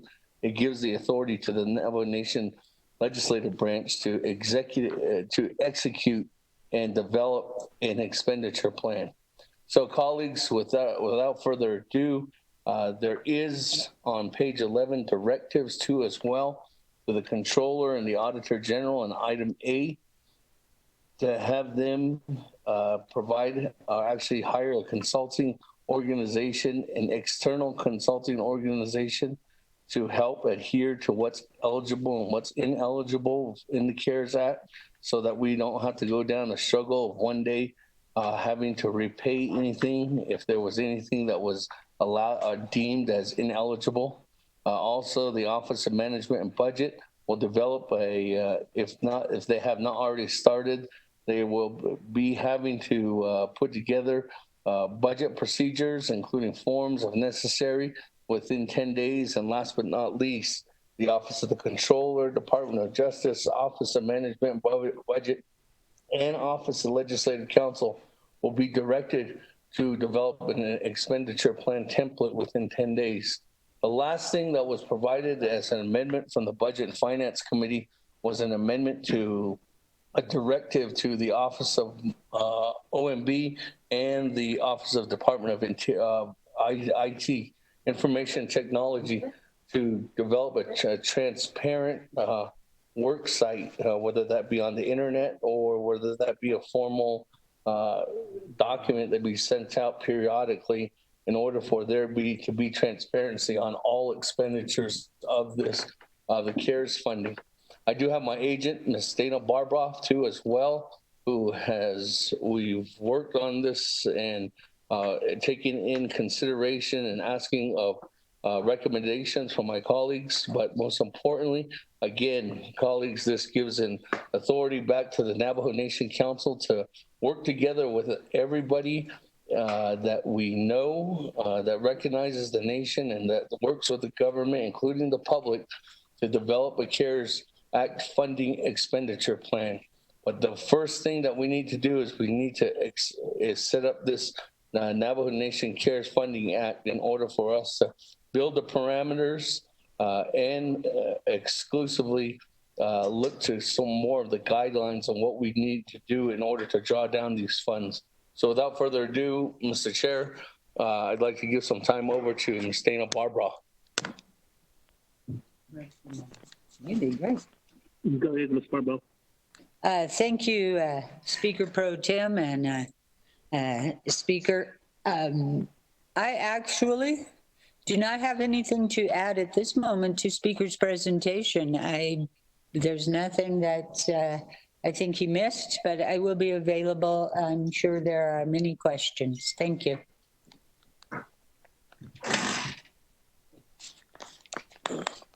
That we yield back to the floor, Mr. Chair. So,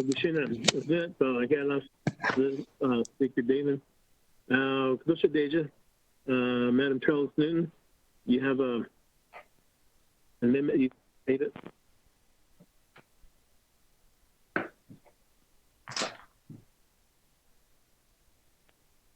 Yes, Shana. I do have an amendment that I would like to present. I did send that amendment to the, I believe, to amendments at navajoNSN.gov. The amendment is simply to just, and without, I'm looking at my email, I haven't received it yet, but the amendment is to authorize the controller to, in the event that I guess they can't handle the processing. The controller and the Office of Management and Budget, with the support of the Attorney General, is directed to evaluate the possibilities of contracting with an outside firm to process budgets, contract payments, expenditures, etc., for the purposes of implementing the Navajo Nation CARES Fund, and report their analysis to the Budget and Finance Committee within no more than 20 it's supposed to be 20 days after the enactment of this legislation. And this would go on page 11, line 23. This would be a new paragraph. And the purpose of this is because right now we know that the Controller's Office is not moving as quickly on processing checks. We run into a lot of glitches with getting payments made. And if this money has to be expended by December 30th, 2020, then I think that we should allow the controller to possibly work with outside firms, preferably Navajo firms, to assist in getting payments made, and then also to ensure that this money is spent in a timely manner. The Controller's Office, I know in the past, has reported that when asked why checks were not being processed as quickly, I believe at one time her response was that they didn't have enough manpower, and that there were positions that were advertised, but people were just not applying because of the low pay grade. And I think it's just, this amendment is just to allow the Office of the Controller I guess we would be giving her permission in the event that she does need assistance to work with outside help to get these checks processed. So with that, that is my amendment, and I'm hoping that you have all received a copy of that amendment now. Okay, thank you. So that's a motion for an amendment. Number one, Naabik'iyati on legislation 0115-20. Tom, do you have that amendment or manual? Okay, we have it here. So this is their second to this motion. Second that motion. Second by Alona. Can you state your name for the record, please?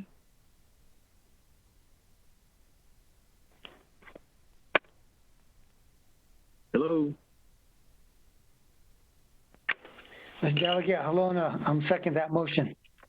Okay, Delegate Halona. Okay, I second that motion. So with this, Manuel, would you read the amendment for us if you have it?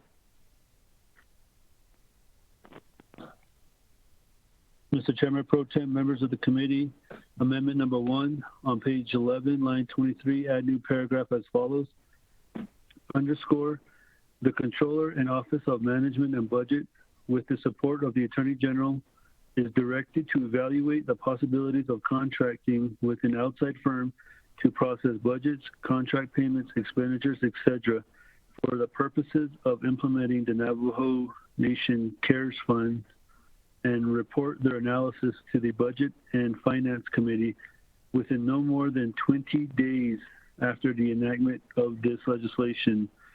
Renumber, read letters succeeding paragraphs or sections accordingly if necessary, and this amendment shall supersede inconsistent language contained in any other committee amendment which shall be conformed to the intent or language of this amendment.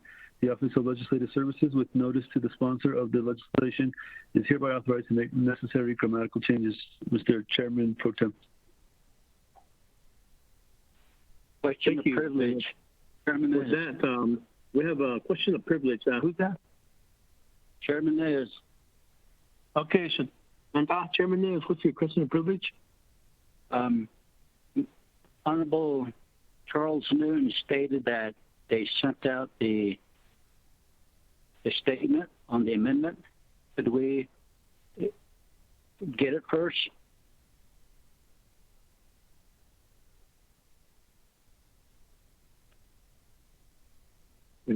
It's being emailed out as we're speaking, Chairman Nez.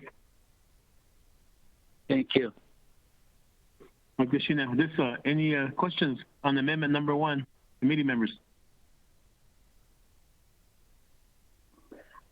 This is Delegate Crotty with the question. Okay, Shema, Delegate Crotty. Thank you, Chair. I'm waiting for the amendment language, but I just need to know how that enhances the directives that are made on page 10. If I could get that answered by the sponsor of the amendment. Thank you. Okay, Madam Chair Charles Newton. There's a question from Delegate Crotty.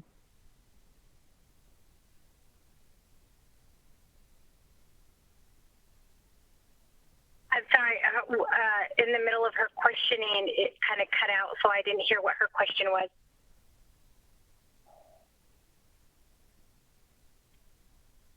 Okay, Kodo, would you restate the question to Delegate Charles Newton? Sure. Apologize for the my connection. I'm here, but the connection probably goes in and out. My question is, there's directive language on the legislation.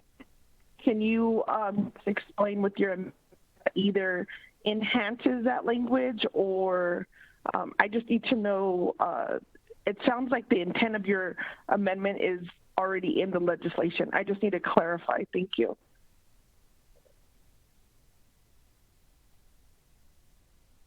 Okay, with this question, maybe Dana can help us with this. Kadosh, my Delegate Crotty is stating that this amendment is already part of the legislation as we speak. If you would explain that.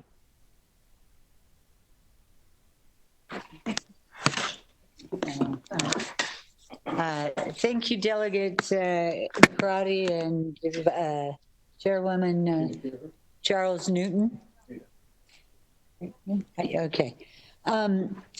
So there is a provision already in the legislation. There is a directive. It's actually on page 11. It's Directive A, and it is to the controller, with the support of the Attorney General, to contract with a firm to provide consulting services in a capacity akin to a inspector general or an auditor general to examine whether the expenditures meet the requirement of the CARES Act and the Coronavirus Relief Fund and Treasury guidance. That is a preventive measure so that the nation does not get get faced with having to pay back already spent funds. What this amendment of the chairwoman's, it's similar, but it's actually different. What this amendment is doing is directing the controller to do an analysis as whether it would be feasible to hire an outside firm who would really be doing a lot of the controller's work for these particular funds. They would be entering the budget. They would be reviewing the invoices. They would be making the contract payment, etc. It's not uncommon in the corporate world for companies to hire outside firms to process their payrolls. Okay. And so this would be a very similar situation. So, thank you. I hope that explains the differences. Alan and Ricky Nez request to speak on the amendment. Can I also add on to that information that Dana provided?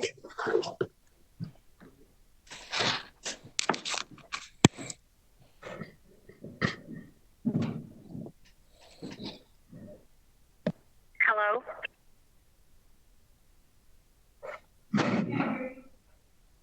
Can you hear me? Okay. Tell him he's getting back online. I'm good? Okay. With this, Shadeja? Okay, Shana. colleagues, what I want you to consider is, in addition to the controller's office having to get these monies out to out to the various departments, divisions, and then also whoever is going to be contracting, they also will have the responsibility of also doing their regular work.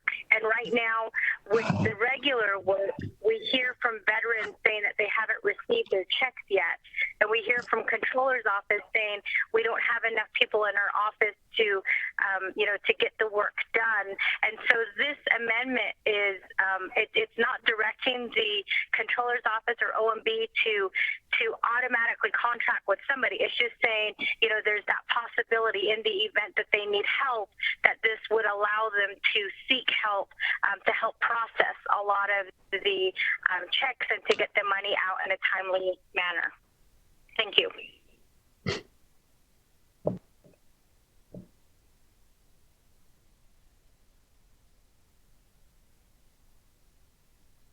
What about now? Okay, so we have next on the line. What this Shema, Delegate Crotty, has your question been answered? Yes, Chair. Thank you very much. Thank you for the amendment. Kushing. With this, we move down the line. Saleh, Delegate Brown. Chair, actually, I don't have a comment to this amendment, but I do have my own amendment after we vote on this. Thank you. Kushing, on the amendment, Eugene So, on amendment. Kiala Miguel.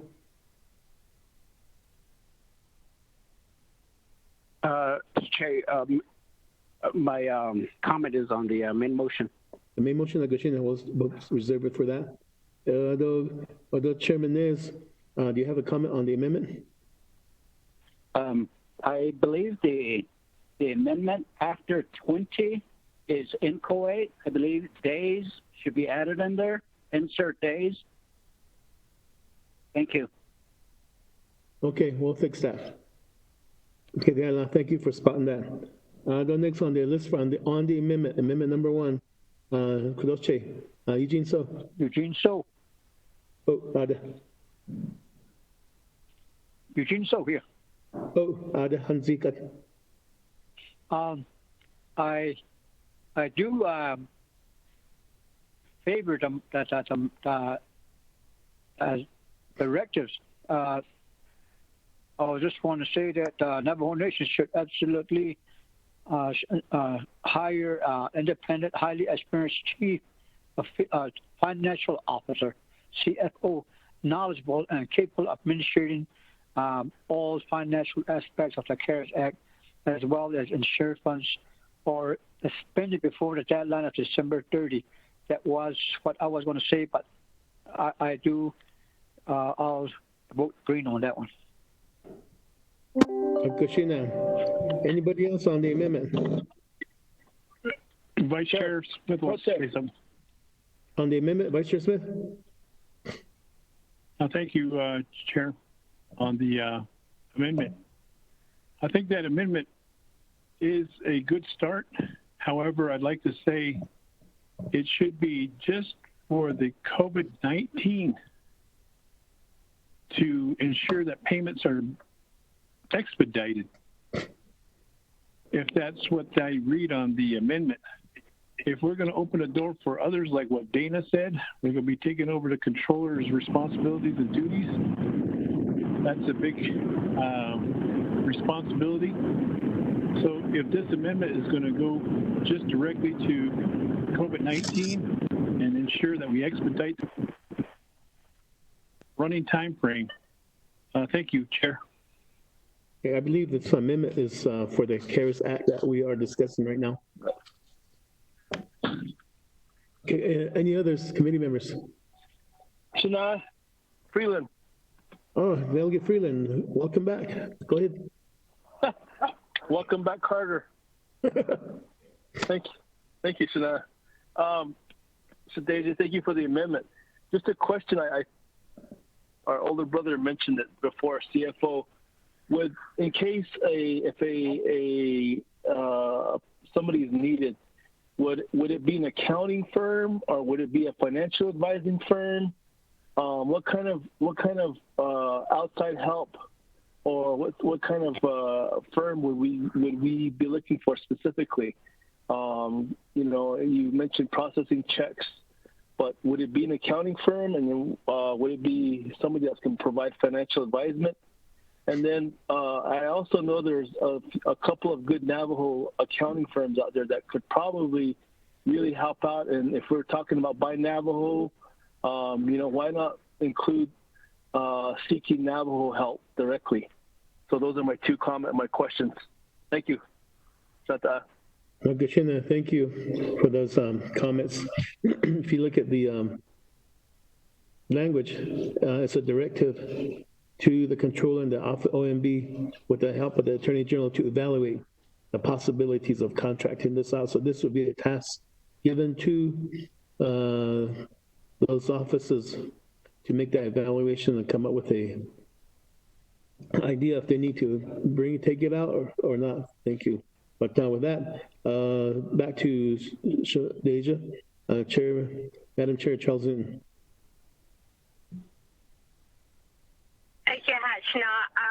I think you answered Honorable Mark Freeland's question. And really, the purpose of this is we're going to give the controller and OMB 20 days to evaluate, or really to I guess in a way, tell OMB whether they can handle the tasks of what it's going to require for the monies to get out. And again, when I came up with this amendment, my first thought was the controller's already struggling with getting payments made, with getting checks distributed or dispersed. There was already a lack of manpower that she has reported to council, and so this is just giving them the opportunity to really take a look at whether they can handle this, because the actuality of this legislation is this money has to be spent quickly. And the last thing that we want to hear is that the red tape at the controller's office is holding up payment, or checks are not being distributed. So really, it's going to be in controller's court, OMB's court, and with the assistance of the Attorney General to ensure that this is something that they can handle. And I think that is a question as council that we need to know right offhand, because the last thing we need is tie-ups to happen. So again, looking directly at the legislation, Mark Freeland, I hope that answers your question. And thank you, Honorable Rick Nez, for commenting on the 20 days. I noticed that as well, but I'm glad that you made that change to the legislation. So again, your support is appreciated with this amendment, and we just have to think in terms of whether the controller can handle this many payments, can handle the budget, and can really handle everything that's going to be coming down the pipe. Okay, thank you for that explanation. On the amendment. This is a delegate Yell here. Go ahead.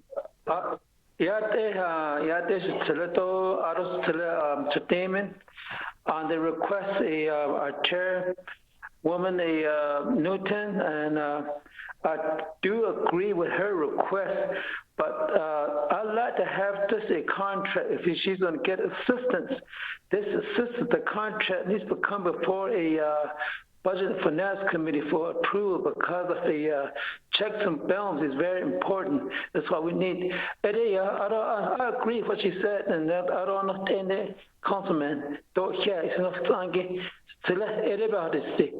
Chair. Okay, on the amendment, do we have Alan Begay on the amendment? Or are you still waiting for the main motion? No, I have a question now that they're discussing it. On the amendment, the control and the so this is supported by the Attorney General, is directed to evaluate the possibility. So we're not really sure if we're going to be outsourcing the accounting process, and who will it be? We're literally, but the money, the funding obviously will be still within the Navajo Nation. But through the policy, does the I guess legislative council, as the way we're going to be accepting it, the money, we're waiving certain policy procurement process, the bidding process. That's so you waive that that's nah. So even not quite expenditure based on linking ledger. What's the expectation of how much the Navajo Nation will be paying this particular firm? That's all based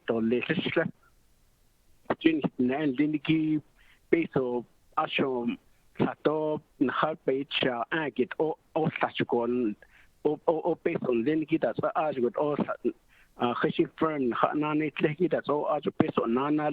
because we're talking about almost 7 months.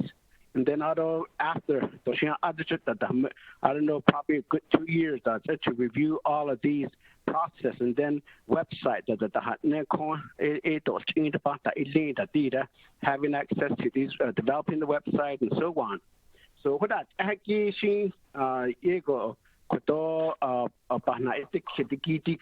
amendment so Asian Kodo Shama amendment in Lagi. I sure like to have the information if this all possibility for Kaki give.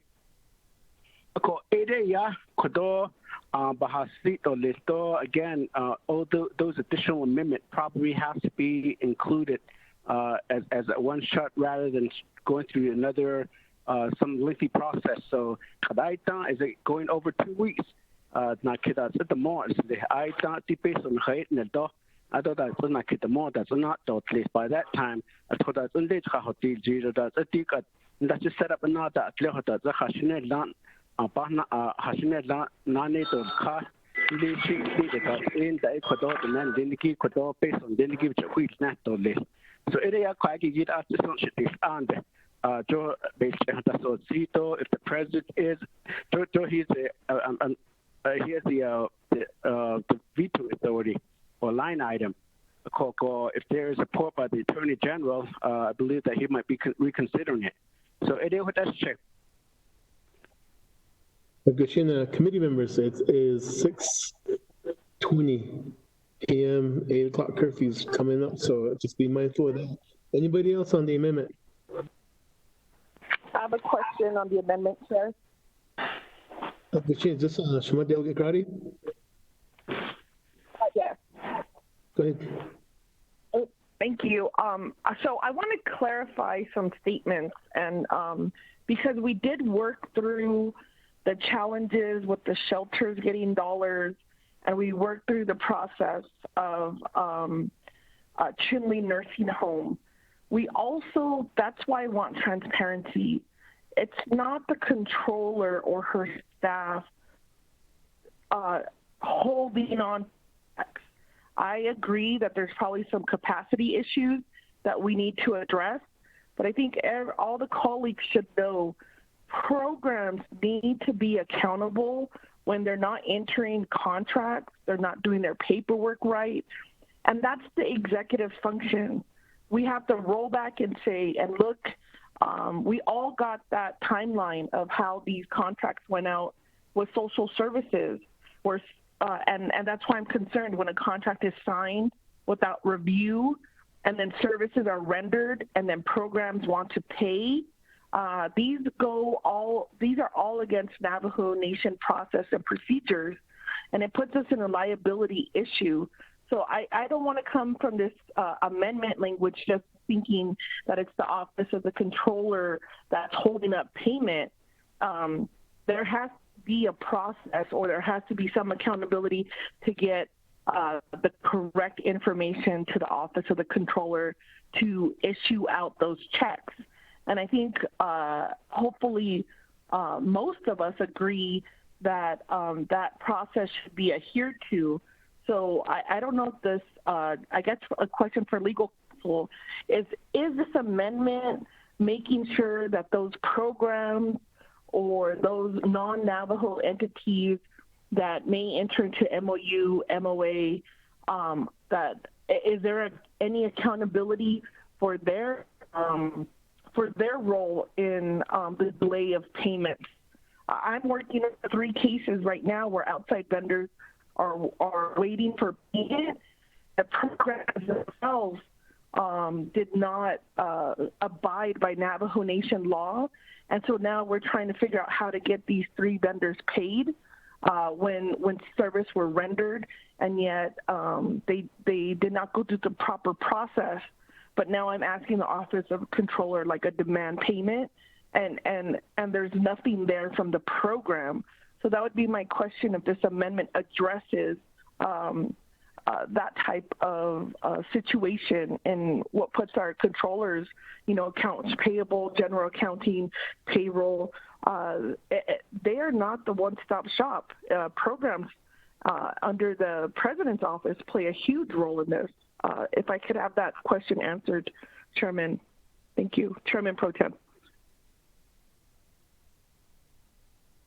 Okay, thank you for that question again.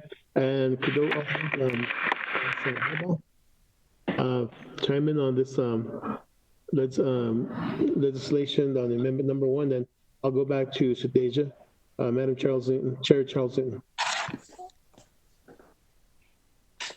Thank you. Oh, go ahead, Dana. Thank you, Madam Chairman. There's a really short answer to Delegate Crotty's question. No, this amendment does not, it's not going to fix the programs not doing what they're supposed to. It is because the programs really will have to provide the same type of information before an outside firm can process a payment. The outside firm would not have any ability to deviate from Navajo laws and procedures. So the one of the reasons that the Attorney General, it says with the support of the Attorney General, is because will probably be some legal questions that come up with the nation's ability to do this. There'll be some confidential issues and such, but no, it does not fix the programs. Thank you, Chair. Okay, with that explanation, Shadeja, Madam Chair Charles, you have anything to add? Well, I think Dana pretty much covered it, but what I want to say is I think Shipsui, Honorable Kiel and Bigay, Honorable Amber Crotty, those are some really good points, but I think that you guys are kind of like jumping ahead and asking questions about firms and when they're selected or what they're going to be doing, when this amendment is only saying that the controller and OMB with assistance from the Attorney General, if they wanted to, they could hire a firm to help assist them. And you are correct, Shadeja, that a lot of this does come from the executive branch and the departments and the divisions. But my question is, does the controller and her and OMB and their people have the time to in addition to what they're already doing with the regular programs and with the regular services, reach out to these departments and divisions, to make sure all the I's are dotted, all the T's are crossed.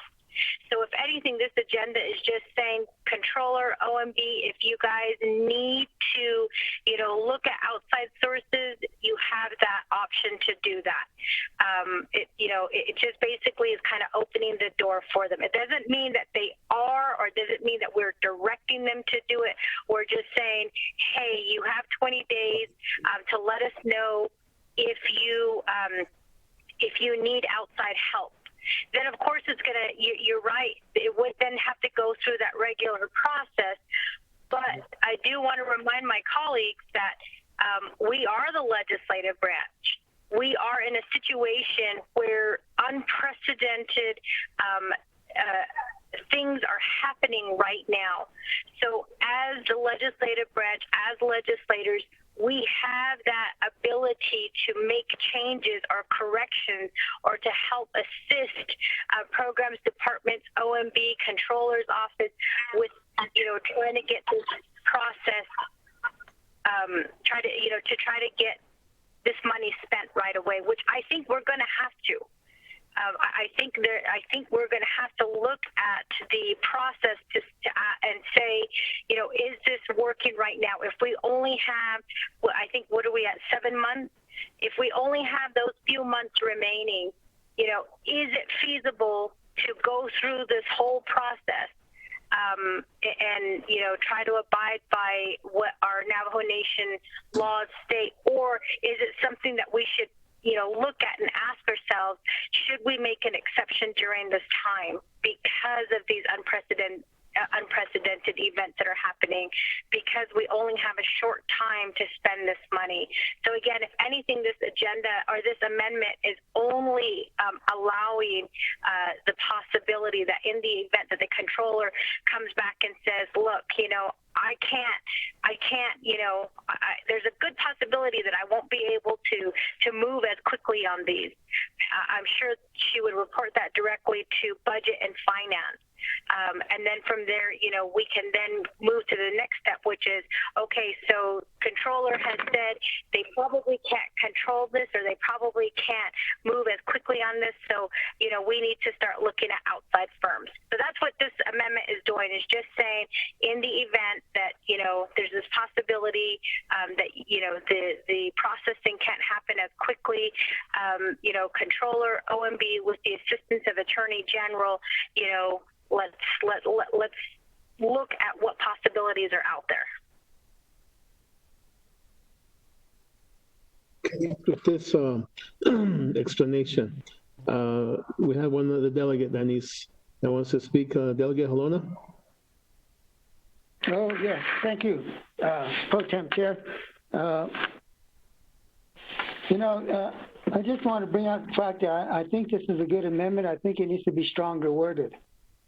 Because, we haven't even got the balance yet for our UEFB for this year. And we're already coming up to another budget year where we're going to start to have to start working on our budgets for the next year again. And then the other thing that's coming up that we still haven't got a report on our Department of Social Services and our 4E program. That money's still out there. They've been working on that all year long.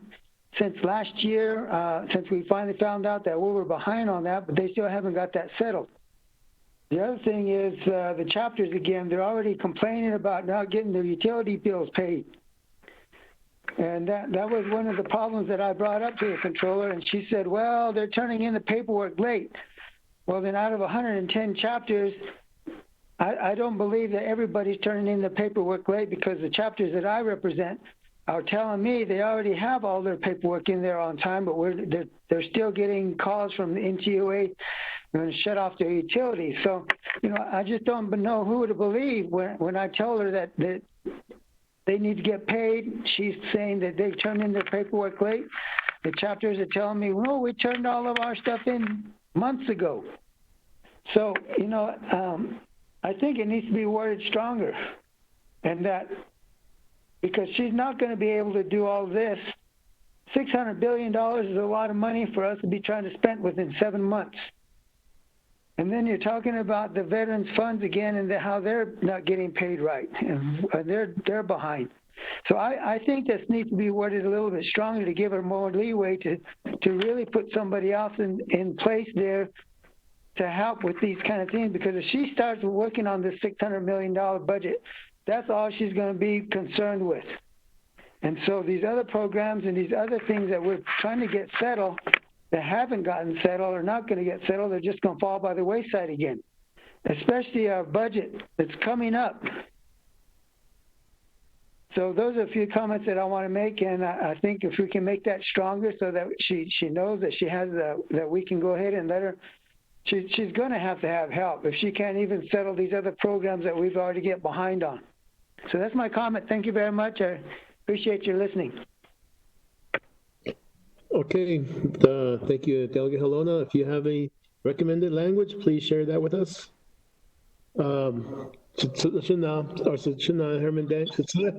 Delegate Herman Daniels on the amendment. Thank you, Pro Tem Chair. Thank you, Kodo. Thank you, Kodo. I don't know, Kodo colleagues. We can't Kodo. I don't know this kid is still Kodo.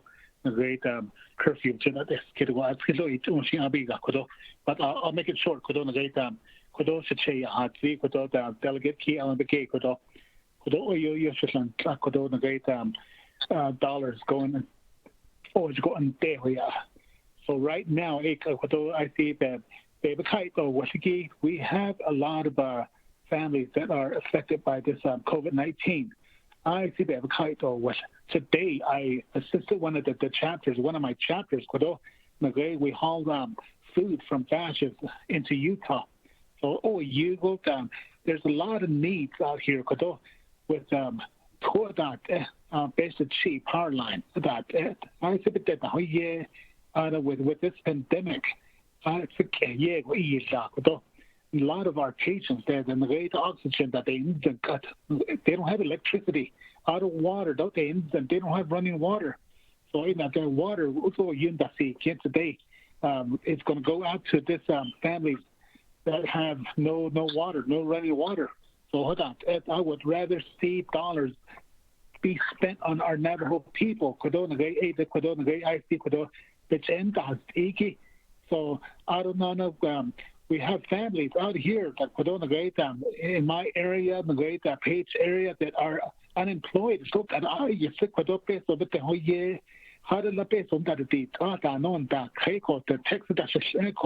do you have any money? This is an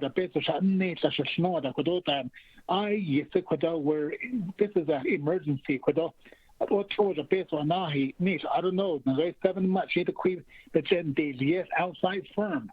So it's just not. Navajo Nation. I don't know. What I would like to hear today is to hear from Controller Ms. Kirk. I don't know if she's on the line. Pro Tem Chair. Thank you. Thank you. She is listening in on our conversation for your information. Che, Kiel Miguel, are you on the line there? Okay. On the amendment. Yeah, on the amendment, Mr. Noon, I would request if we could modify or by tomorrow direct our controller's office to expedite within a week to expedite hire. I don't know how many staff it would need, 10, 20 of our own Navajo people that are qualified. They're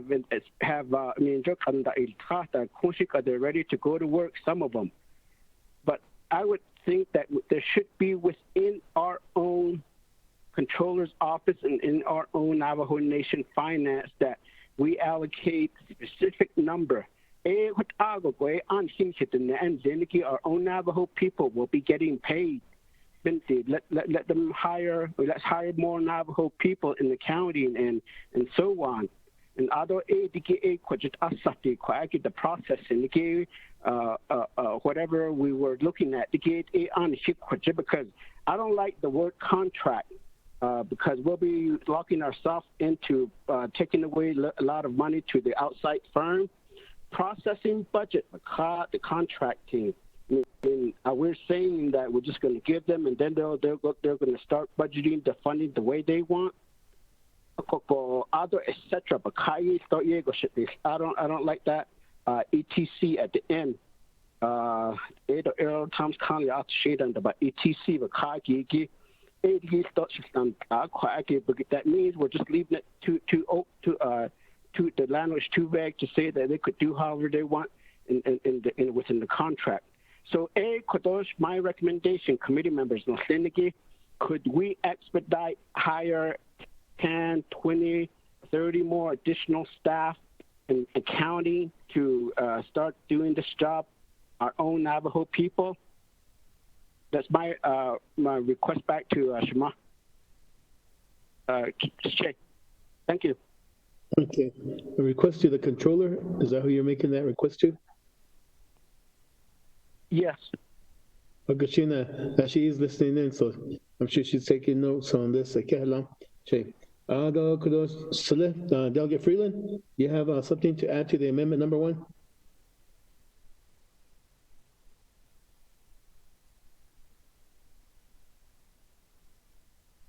Alleviate the red tape if we are to get staff on board, 10, 20, 30 staff. I know there's background checks, there's all these processes, but how can we alleviate the red tape if we were to bring on additional staff to help process all these payments, cut checks, do all the legwork to get this money spent? It's a huge, huge undertaking, and I really, really am hopeful that we can find some processes to help the controller get in a good position. And I think that the time is now, and I think we're up to that task.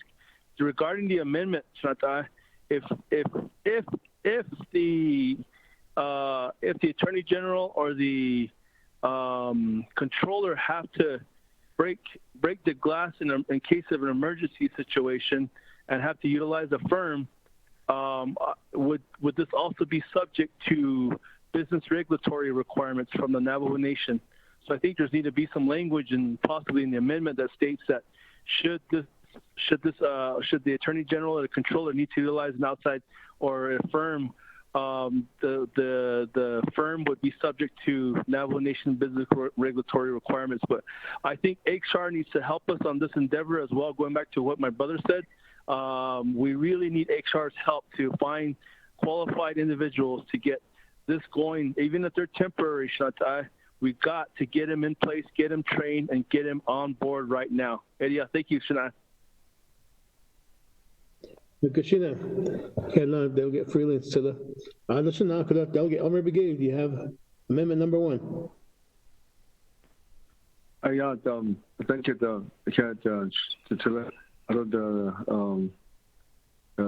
fellow delegates. Charles Newton, if you look at your amendment, do you think somewhere maybe I was reading your amendment with the outside firm, because somewhere can you put to kind of modify that to put utilizing the Navajo Business Opportunity Act to hire some more maybe the professional people that we have. Call on this case if we're going to be looking at utilizing this money. But yeah, I was just going to ask you that if we could modify that somewhere, you could put it in utilizing that Navajo Business Opportunity Act. I don't so that I don't know. Actually, no, that's just I'm requesting to you. I'm gonna. Gashina, after hearing all the comments, Deja, Madam Chair Charles Newton, do you have a response? There have been some requests to modify your motion. So about turning it back to you.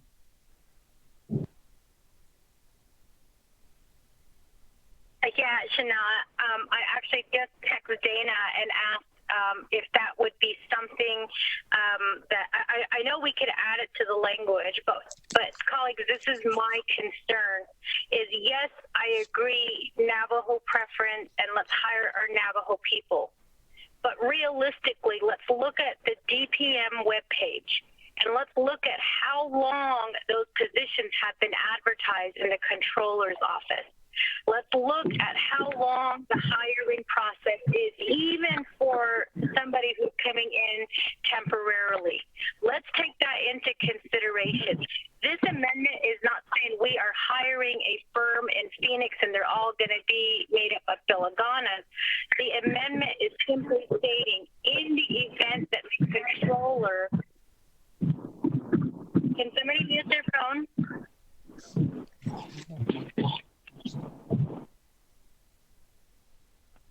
So this amendment is simply stating, step one, controllers, asking a simple question, can you handle this processing and making sure that people get paid and that money gets spent and that everything goes smoothly? If you can't, then the amendment is saying, with the assistance of OMB and Attorney General, there are some possibilities that you could look into. So basically what we're saying is, controller, you are going to tell us whether you can handle this or not. And if you think you can't handle it, then the amendment is just saying, then let's look at the possibilities. There is nothing in the amendment that states that non-Navajos are going to be considered. There's nothing in that amendment that's saying that Navajo people are not going to be hired. The way that I'm looking at this amendment is it's going to speed up the process. Each and every single one of us delegates are talking about how we want to help the people, how we want to get that money out there right away. But let's think about what the process is now and how there are certain services, as my brother Pernell Halona stated, there are certain services that haven't been paid yet. There are the veterans that continue to not be paid. There are chapter houses where the issue is, bills not being paid. Can we afford that if this amendment is not in the legislation? Again, all it's doing is just saying, that in the event that you need help, you can look at outside sources. Budget and finance, I have complete faith in all of the delegates who sit on budget and finance. I know that they're going to have some tough questions in the event that the controller comes back and says, okay, yes, I need outside help. I want to hire a firm. I have complete faith in budget and finance that they're going to ask the right questions and they're going to know how to handle this. But the bottom line is we need to ensure that there's a mechanism in place to get people paid out and to get this money spent in a timely manner. Again, the last thing that we need is for the control. Somebody needs to mute their phone. So the last thing that we want is any tie-ups. Now, if we think about, again, if we think about, our past experiences and then what we have heard directly from the controller, and I wish I could say that I 100% believe that the controller can handle this $600 million payout, plus the programs that are currently are in process, and then those ones that are on hold, but that will have to come back into play. So again, the amendment is only saying that there is that possibility. I think that Honorable Kealan Begay's question and Honorable Herman Daniels' questions, that's like 2 or 3 steps ahead. And that's not what we're deciding today. We're only saying that, there is this possibility that's going to be available to the controller and to OMB with the assistance of the Attorney General, that in the event that they cannot handle the workload, that they can look to outside firms. And I also want to remind my colleagues that we have a lot of Navajo professionals who are living on and off the reservation who work for firms or they own their own firms.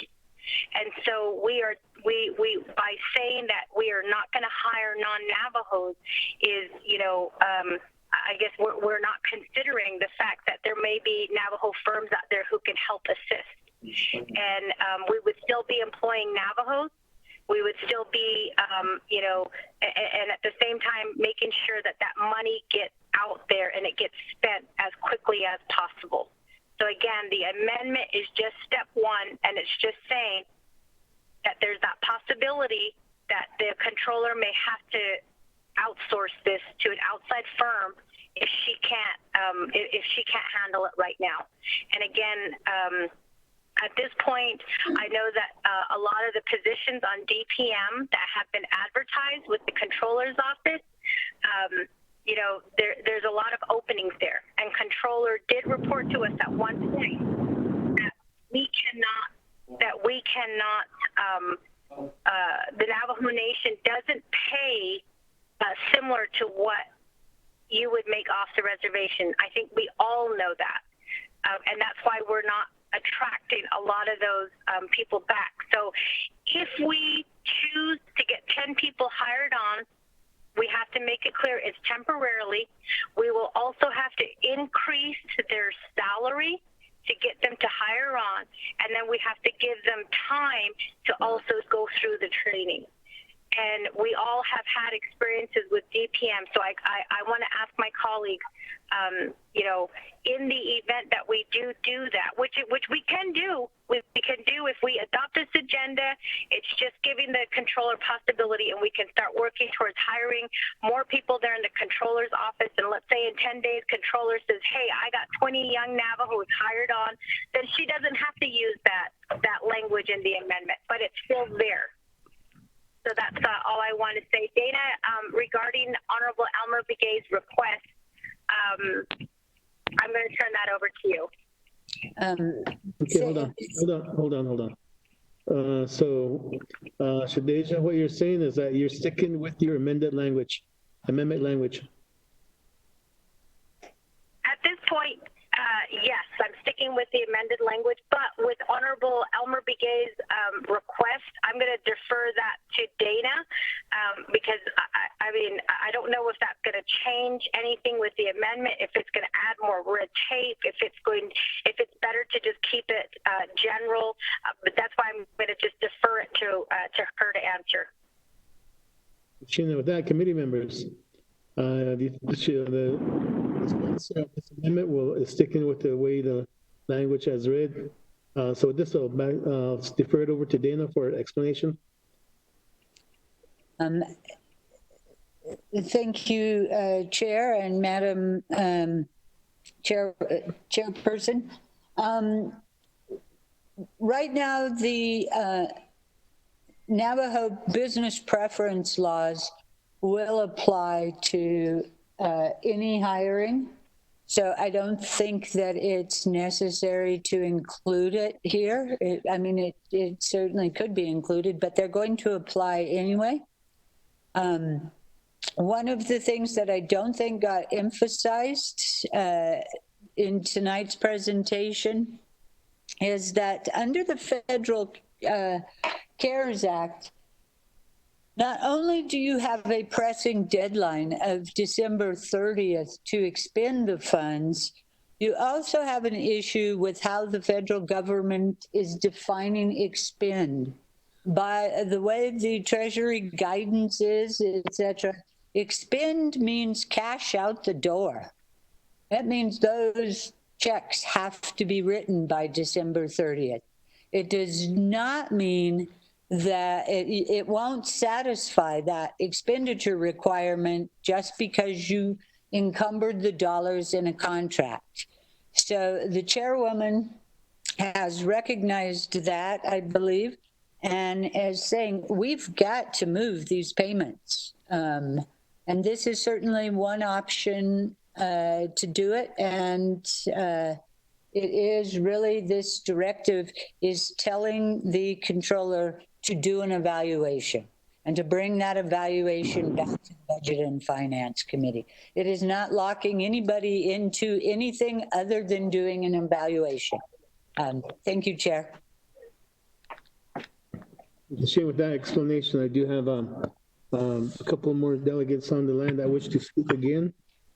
Delegate Halona? Thank you, Chair Pro Tem and my colleagues. I wanted to try to see if, Eugenia, if you would go for this, is to add to your language.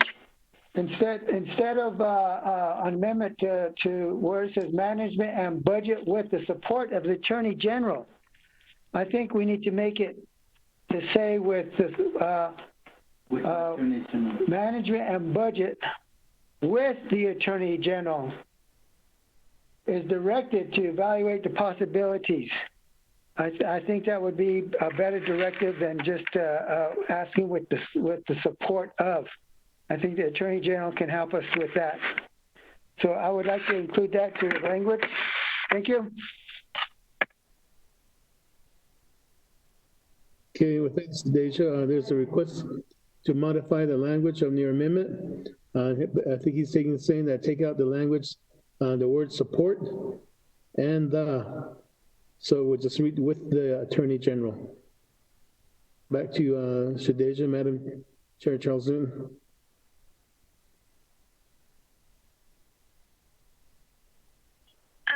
Dana, I think we did have that discussion of really the purpose of this amendment, and you are correct. I did read the legislation of the definition that the federal government is providing with expending the funds, which is what prompted me to have this, to write this, or to work with you on this amendment. But I want to say that I don't think it's going to change the intent.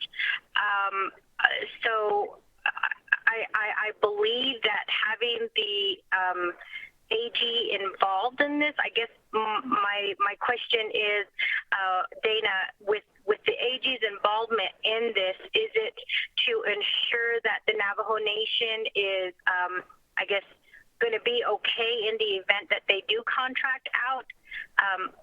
And if that's the case, then isn't that already what's happening? So does the language even have to include the Attorney General?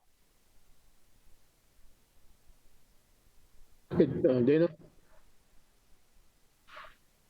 But let's back to Delegate Halona's request is to take out the word support in the language that you proposed. Thank you, Chair and Madam Chairwoman. First, let's go to Delegate Halona's requested amendment. What I would have it read is the Controller, Office of Management Budget, and the Attorney General are directed. And I think that would be fine. Madam Chairwoman is correct that the purpose of the Attorney General in there is to make sure that a legal analysis or legal guidance is provided so that the nation isn't coming back with wanting to do something that it really can't do because of some legal issues. So that was really why the Attorney General's office was included, is to just make sure they know they're directed to assist with this endeavor. Thank you, Chair and Madam Chair. Okay, with this, thank you, Deja. Madam Chair Charles Newton, with the request, are you going to honor that request or stick with the original language? Well, I guess first I want to ask Honorable Halona, does that answer your question, Honorable Halona? Because I think that would change the request that you're making. Yes, that is. That's the way I want to see it. I want the Attorney General to be involved. Payroll or benefit expenses for employees whose work duty are not substantial. And somebody mute their phone. Kayla McGee. Kayla McGee, I believe it is. I can hear you talking backwards. Sorry. What this is, the question out there is the language. Originally, it has with the support. Delegate Halona is asking to remove that language and just say with the Attorney General. Shadeja Bag, are you inclined to change the language to Delegate Halona's request, or are you sticking with the original language as it is? So before we can move on. I'm fine with the language that Halona is requesting. I mean, because either way, as Dana indicated, the AG is going to be involved anyway. So I don't think that the language regarding the Attorney General's involvement in this case would really matter, because again, she is going to be involved in this anyway. Okay, with that, I believe Delegate Halona is holding the second to this amendment. Number 1, is that correct, Halona? That's correct. I am. Okay, so that takes care of that. So the language is modified, so legislative staff are making those changes right now to amendment number 1. I believe we have Thank you, sir. Kealan Begay. Che, are you on the line? You wish to speak on amendment number 1 again? Yeah. Dana, Ms. Barbara, I have a question of privilege, Chair. Where we talked about, there was a discussion that the lengthy process to hire and to pay more. My question is that so deep based on I thought has started as not the meal so a quacking ni a exacto hire is natural. No, is okay for us to dish out some funding to non-Navajo firm or non-Navajos from this particular account. A call the higher it shouldn't be coming out of the existing budget that we have. The higher processing of an additional at the controller's office and OMB, it should be coming out so that it shouldn't blanket the policy, the hiring process from of the Navajo Nation. That's my thinking. So if we're really scrutinizing our Navajo people to be hired, I mean, why don't we do the same thing to people that will be hiring to see if they have background, what their background checks are as well. My revised amendment, the key is just directing the controller and the OMB just to hire additional staff, that this funding will be directly coming out of the $600 million that's coming forth. I mean, I think that would resolve the problem rather than trying to hire an outside firm. So I would strongly recommend that we just encourage the controller's office to hire additional staff utilizing the $600 million, and that it will qualify, because I'm looking at the requirement, because it's mitigating. The staff will be will be participating in mitigating this particular COVID-19 activity on the Navajo Nation. So should consider that. I don't know. I believe a direct request is more. I guess that's what's needed from me. So I seem like it's just being put aside. Email I don't know if you have access to the internet. The red line Ziki is just a simple revised amendment is what I'm asking for.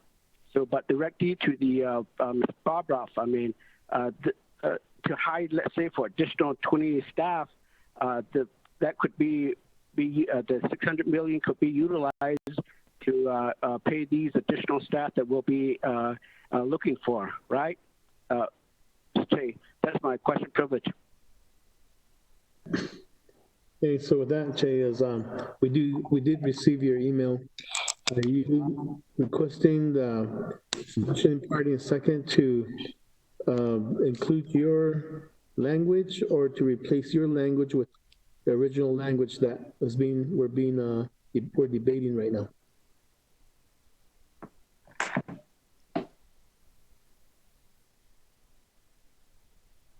Chair, the question privilege key, it goes to Ms.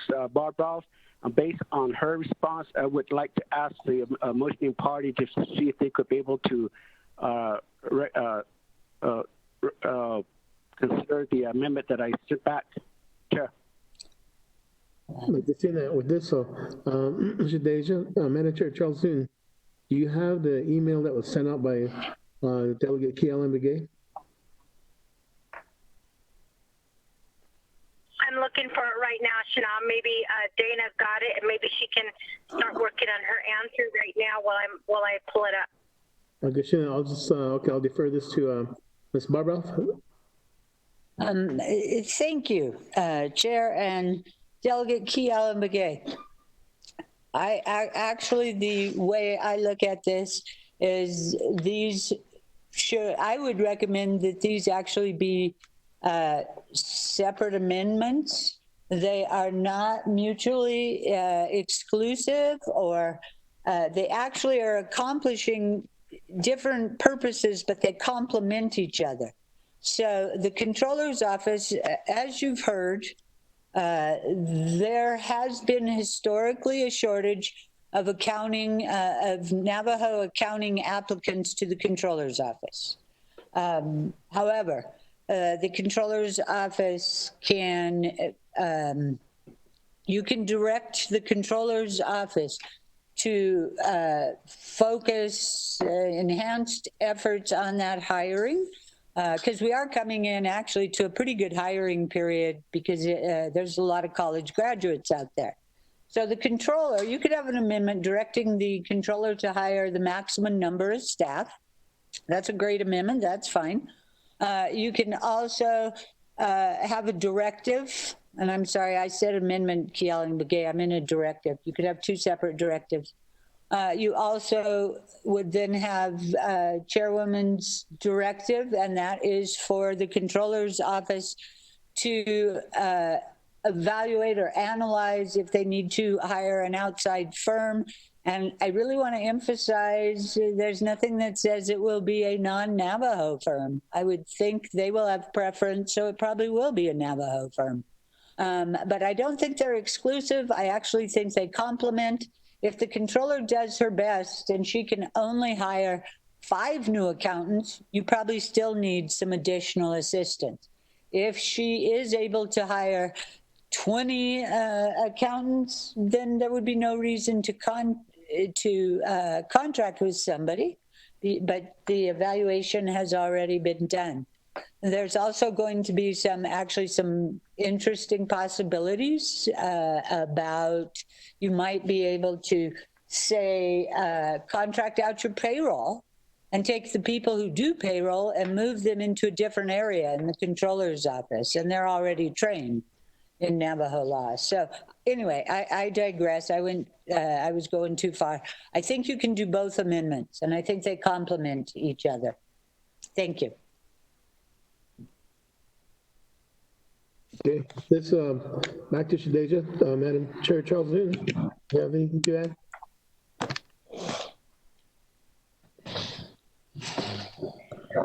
Well, I think Dana's explanation actually is what I agree with. I think that my amendment is just saying that, Controller, if you need help, you can.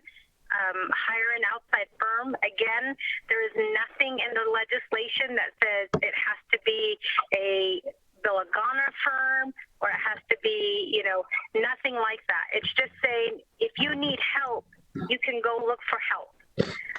One. And two, I think what Honorable Kealan Begay's amendment is saying, I want to think that the Controller has already been trying to fill her position. Again, if you just look at the DPM website and you see how many positions are open and how long they've been open and maybe even reclassified to try to get people into those positions, I'm not against that. I would love to hire 20 new accountants for the Controller's Office or hire, people for OMB's office. But the thing that we have to remember is, what if we can hire them? And in 20 days, are we going to have to come back to make an amendment to allow the Controller to look at outside firms to help her? At this point, maybe I'm speaking ahead by saying that the Controller can't handle it, and that's not what I'm saying. All I'm saying is is right now we're just giving that possibility, we're giving that opportunity to controller and OMB to, they're the ones who are going to evaluate, and they're going to report to budget and finance, and they're going to say, from the way that I understand is they're going to say budget and finance, what we do need help. And we have had these positions advertised, and maybe she'll come back and maybe the plan will be, I want to hire 20 new people, but I need to increase the salary. Then that's the second step. At least she's come back and she's admitted that she needs help. But again, this amendment is only just creating that possibility to say, in the event that, you need help, there is that option of hiring a firm to help you. And again, the bottom line is this money has to be out of our account by December 30th, 2020. That's a lot of check processing. That's a lot of contracts to review. That's a lot of I's to dot and T's to cross. So that's all this amendment is doing is saying, that you can seek outside help if needed. So with Key Allen's legislation, I mean, he can do an amendment after this one, but I'd like to stick just to the general language that's provided in the amendment that I provided. And if Key Allen wants to amend the original legislation to add that language in, then we can consider it at that time. But again, I really think that we're kind of jumping 2 or 3 steps ahead. When we don't even know. Maybe the controller is going to come back and say, hey, I don't need help because Friday I hired 20 accountants and we're set, we're ready to go.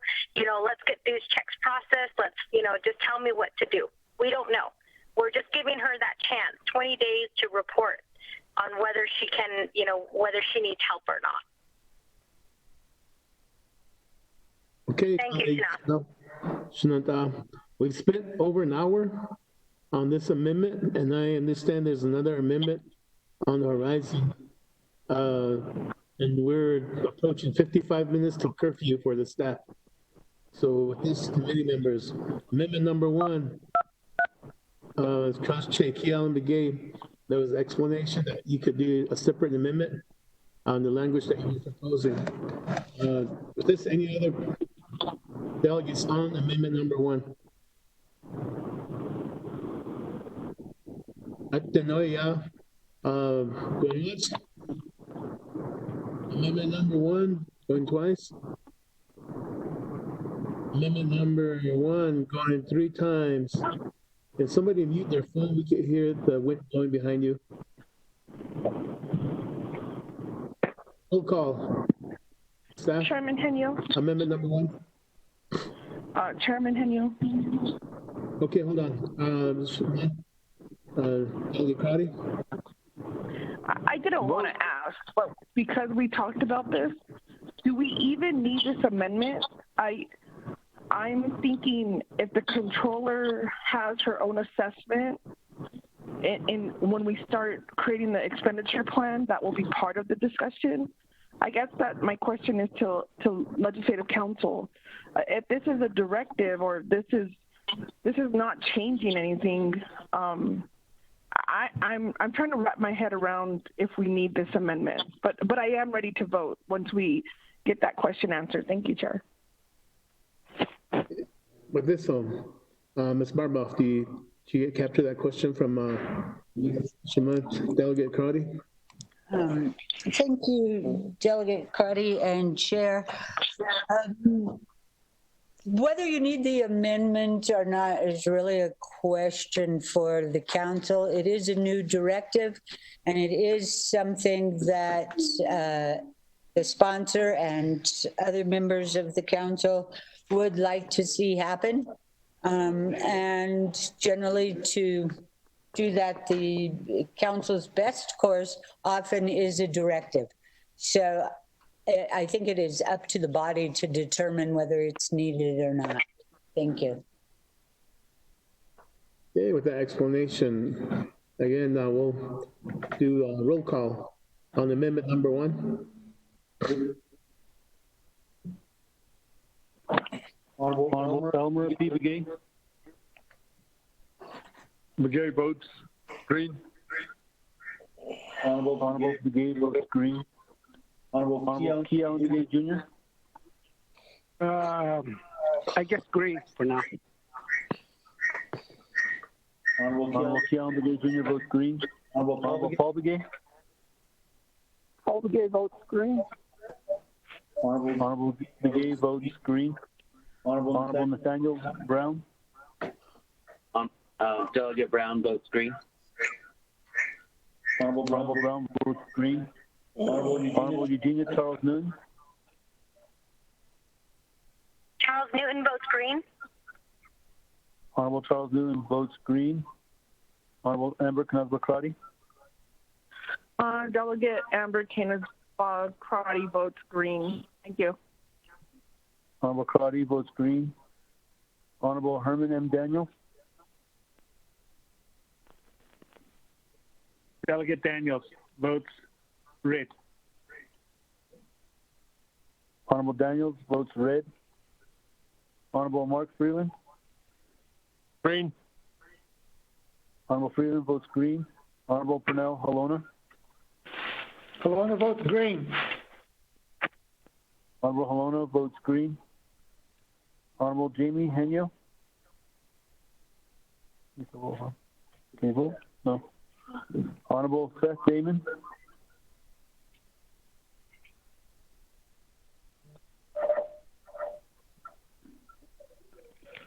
Honorable Seth Damon votes green. Honorable Seth Damon votes green. Honorable Vince James. Honorable Ricky Nez. Delegate Rick Nez votes green. Honorable Nez votes green. Honorable Carl Slater.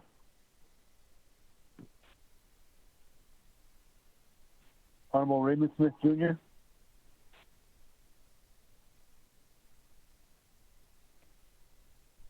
Honorable Wilson Stewart Jr. Red. Honorable Stewart votes red. Honorable Daniel Eso.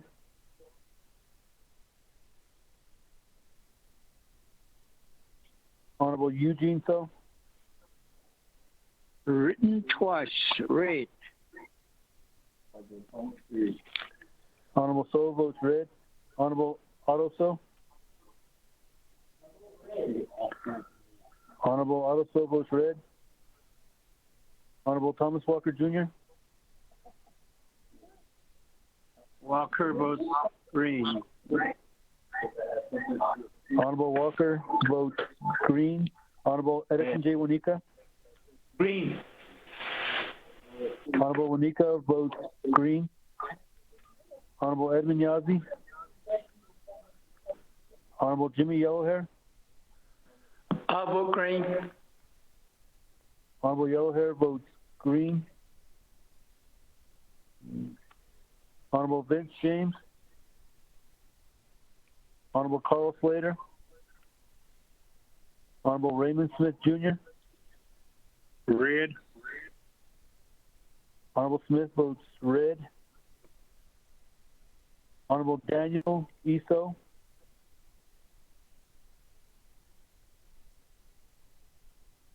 Honorable Edmund Yazzie.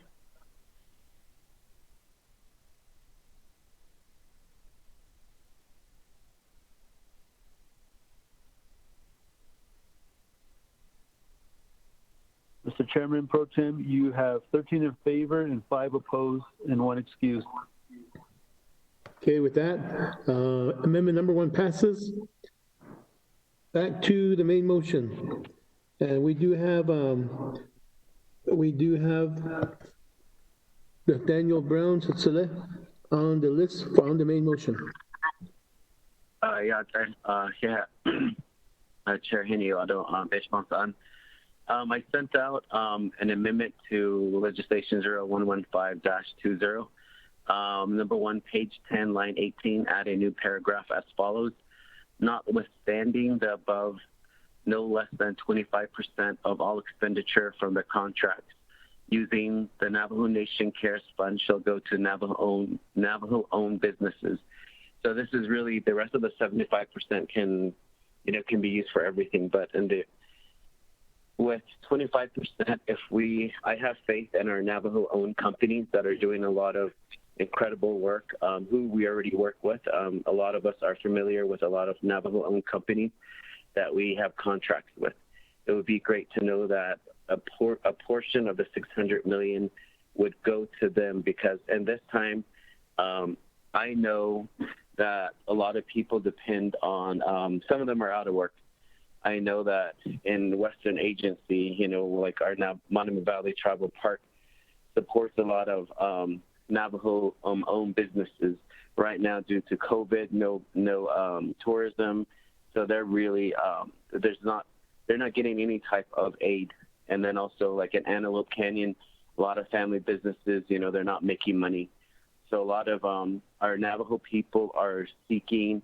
Yesterday, I talked to a Navajo young lady who sells jewelry, and she actually buys a lot of handmade jewelry from her other relatives. She said they call me and their beading is just sitting there.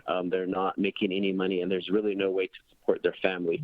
And I think with this 25%, it will allow our Navajo-owned companies to help us during this pandemic. And I think this is not just limited. We have a little bit over 200 days to spend $600 million.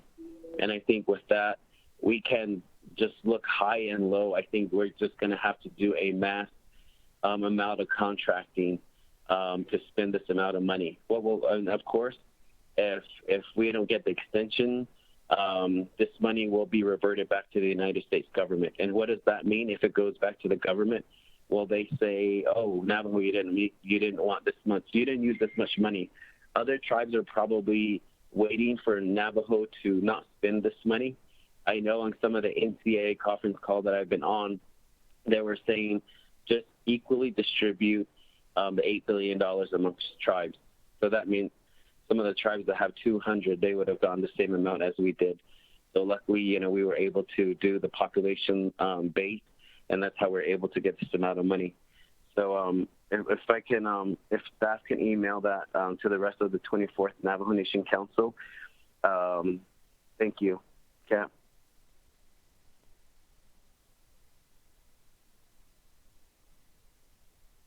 Thank you. So is that your motion, Select Delegate Brown? Oh, that's my motion. Okay, I believe it's still on its way. I haven't seen the amended language yet, so if anybody's seen it, but I'll ask for a second to this amendment. Is there a second?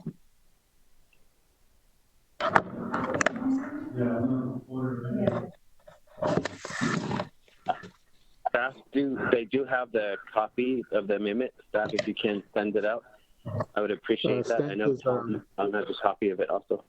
Yeah. Staff, Mr. Ricos has sent it out, so committee members, Mr. Ricos has sent out the amended language. So there's a motion on the floor for an amendment by Delegate Nathaniel Brown, and the amendment is on the internet here, in inbox. Is there a second?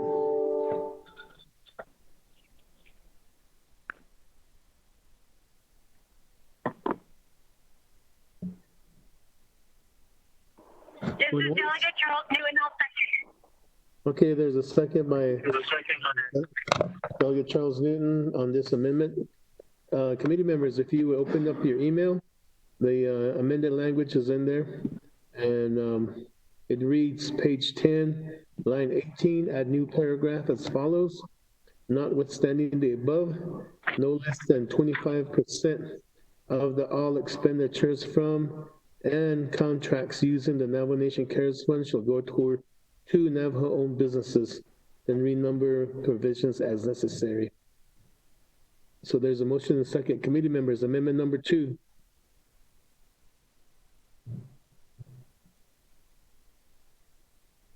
Vote. Going once? Amendment number 2.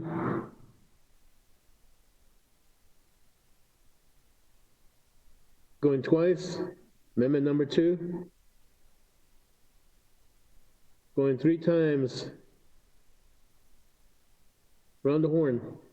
Mr. Rico. Amendment number 2. Honorable Elmer P. Begay. Vote red. Honorable Begay votes red. Honorable Key Allen Begay Jr. Green. Honorable Key Allen Begay Jr. votes green. Honorable Paul Begay.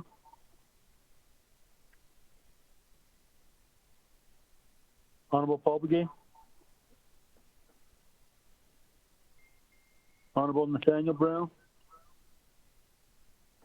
Delegate Brown votes green. Yeah. Honorable Brown votes green. Honorable Eugenia Charles Newton. Charles Newton votes green. Thank you. Honorable Charles Newton votes green. Honorable Amber Canal-Zaccardi. Delegate Amber Kenneth-Balcrotty votes green. Thank you. Honorable Crotty votes green. Honorable Herman M. Daniel.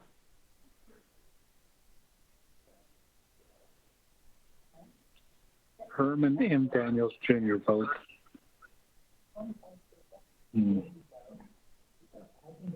Green.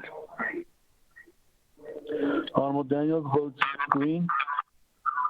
Honorable Speaker Seth Damon. Green. Honorable Damon votes green. Honorable Mark Freeland. Green. Honorable Freeland votes green. Honorable Pernell Holona.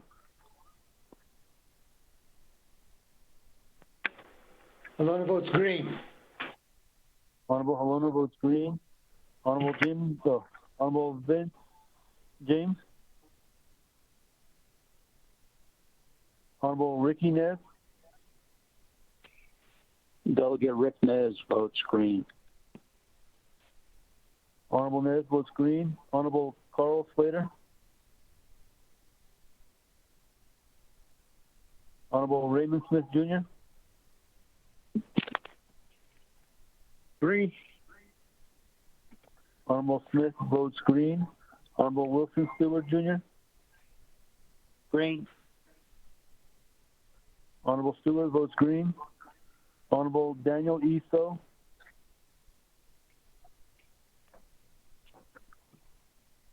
Honorable Eugene So. I reckon green.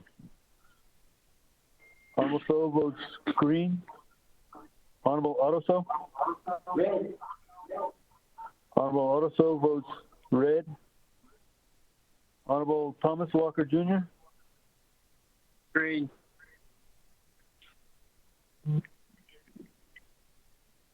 Honorable Walker votes green. Honorable Edison J. Wanika. Green. Honorable Wanika votes green.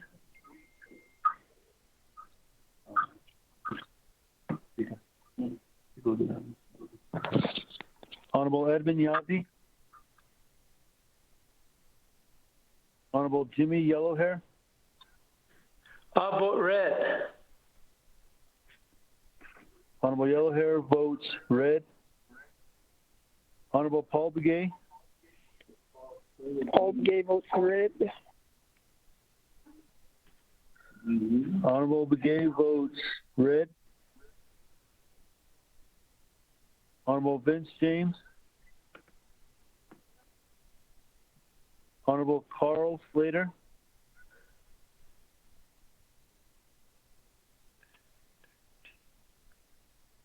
Honorable Carl Slater. Am I unmuted? Am I being heard? This is Delegate Slater. Yeah, we can hear you now. Okay. I voted red on this amendment and green on the prior amendment. And I don't know if my vote was recorded. Honorable Carl Slater votes red. Honorable Daniel Issa.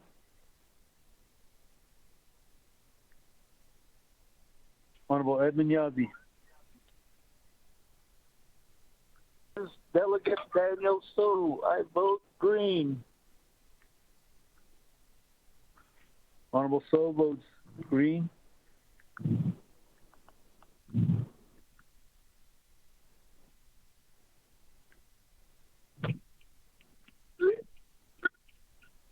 Mr. Chairman Pro Tem, you have 15 in favor and 5 opposed, and 1 excused.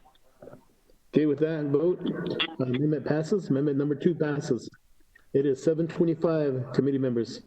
We still have staff here waiting patiently, so moving on. We have on the list for the main motion, Chairman Rick Nez.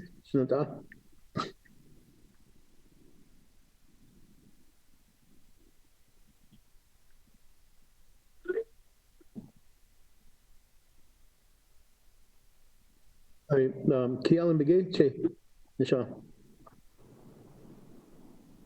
I'll probably wait until tomorrow at the council session. Kashina. Okay, do we have Vice Chair Smith on the list here for the main motion? That's Vice Chair Smith. Say again, Pro Tem Chair. This is main motion. Do you wish to comment on the main motion? Now let's just vote. I do have Select Delegate Mark Freeland on the list for the main motion.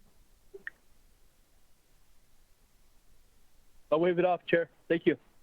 Hey, by the way, happy birthday. It's not your birthday. I was hoping nobody would catch it. Thank you. 55 and going strong. 21 again. Anybody else on the main motion? Colleagues,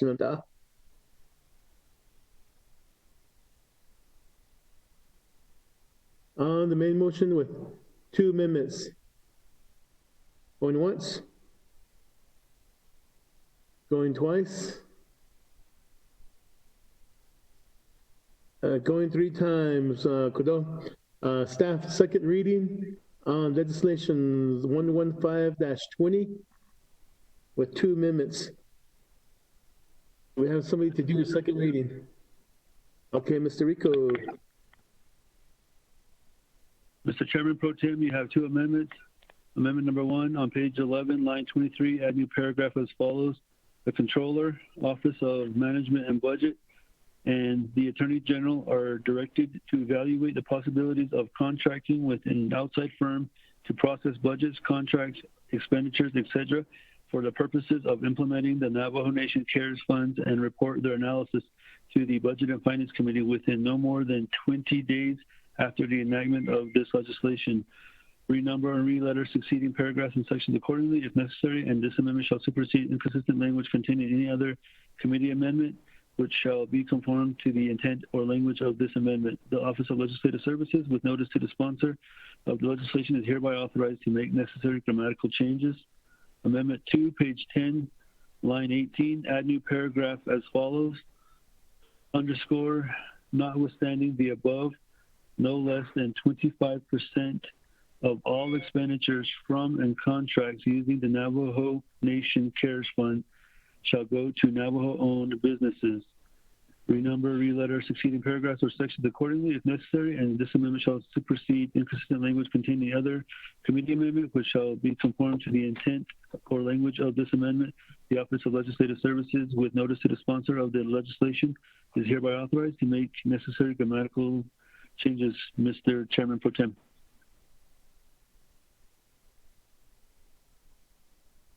Our second reading. I'll do a roll call. Mr. Rico, please. Honorable Elmer P. Begay. Okay, votes green. Honorable T. Allen Begay Jr. T. Allen votes green. Honorable T. Allen Begay votes green. Honorable Elmer P. Begay votes green. Honorable Paul Begay. Paul Begay votes green. Honorable Paul Begay votes green. Honorable Nathaniel Brown. Delegate Brown votes green. Yeah. Honorable Brown votes green. Honorable Eugenia Charles Newton.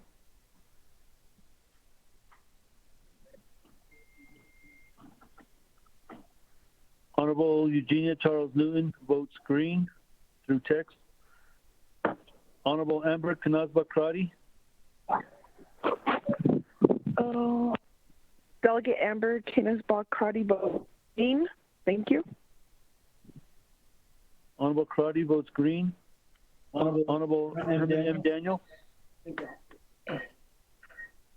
Delegate Herman M. Daniels votes red. Honorable Daniels votes red. Honorable Speaker Seth Damon. I vote green. Honorable Damon votes green. Honorable Mark Freeland. Green. Honorable Freeland votes green. Honorable Halona. I wish I had more time to read through this, but I'll vote green. Hello votes green. Honorable Pernell Halona votes green. Honorable Vince James. Honorable Ricky Nez. Delegate Rick Nez votes green. Honorable Nez votes green. Honorable Carl Slater. Delegate Slater, red. Honorable Slater votes red. Honorable Raymond Smith Jr. Green. Honorable Smith votes green. Honorable Wilson Stewart Jr. Red. Honorable Stewart votes red. Honorable Daniel E. So. Daniel So votes green. Honorable So votes green. Honorable Eugene So. Reagan, green. Honorable So votes green. Honorable Otto So. Honorable Otto So votes green. Honorable Thomas Walker Jr. Thomas Walker votes green. Honorable Walker votes green. Honorable Edison J. Wanika. Green. Honorable Wanika votes green. Honorable Edmund Yazzie. Honorable Jimmy Yellowhair. I'll vote red.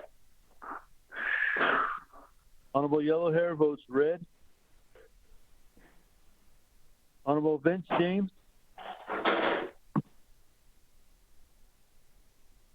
Honorable Edmund Yazzie.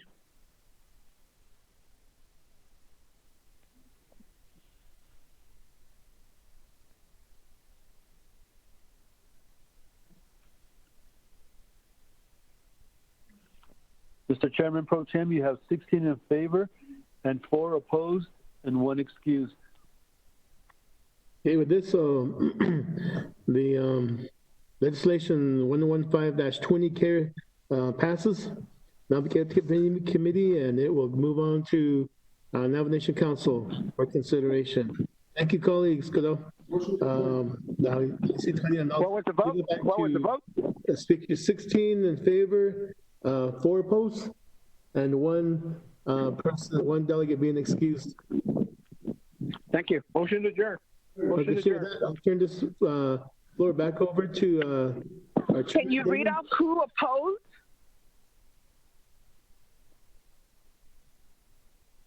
Chairman Davis? Can they read off what delegates opposed the legislation for my record? Thank you. Actually, it would be for the record of the Navajo Nation, people who are watching. I'll be Mr. Rico, if you would. Honor Delegate Crotty's request. Question of privilege. Chairman is. Chairman is, question of privilege?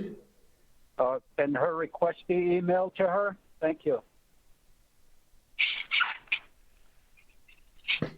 The request usually is followed by, the legislative staff follows this with a vote tally sheet, and therefore you will be receiving the email with the vote tally sheet of who voted green and who voted red, if that would satisfy your concerns, Delegate Crotty.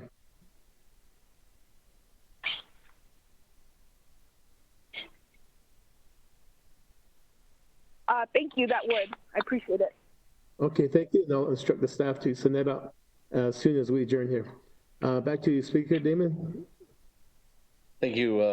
Thank you very much, colleagues, for the president allowing me to present 0115-20. That back to the agenda. We are actually going back to, we did a suspension of the floor rules, and we are, if we continue on, we'll be receiving reports. The next item is a report on alcohol bootlegging of the Navajo Nation by Mr. Jesse Delmar. What is the will of the committee? Motion to adjourn. Motion to adjourn by Honorable Otto So. Is there a second? Second by Vice Chair. Second by Vice Chair Smith. Second by Vice Chair Smith. Any comments, questions? No debate.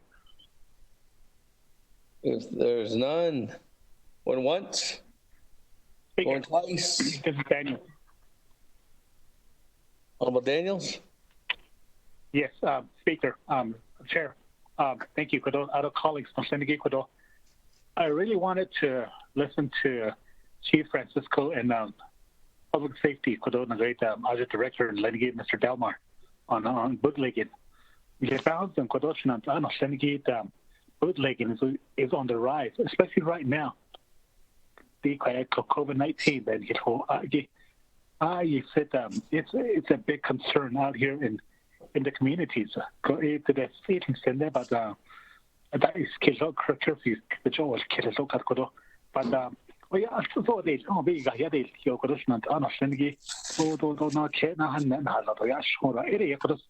Chair. Okay. Chair, this is Delegate Brown. You can do that. Honorable Brown. I'm really interested in hearing the issues of bootlegging. I know that right now I'm listening to people. They're saying that people that are drinking are deliberately, who are COVID positive, are deliberately going around infecting people, saying, well, I don't like this person.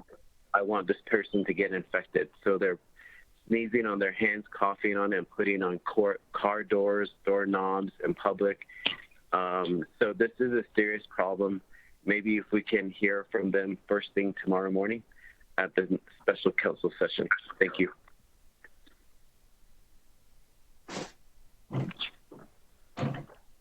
Well, Daniels and Honorable Brown, go ahead and send an invitation to Mr. Delmar on that behalf, on a request for tomorrow's special session. That, colleagues, tomorrow we are having a special session starting at 10 a.m. Numerous different legislations on there. A couple of requests from UUFB, appropriations, override, possible CARES Act. So have a good evening. Travel safe. Thank you to the staff for staying late this evening. But we'll go ahead and go to adjournment vote if there's nobody else. Going once, going twice, going three times. Honorable Elmer P.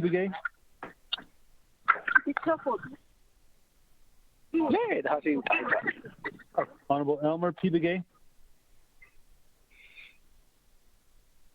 Honorable Key Allen Begay Jr. Vote green. Key Allen.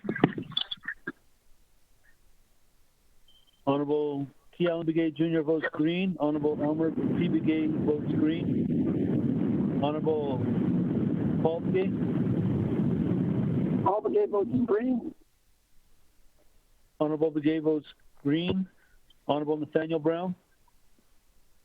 Delegate Brown votes green. Honorable Brown votes green. Honorable Eugenia Charles Newman. Honorable Charles Newman votes green through text. Honorable Amber Kanazba Crotty. Delegate Amber Canisbar Crotty votes green. Thank you. Honorable Crotty votes green. Honorable Herman M. Daniel. Delegate Herman M. Daniels Jr. votes green. Honorable Daniels votes green. Honorable Mark Freeland. Green. Honorable Freeland votes green. Honorable Pernell Halona. Halona votes green. Honorable Halona votes green. Honorable Jamie Henyo.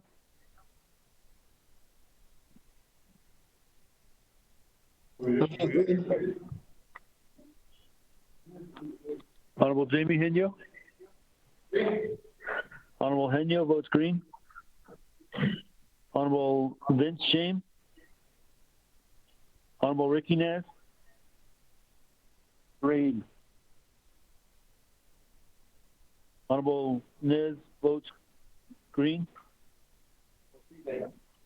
Honorable Carl Slater.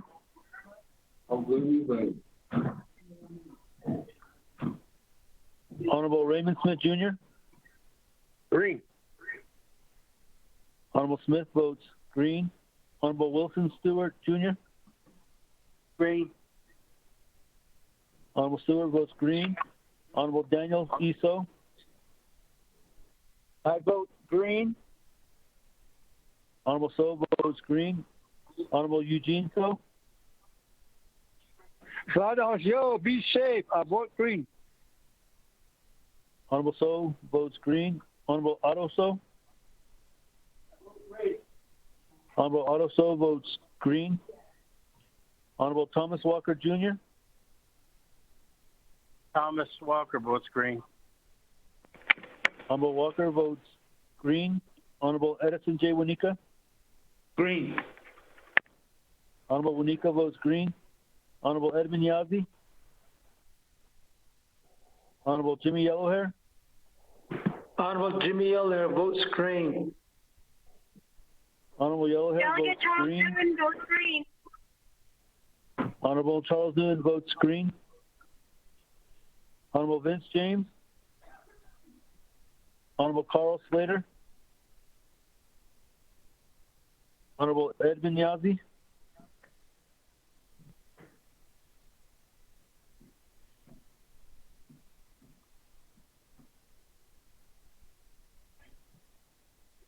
Mr. Speaker, you have 19 in favor, 0 opposed, and 1 excused. 19 in favor, 0 opposed. We are adjourned at 7:42 p.m. Safe travels, everyone. Thank you. We'll see you guys are here. Talk to you guys tomorrow at 10 a.m. Have a good evening. Same line. Good night.